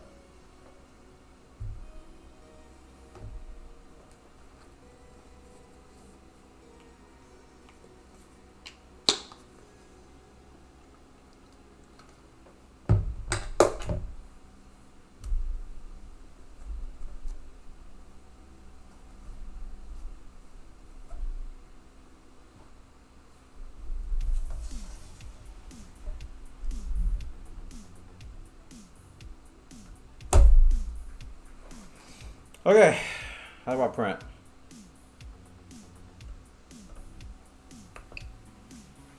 Print from SD. Prusa test pattern, whistle, Batman. 3D Benchy. Prusa beer opener, tree frog, gear bearing, triceratops skull, a vase, Nefertiti, Adelinda, castle,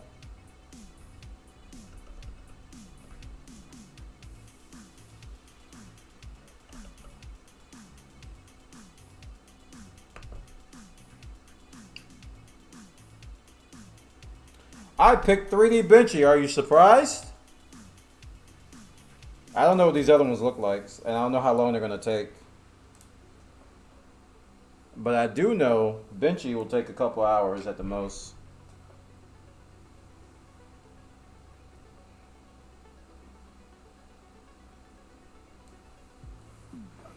Let's see how we get as close as possible here.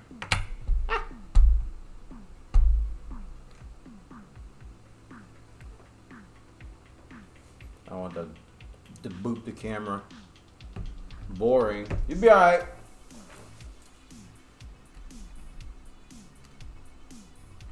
That'd be fine.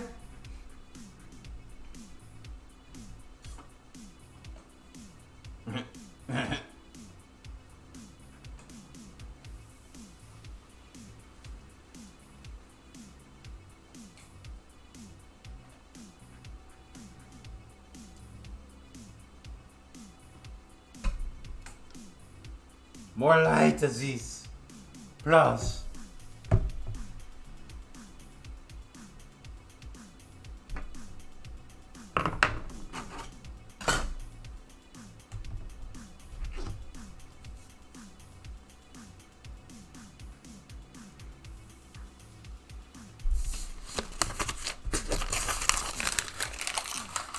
I don't know what settings they have in the sample, so I can't tell you. But if I slice my own benchy, I can make it really fast. I mean, they do benchies in what, like 5-10 minutes now. The records are really, really fast.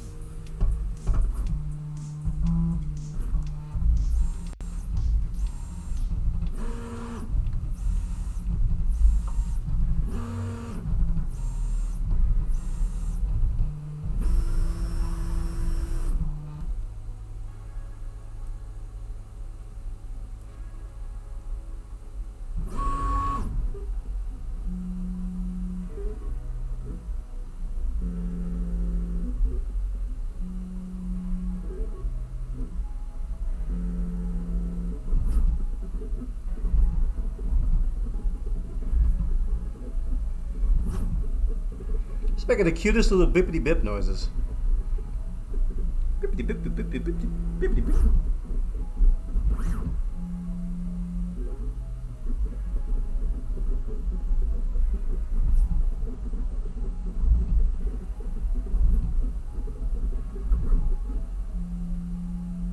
Alright, let me go in the office. I'm gonna take a little break too, guys. And I'm gonna update the title that we're doing our first test print. Excitement!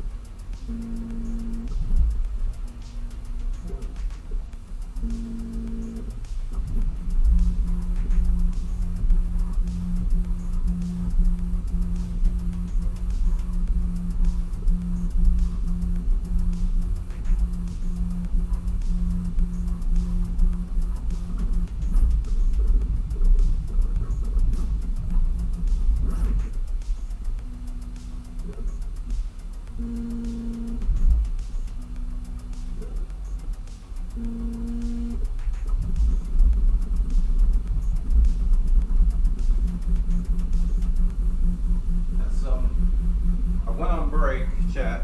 Went on break to get some more water. And I'm walking around like, where's my water? Where's my cup? And I left it in here. I'm like looking for it too. I'm like, where'd I put it? Where'd I put it? And I just left it in here.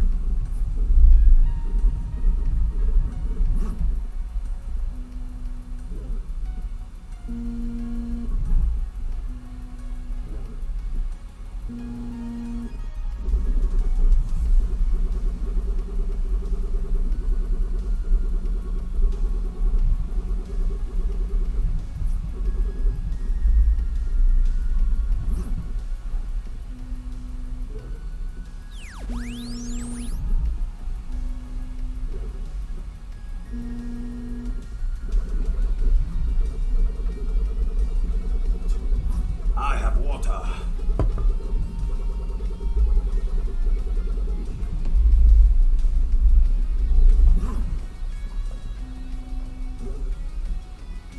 Like, I don't know how to read the LCD yet, but this is a 0.15 print, so it might be like around 2 hours with default settings, I think.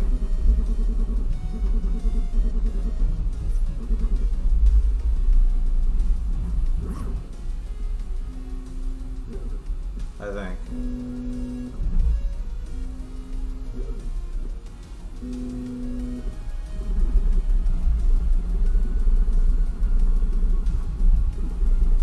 All right, I think I can take my chair back in the main office.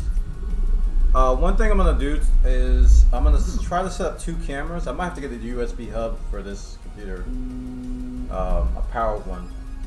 I'm gonna set up 2 cameras and one for the Mini and one for the i3, and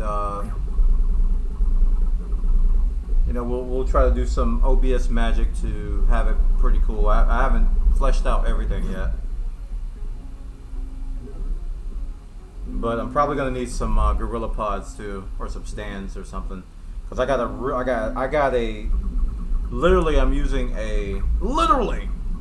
I'm using a tripod from 1997. I kid you not. This tripod I bought in 1997.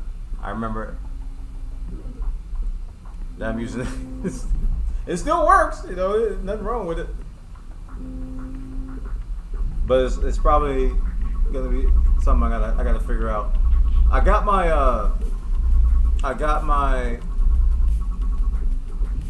what's this thing called? A multi-mount from Elgato. That was the top view that we did. So I'm gonna break that down probably tomorrow and reconfigure it so that I get a different angle.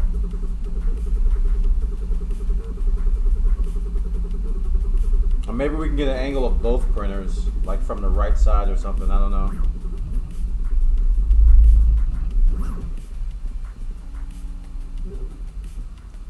And also I need to figure out the Raspberry Pi situation too. Like how am I gonna configure this with the Raspberry Pi?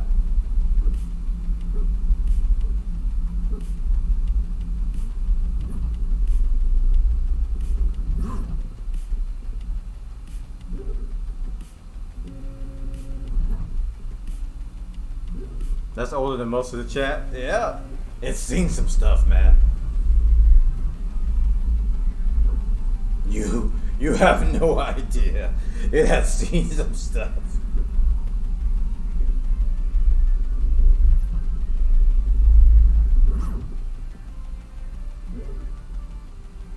Yeah, this camera is raw plugged in, so I haven't adjusted the lighting or focus or anything.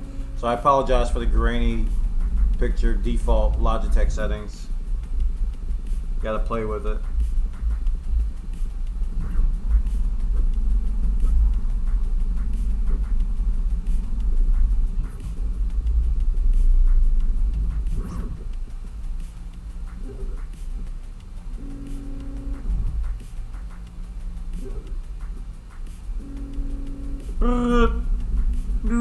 Sounds like Chewbacca.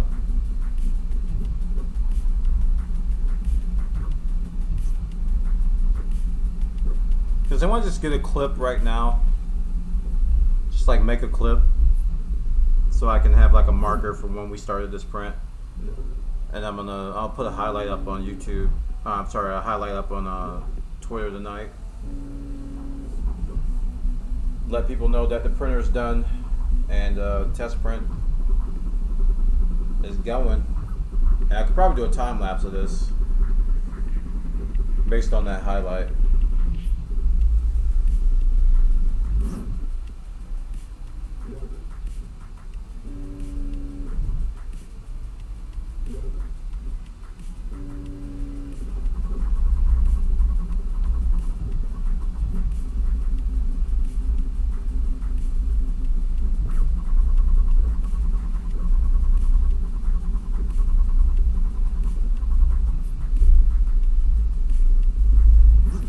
Thank you, Squirrel Tourist. Appreciate that.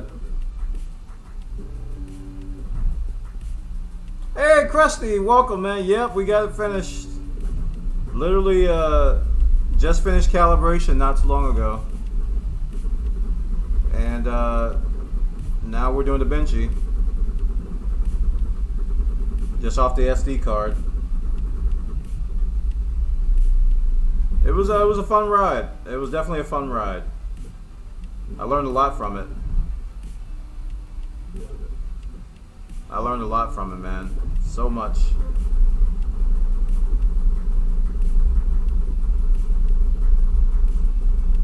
It's kind of funny when when I tried to do the setup, I had the fans reversed. The fan cables were reversed, so I had to switch those around.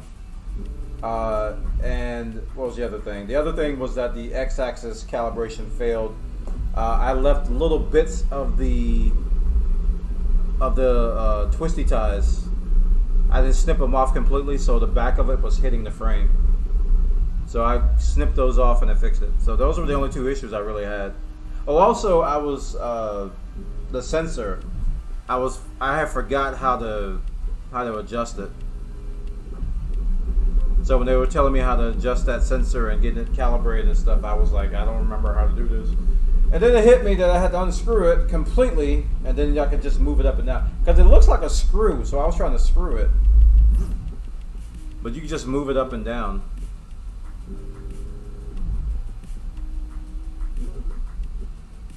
Hey Astroneer, we're just printing a 3D Benchy, which is a little ship, little tugboat. Yeah, this is our first print.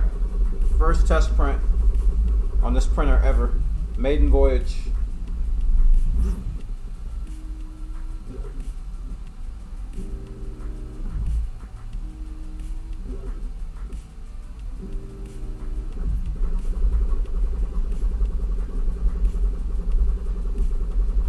Yeah, when they calibrated, they said it was slightly warped, but they said good job. So I was like, oh, it was like your bed is slightly warped. I was like, okay, so what do I do? And they were like, good job. I'm like, okay, moving on. I guess slightly warped is okay, you know.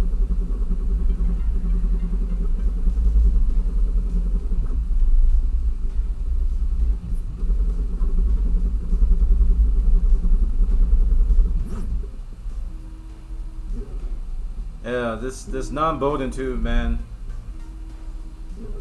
or non-Bowden extruder. Cause I was like, they were like, feed the filament. They were like, yeah, feed the filament in. I was like, I'm looking for the Bowden tube, cause I'm used to the mini, and it's just a hole in the top. I'm like, oh, that threw me off. I was like, oh, that's how that works. Unfortunately, all beds are going to be slightly warped, but that will change every time they heat up. Oh, okay.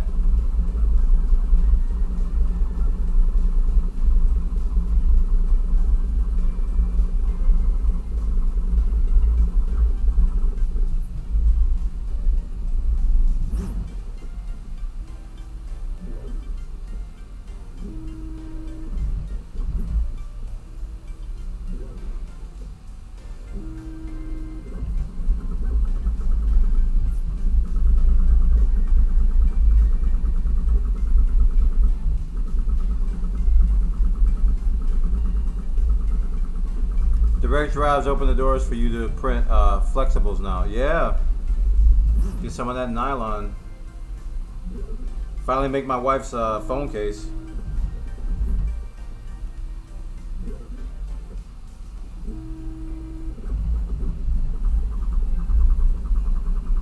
So I guess the next thing is gonna be looking at like maintenance stuff, like how to change the nozzle on this one compared to the Mini, and maintenance stuff, lubricating things, and stuff that I haven't done.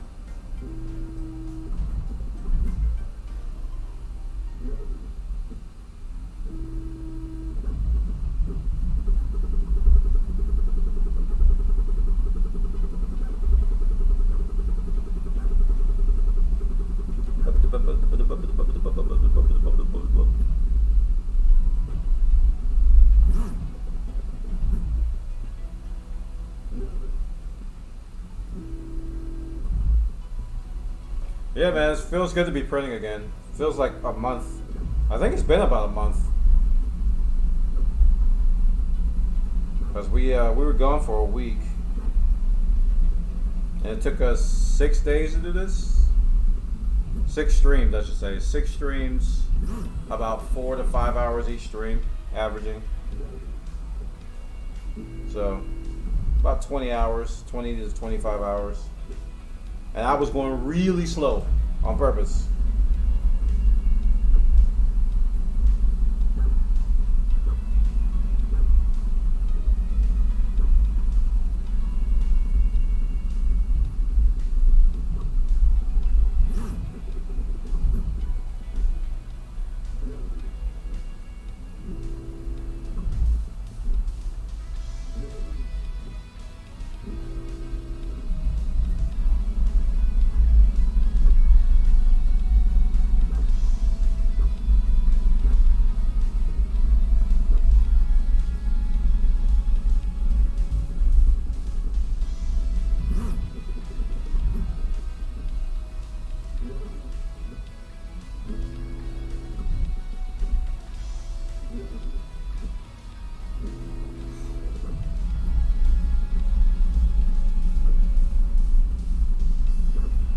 The Mini can TPU, but not as easily. Yeah.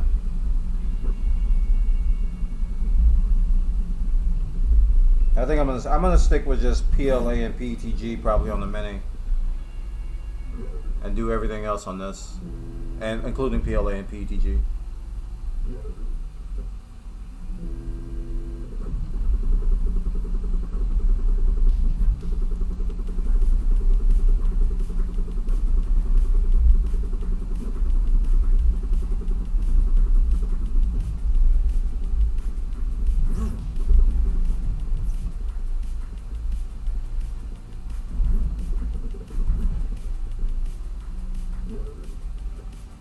Okay, I'm gonna mute the mic in here so no more printer sounds, and then we're gonna go back in the office and we're gonna watch it from in there. I'll see you guys in there.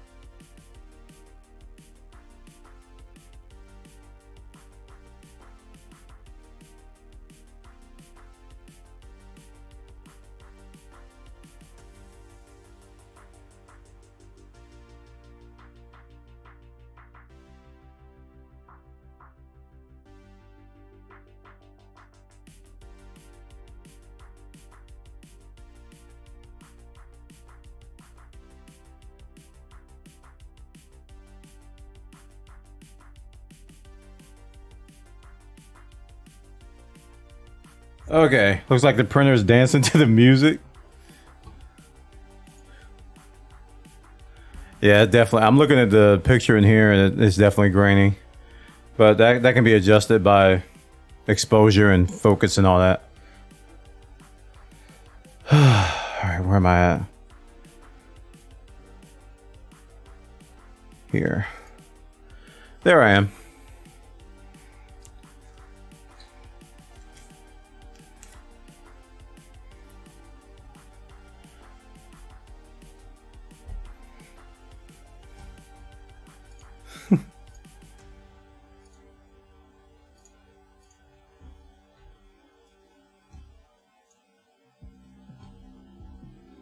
So out of curiosity, if I go to this shot here,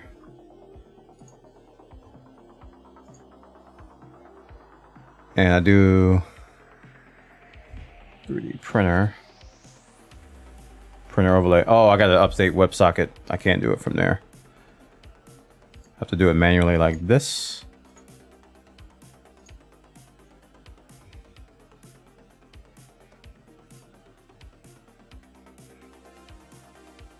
Scene 3D printer.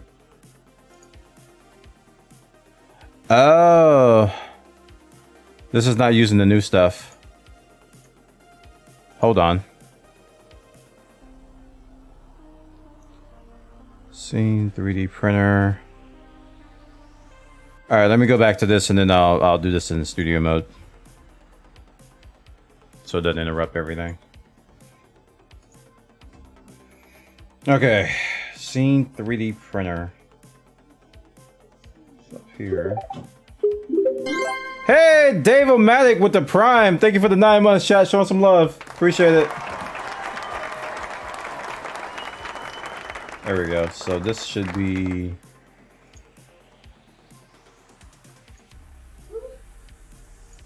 this. Add scene. 3D printer.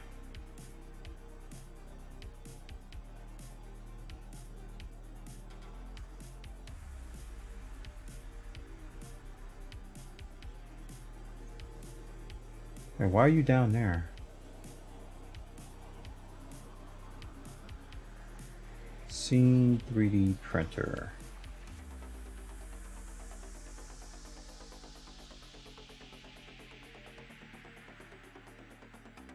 Why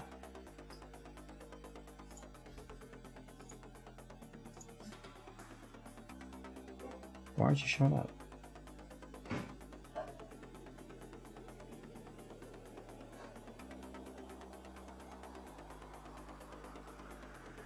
I don't know.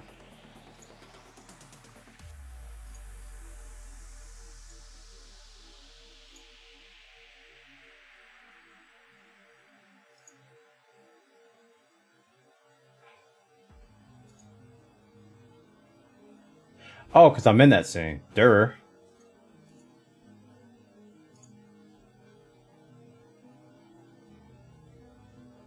I got caught in the sceneception there. Okay. That looks better. So, if I go here now. Ah!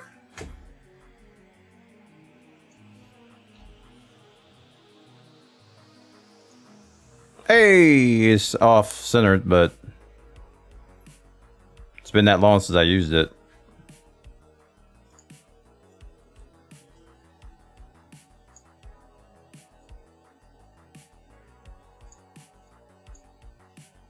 Can't see over my joystick.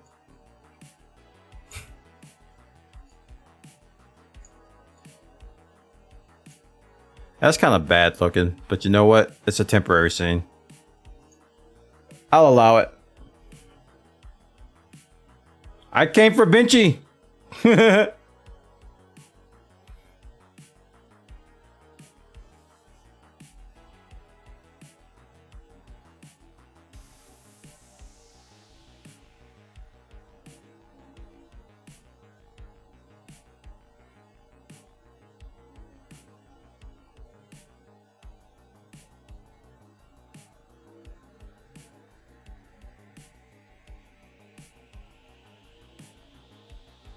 Ooh.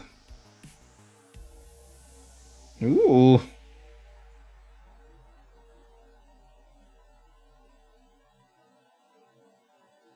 Ooh.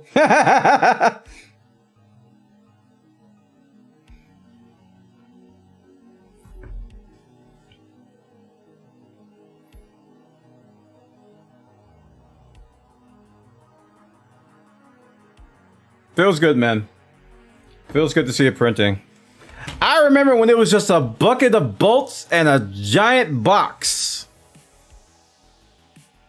Do you remember, chat? Pepperidge Farms remembers. And there were screws everywhere. Oh, it was something else. I tell you, boy, howdy, don't you know? It was something else. Get you guys on the screen so you can fight or something.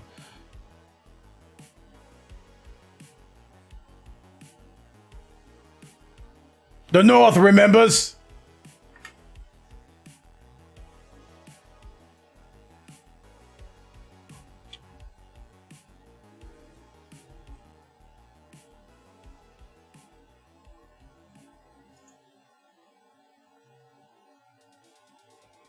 I remember when you were wrestling to tell chat it came.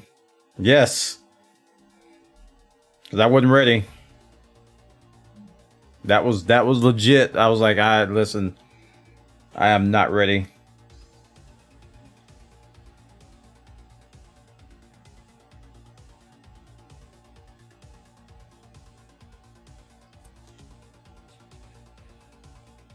Both of yours took about 13 hours. Well, I didn't do so bad at 25. Given how slow I was going.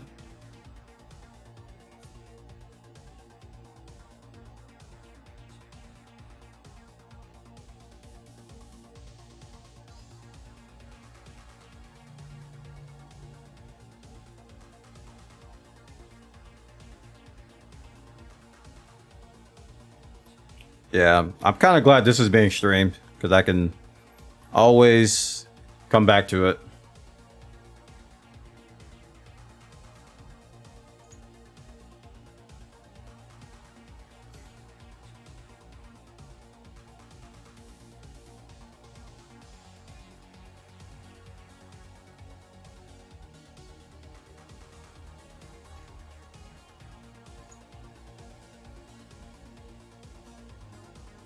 Yes, I'm a proud owner of an MK3S.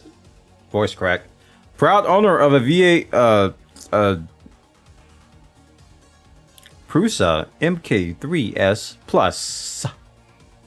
The brain just stopped working there. Drink some water. I left the water in there. No drink for you. Give me a second. I go get. I fix. You got it? You sure? Okay.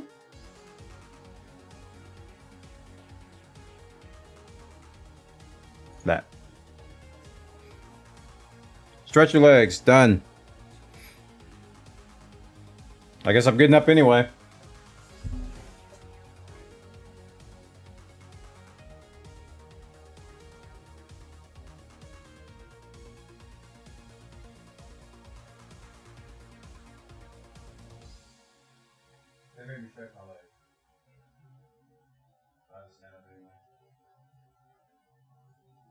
Thank you.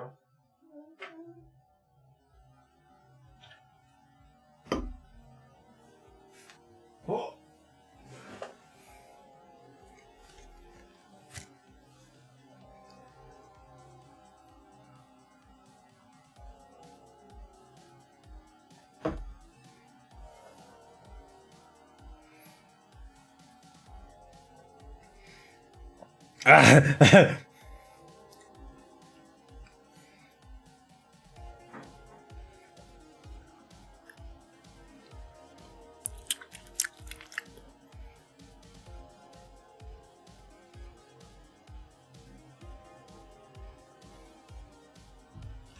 Bum, bum, bum, bum, banana.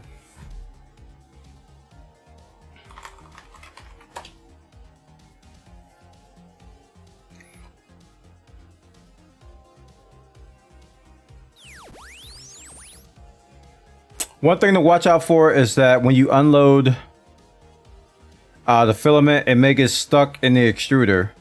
Be careful when you pull out the filament, as a tiny piece will break off. Oh, okay.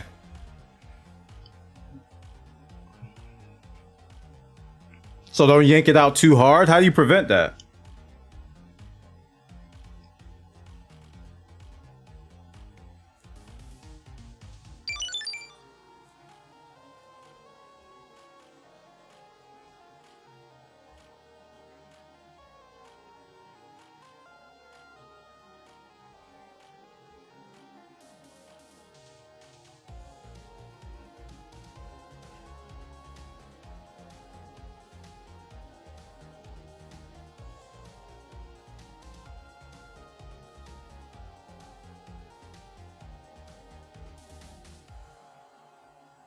I use the needle nose pliers to push against the extruder and motor body.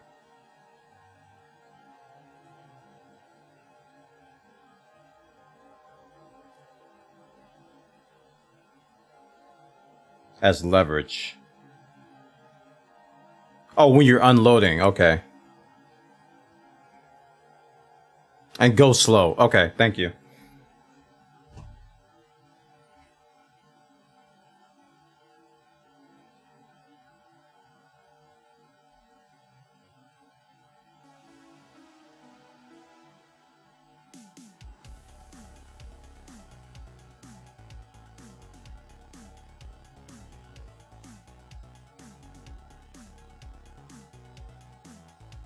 Is this clear filament? No, it's called Galaxy Silver. When you eject, just keep the gentle, constant tension on the filament and keep pulling until it comes out. It's kind of what I do on the Mini. Sometimes.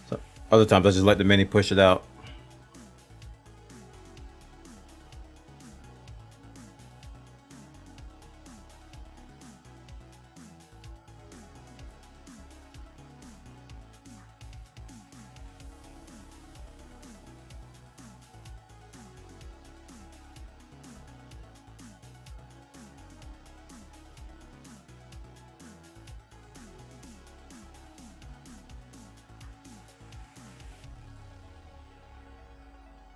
Pretty much just like the Mini? Oh, I'm good then. Because I develop a habit when I unload, I kind of like tug it ever so gently and just pull it out slowly as it's coming out. Same with like inserting it. I'll gently push it in as it's going in until it gets started. But here, I don't have to deal with them stupid tubes.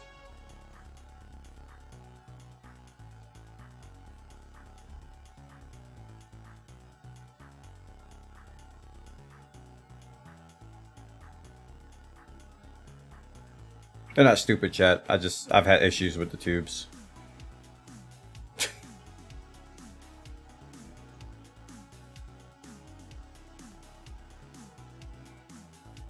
Yeah, I know there's a tiny tube. I remember it. I remember it well. A very, very small tube. But I have to deal with like the multiple tubes on the Mini that runs from the extruder to the thing, and then from that it's like all these different tubes. Drink some water. Okay.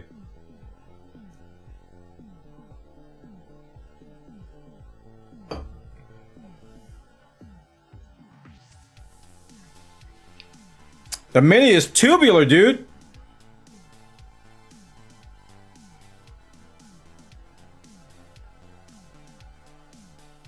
Yeah, no Bowden tube, man.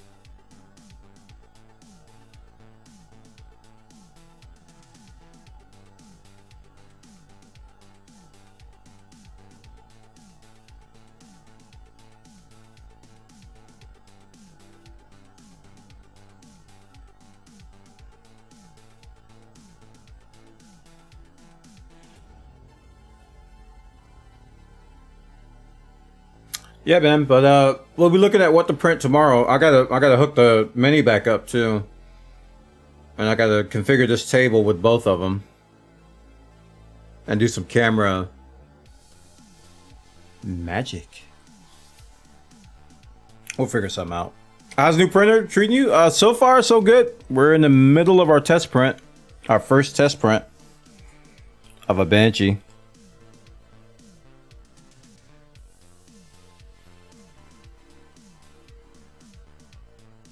That was nice of Prusa to send me a full spool of filament. Cause you know I'm short on filament, chat. Wow. Woo.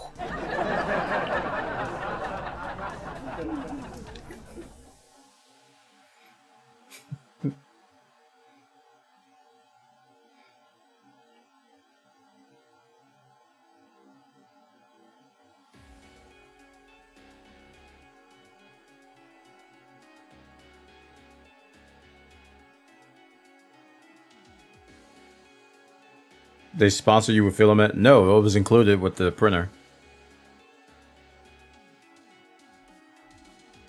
Like with the Mini, they gave you like a small sample, little bit. But with the MK3S Plus, you get a full spool.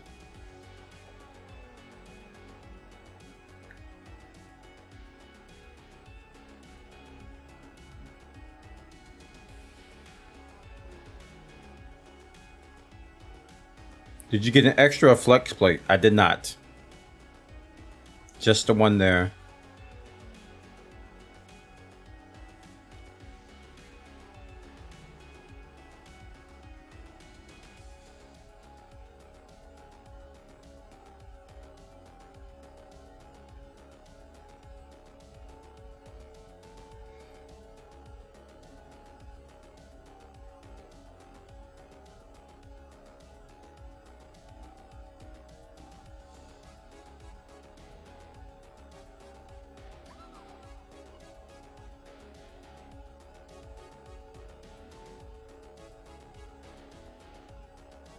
I ordered the texture and satin flex plates. Nice. Is that cosmetic or does that serve a practical purpose?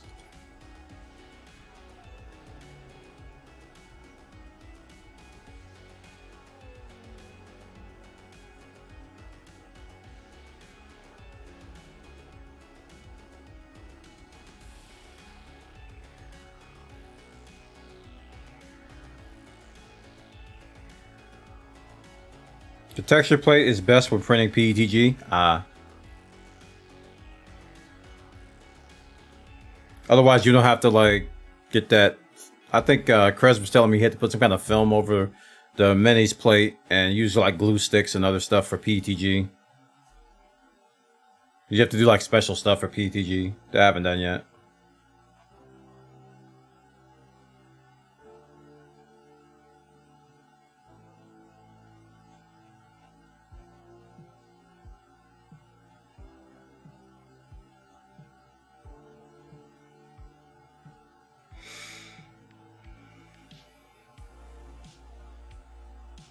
Benchy boat, correct the window. Our first test print.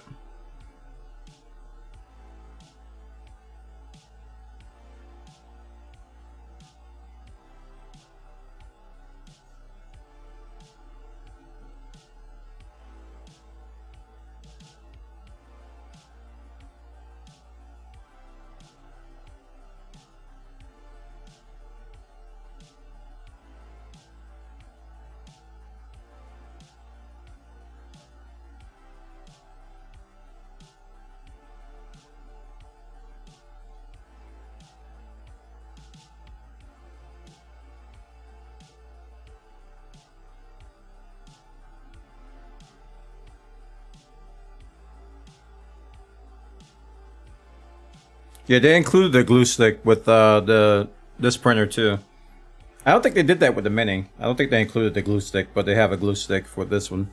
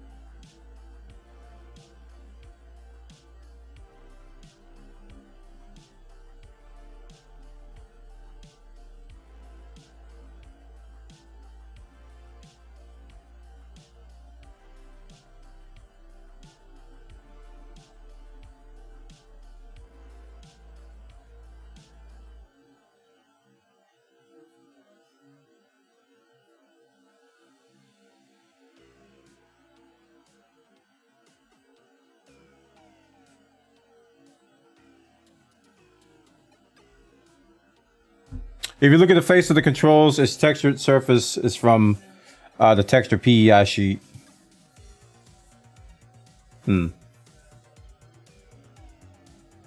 Yeah, we're gonna print a thing to put on that motor too, on the extruder motor, so we can have something spinning. That's gonna be fun. There's so many out there too. We already have the magnets that you need for it, so we just have to print it and then glue the magnet in there, and then we can have a spinny thing on the extrusion, on the extruder.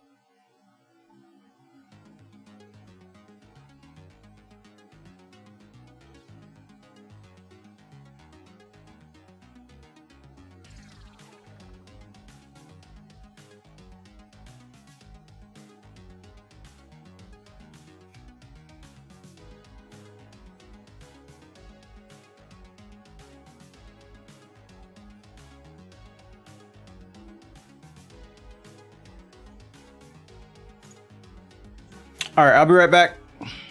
Gonna take a little walk. I think I'm gonna make some food too, as we watch this printer finish this up, because I gotta go soon too.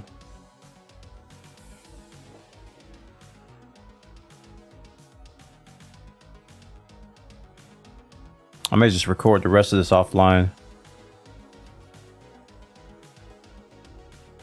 I'll be right back. Go get this food.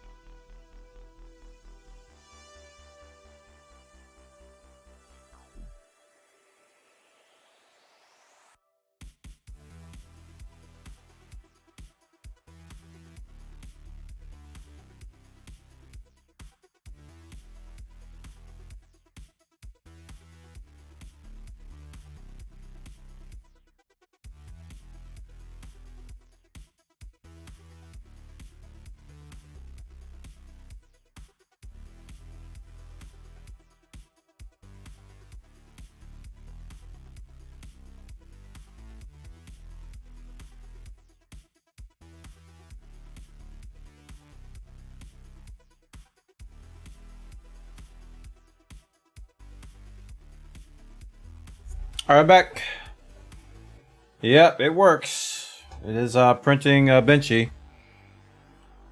I got my food here, so we're gonna be munching on this. According to the LCD on the front, it's gonna take about another hour. So after I eat, I'm probably gonna end the stream. And I'll be posting pictures of the print on Instagram and also pictures of the actual printer. I may be taking some glamour shots of the printer itself and letting people know that we finished the build.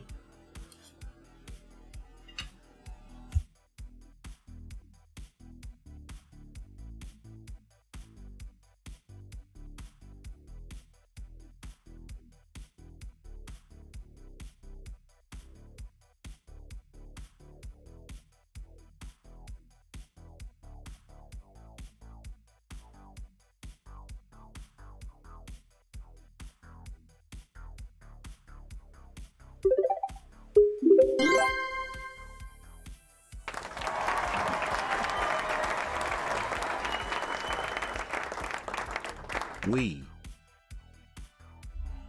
Kato's in the button chat. Show some love if you haven't already. Thank you, man. 86 months. That's a long time. Thank you, man.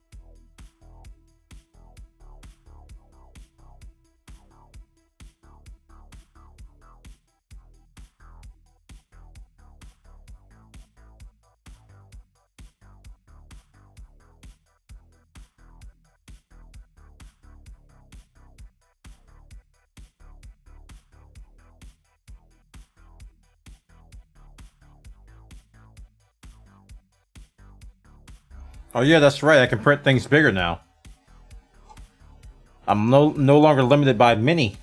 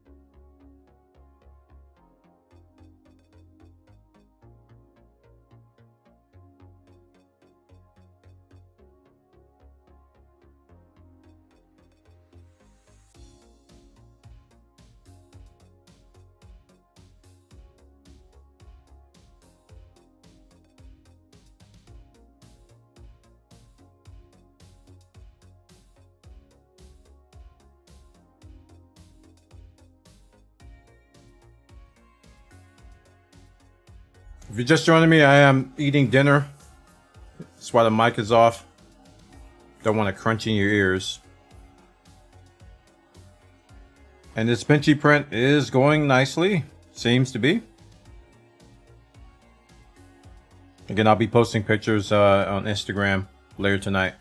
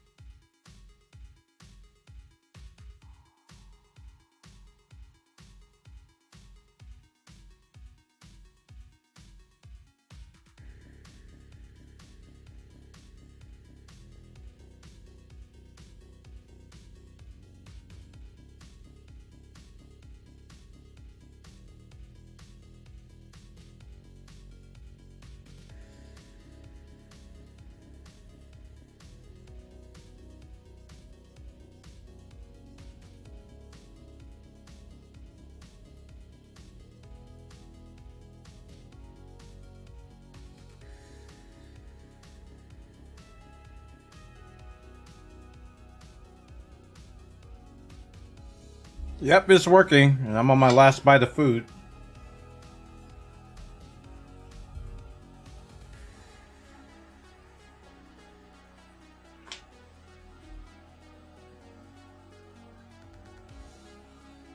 Yep, it is working.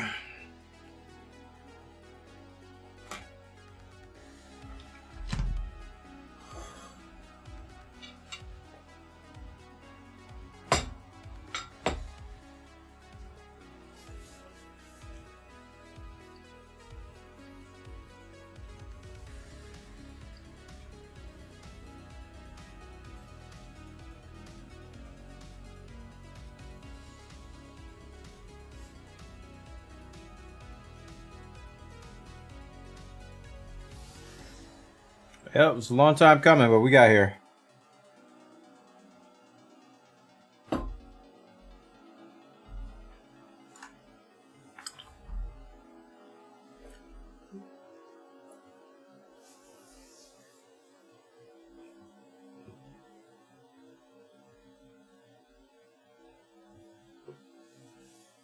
Yep, so 3D Benchy.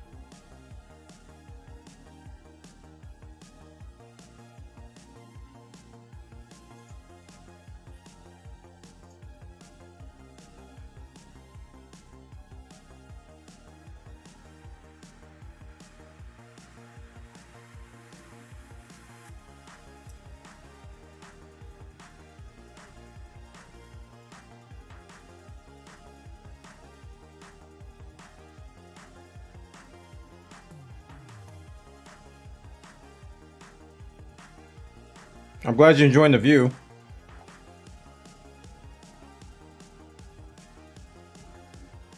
I'm gonna be adding the mini back to the configuration tomorrow. So my table's gonna be full, and hopefully we'll get the cameras in a way to where it'll show off both printers.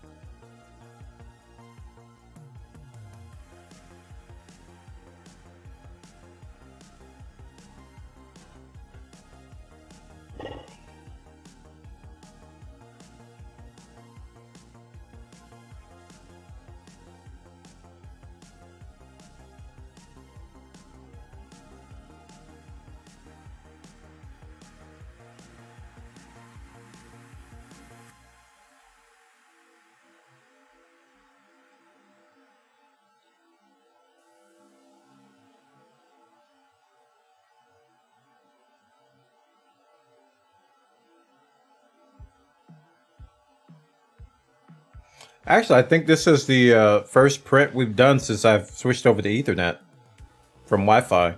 Because the last print the last time we printed, you know, the signal was going in and out, in and out, in and out. And it wasn't until like I think the second or third day of the build that I changed over to Ethernet.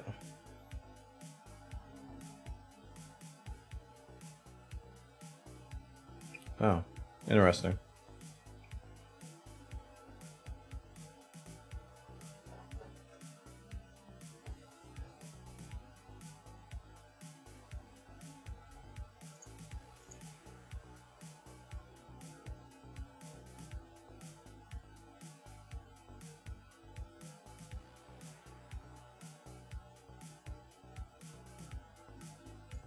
Yeah, the slicer software tells you how long the anticipated print time is. It's usually off by a little bit, but not by a lot. This was a 2-hour print, and I think it's got about another half hour or so. But I'm gonna be leaving before it finishes. But I'll be posting pictures on my socials, so you'll see it.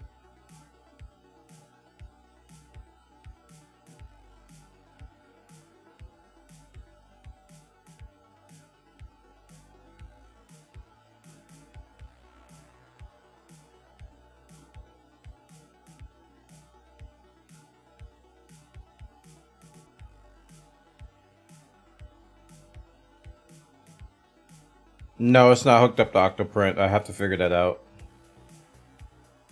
Well, I know how to do it. I just have to go through the steps of adding a second printer. Or if it can't handle 2 printers, I might have to get another Raspberry Pi.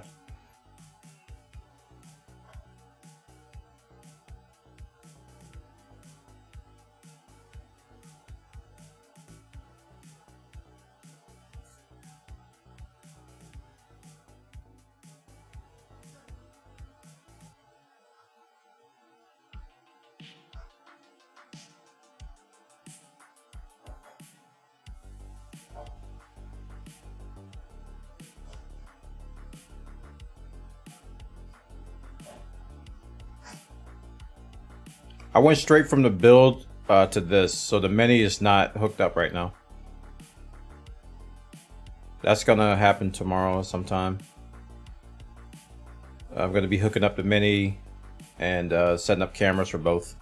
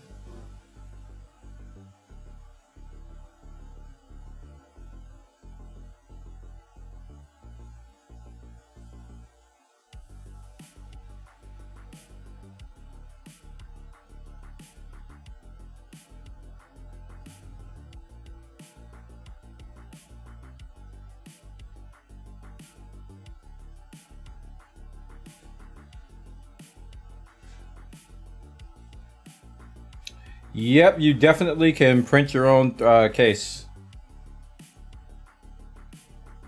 That's something I can do now with TPU. I think it's called TPU filament.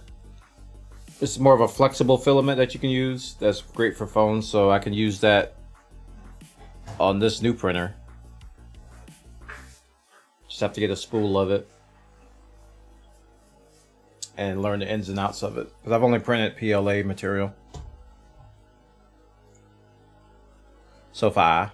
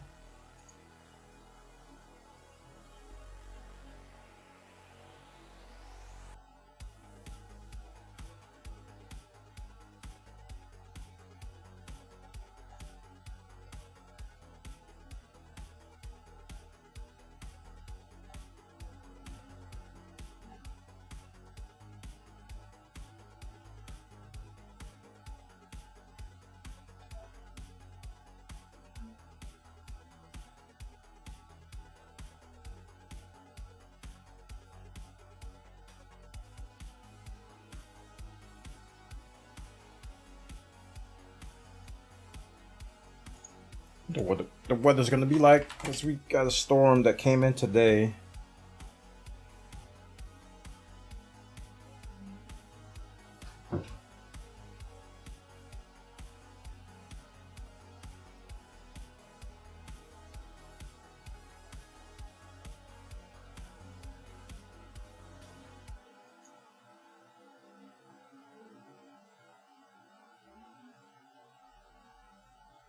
See, 10-day.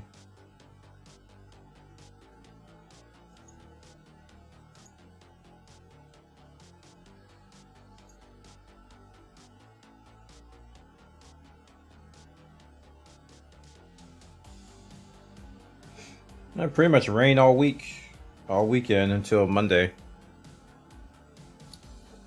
And then Tuesday we get some relief. But we need the rain. Definitely need the rain.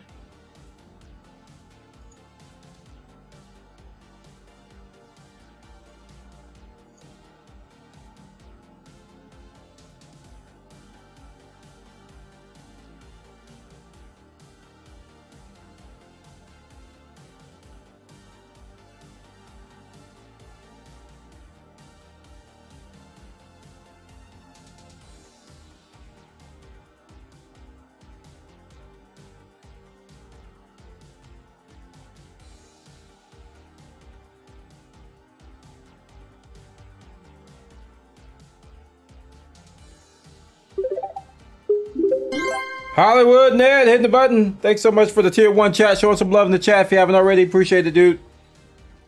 Thank you for the 2 months on that 2-month streak. Thank you so much for the support. Really appreciate it.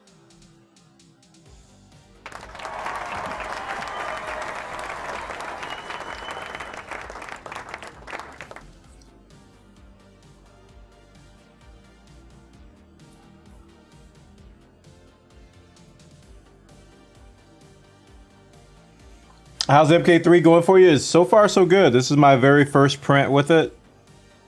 And yeah, we're watching it finish. So far, so good. You're about to get one. Nice. Did you end up getting the kit? Are you going to get the kit or the assembled?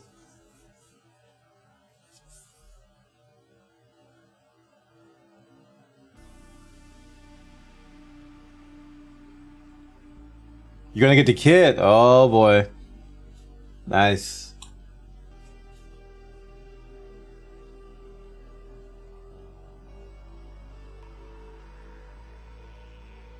Nice, nice, nice.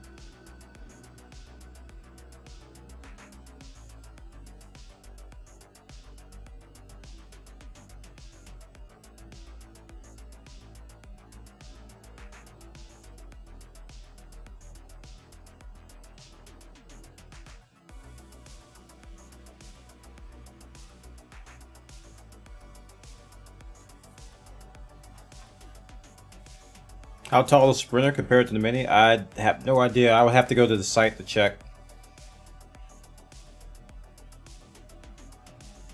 If you put them side by side next to each other, though, it's definitely a a bigger footprint.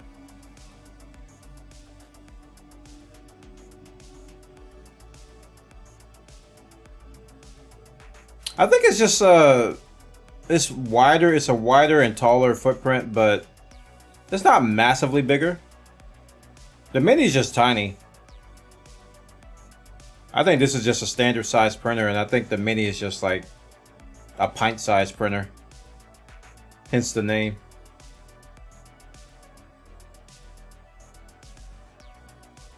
This is definitely heavier than the mini too. It's made from, you can tell it's made from some really beefy parts. So it's got some heft to it. Like the frame is really, really sturdy.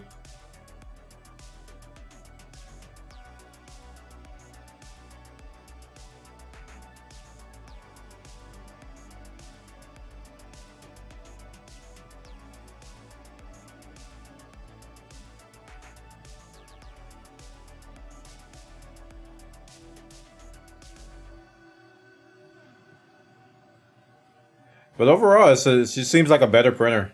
And it better be. It costs more, it does more, so yeah, it's a better printer.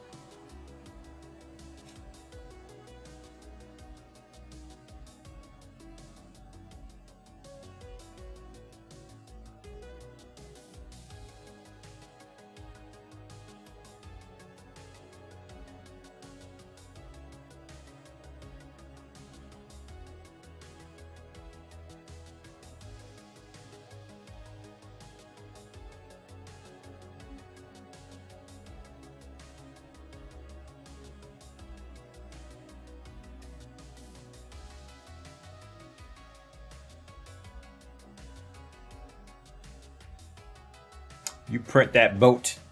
You print that benchy.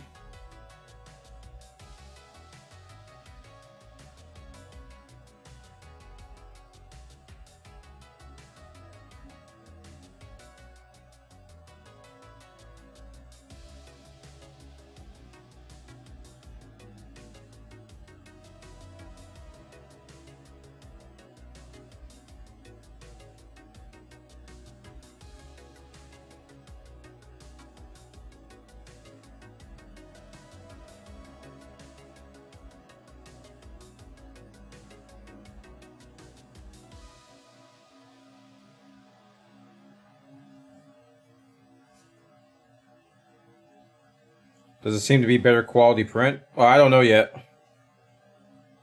There's a lot of factors that play into that. Quality print is a function of many different settings and tweaks and calibrations.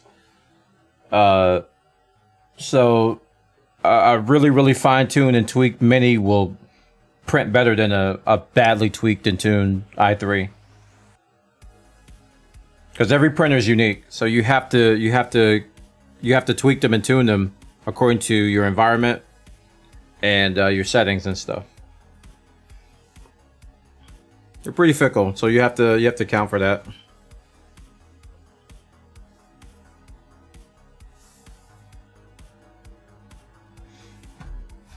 Yep, there's various calibrations. There's a nozzle size and nozzle height, and the quality of the filament. How well you tune the filament to your printer.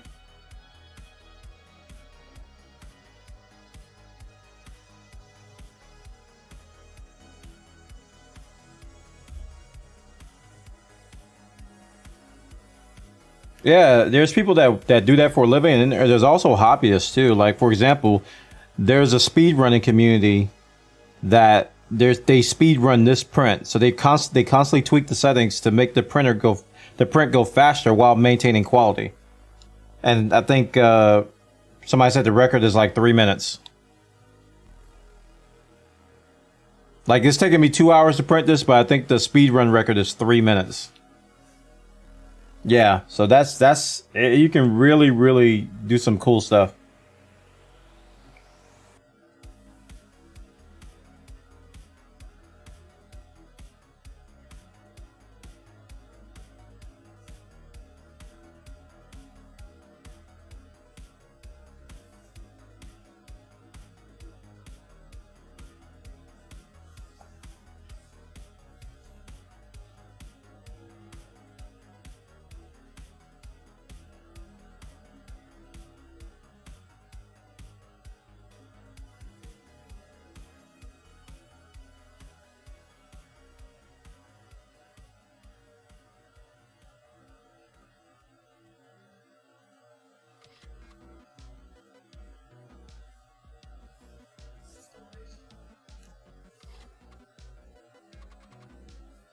It's really cool tech, man. Really cool tech. And they're pushing it every day to do some incredible stuff.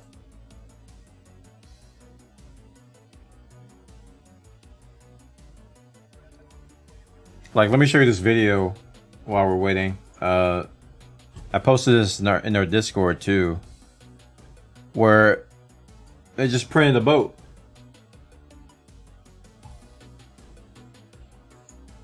I'll show you this real quick.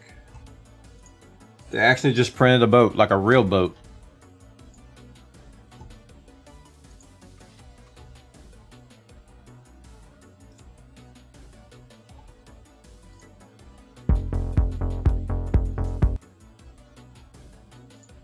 Don't mind me just 3D printing a boat.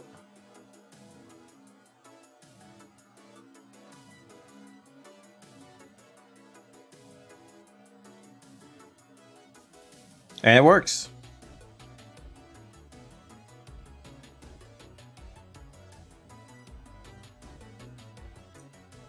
You wouldn't download a boat. I just did. Ha ha ha. It's cool, man. It's cool stuff. And you know that you probably heard they're 3D printing houses. They're even 3D printing food.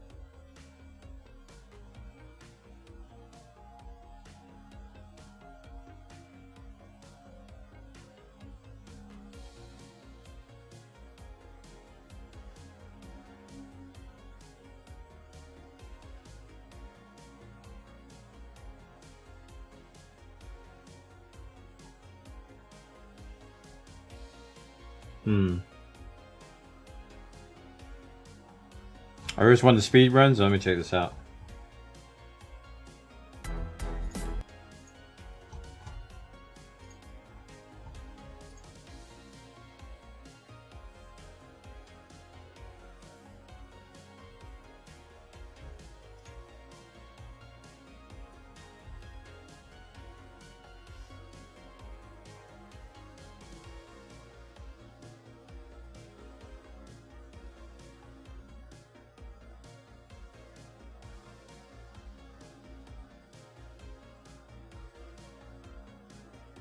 Yeah, this is an ender here. I don't know which one.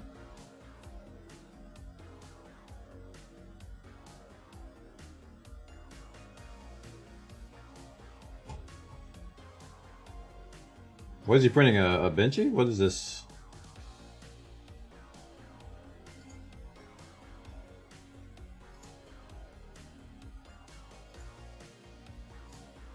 Oh, they're just making strips. Okay.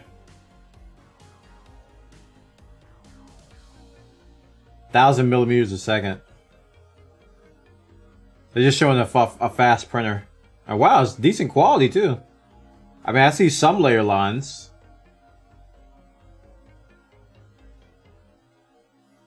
It's not bad though.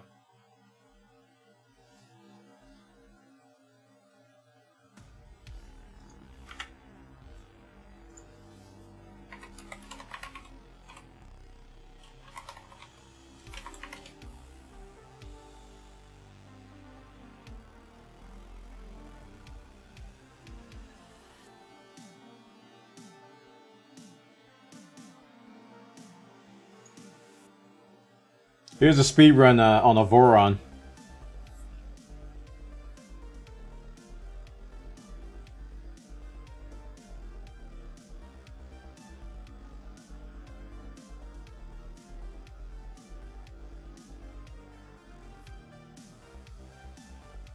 Yeah, Matt, we finished it.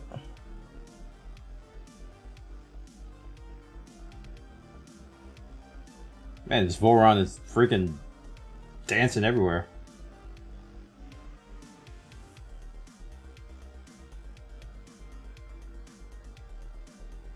You tapped it by accident. Alright, go. Oh my goodness, it's going so fast. Oh my goodness. It's like the head is like a blur. Look at it.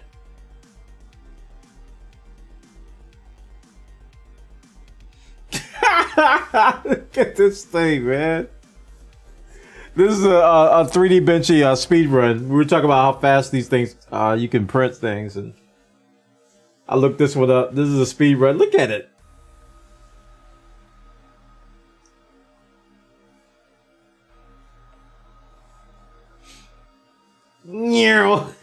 You think it's time lapse, but it's not, dude. Oh, he's gonna catch up and pass me. He's gonna...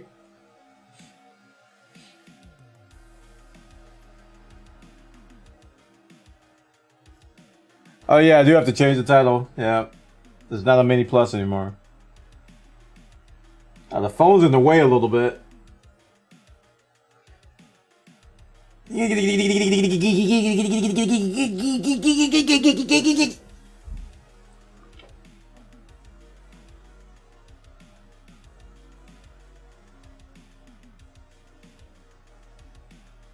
Yeah, Voron is an open source printer that you can buy the parts for and build yourself.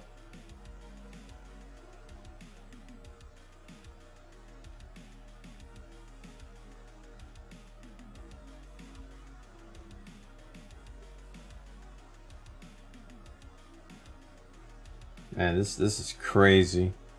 Yeah, when I picked out my table, I did some research about 3D printing because you need a steady table because wobbles and movement can affect your prints.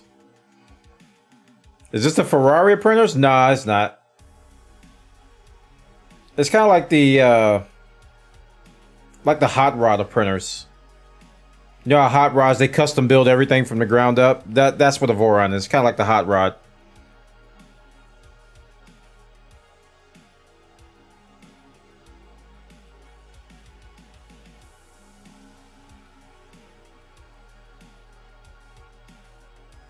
This thing is going so fast, man. Look at this.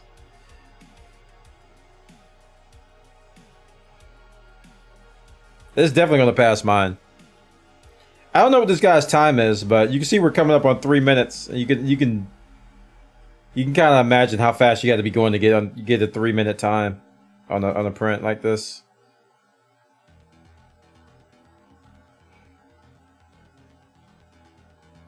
This might be like 5 minutes, but still, that's still really good.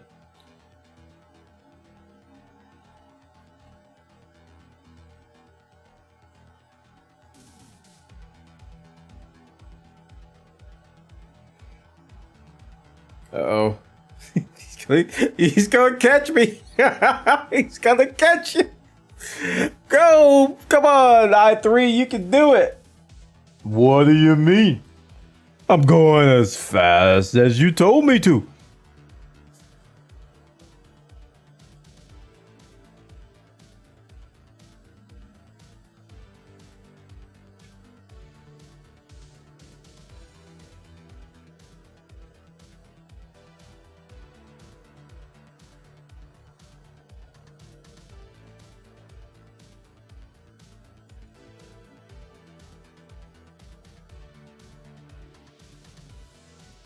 Did you have a camera pointed at the LCD? That's interesting.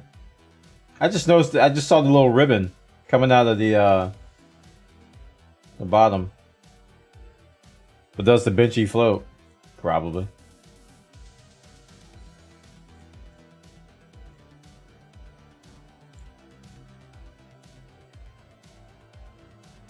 Yep, I've officially been passed.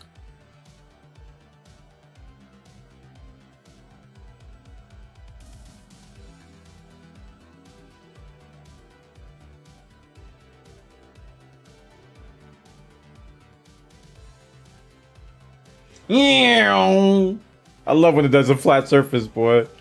It just turns to a blur. I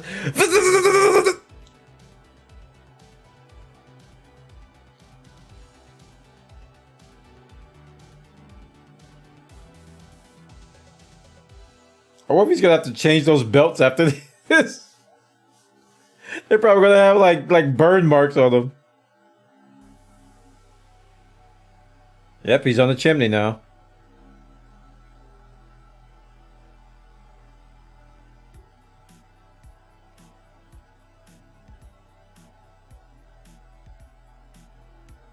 Got it. This is looking a little rough though. Hey, but what do you expect for going that fast? 5 minutes, 17 seconds. That's nutty.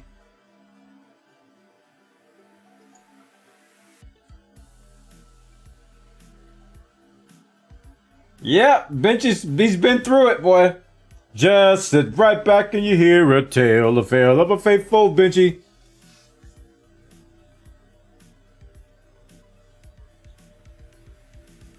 He's been through it.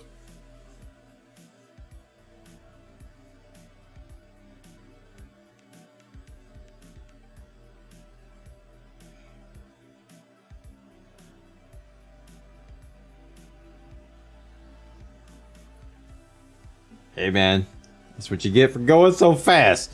See, I told you so. I'm going as fast as you told me to.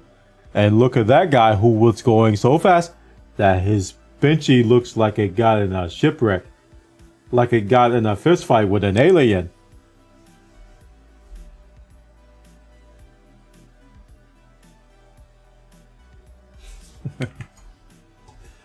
Oh man. Good stuff, good stuff.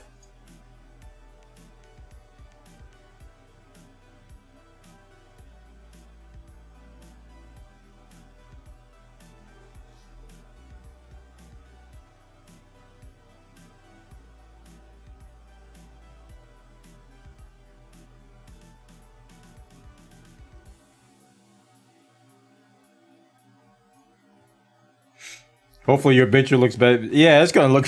You can already tell it looks better than his. I haven't done any tweaking at all, so I do expect it not to be perfect, but it already looks better than his. It already does.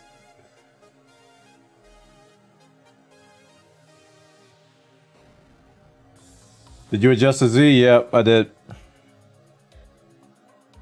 Nah, I adjusted the Z. I did everything the initial calibration asked me to. I did 2 prints, and I got down. I think it was like 0.9, and the lines look decent at 0.9. I'm probably gonna do it again. Negative 0.9, I mean.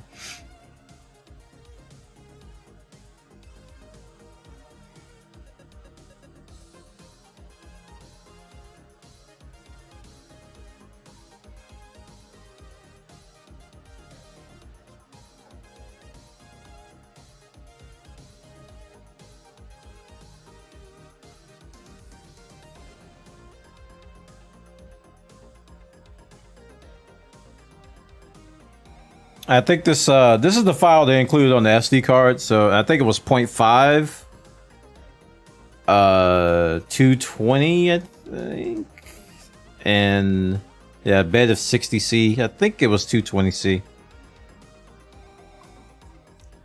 and 0.15 layer height. I'm just going by what I remember from the file name.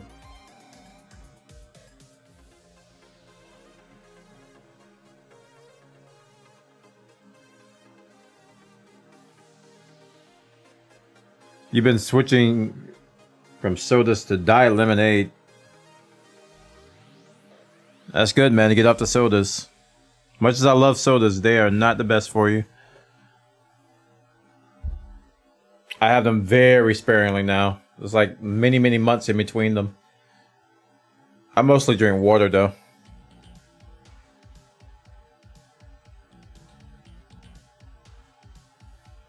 Water and coffee, but I haven't had coffee in like 2 weeks.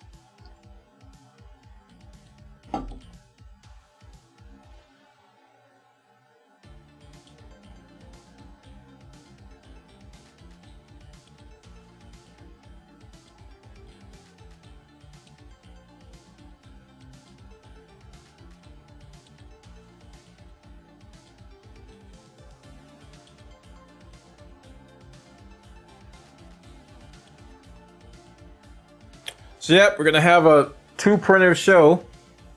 I guess I'll be putting the longer prints on the MK3S, and I don't know what I'm gonna do. Honestly, I'm just gonna print stuff. I don't know. I the more I think about it, the more I'm just like, I'm just gonna wing it. I'm just gonna print stuff.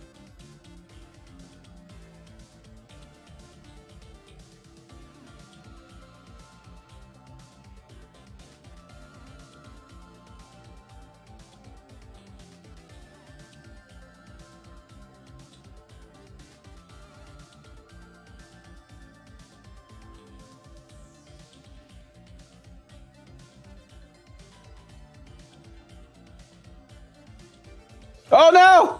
I saw it. I was like, wait a minute, that doesn't look right. No, it's done. It's broken. You did this, chat.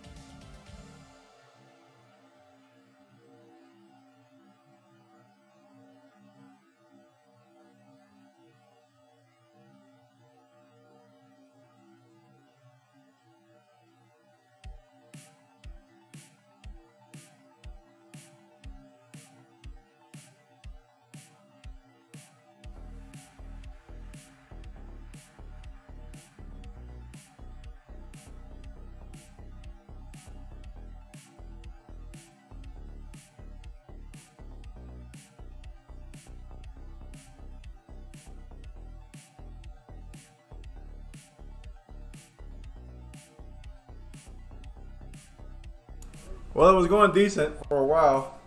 And I was like, wait a minute, why is that sticking out? And boom. I might have to adjust the Z a little bit more. We'll see.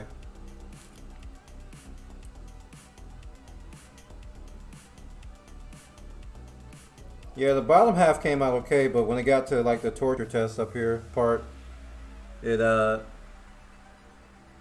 like these up here kind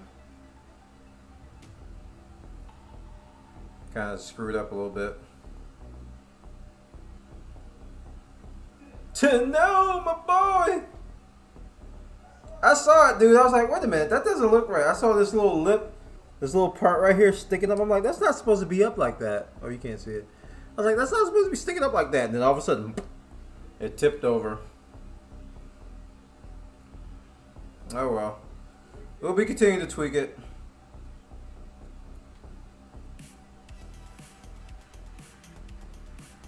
I'll probably do another Z-axis. Looking at the Z-axis line here, this actually doesn't look bad. Like this initial line looks good. A little flat. Might be a little flat, but maybe I can bring it up a little bit.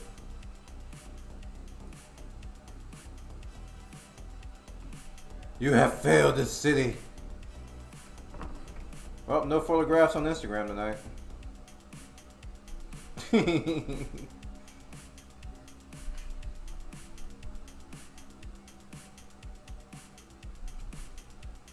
Yeah, I'll tweak some stuff.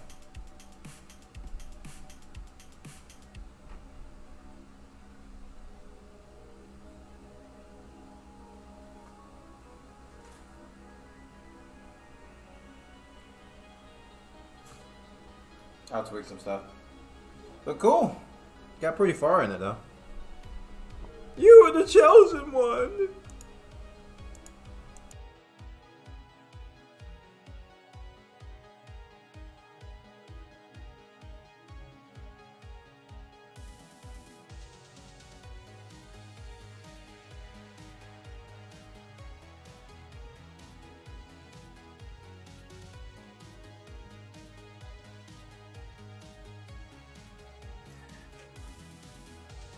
Oh. All right, we'll be doing some more testing.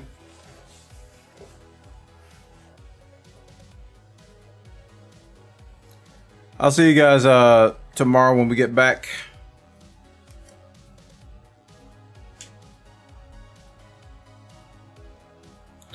Did I give the bed a good cleaning? Standard cleaning with alcohol. I didn't go all out. What bed temp?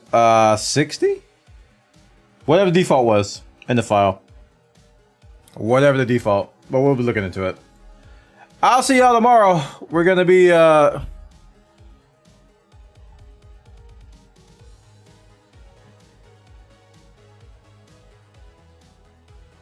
kind of forgot how I did this. Was I hiding it here or down here? I think I was hiding it down here. I don't know. We'll be back tomorrow for more printing and games. I will be tweaking this printer a little bit more tomorrow. I'm going to be setting up the mini as well, so hopefully I'll have them printed side by side. So the mini will be printing something while we tweak and tune and get the MK3S up and running. It's a process. Having dealt with the mini, I know it's not going to be perfect out of the box. So we'll get it tuned and be generating some good prints before you know it. It's done, chat. We done did it and made ourselves a printer. Aren't you proud of me? I'm proud of me, chat. I'm very proud of me. I'm giving myself a hand. Self-pat on the back. Good job, Warner. Good job. Good job. I've been sending you all over to my wife. She is streaming. She's probably streaming Scavengers. So go say hi to Pink Sapphire. And tell her Buana sent you if you want to speak. If not, it's up to y'all, man. It's up to y'all. I'm out of here, dudes. Thanks so much for being awesome. You guys are the best. Thanks for sticking through the build. I'm going to put together a little video montage probably between now and Sunday of the build from stages as we went from day one to today and the test print. And yeah, that'll be up on our YouTubes and all of our social media. So stay tuned. Stay tuned. All right, I'm out of here. GG's. Have a great night. I'll see y'all later. Bye.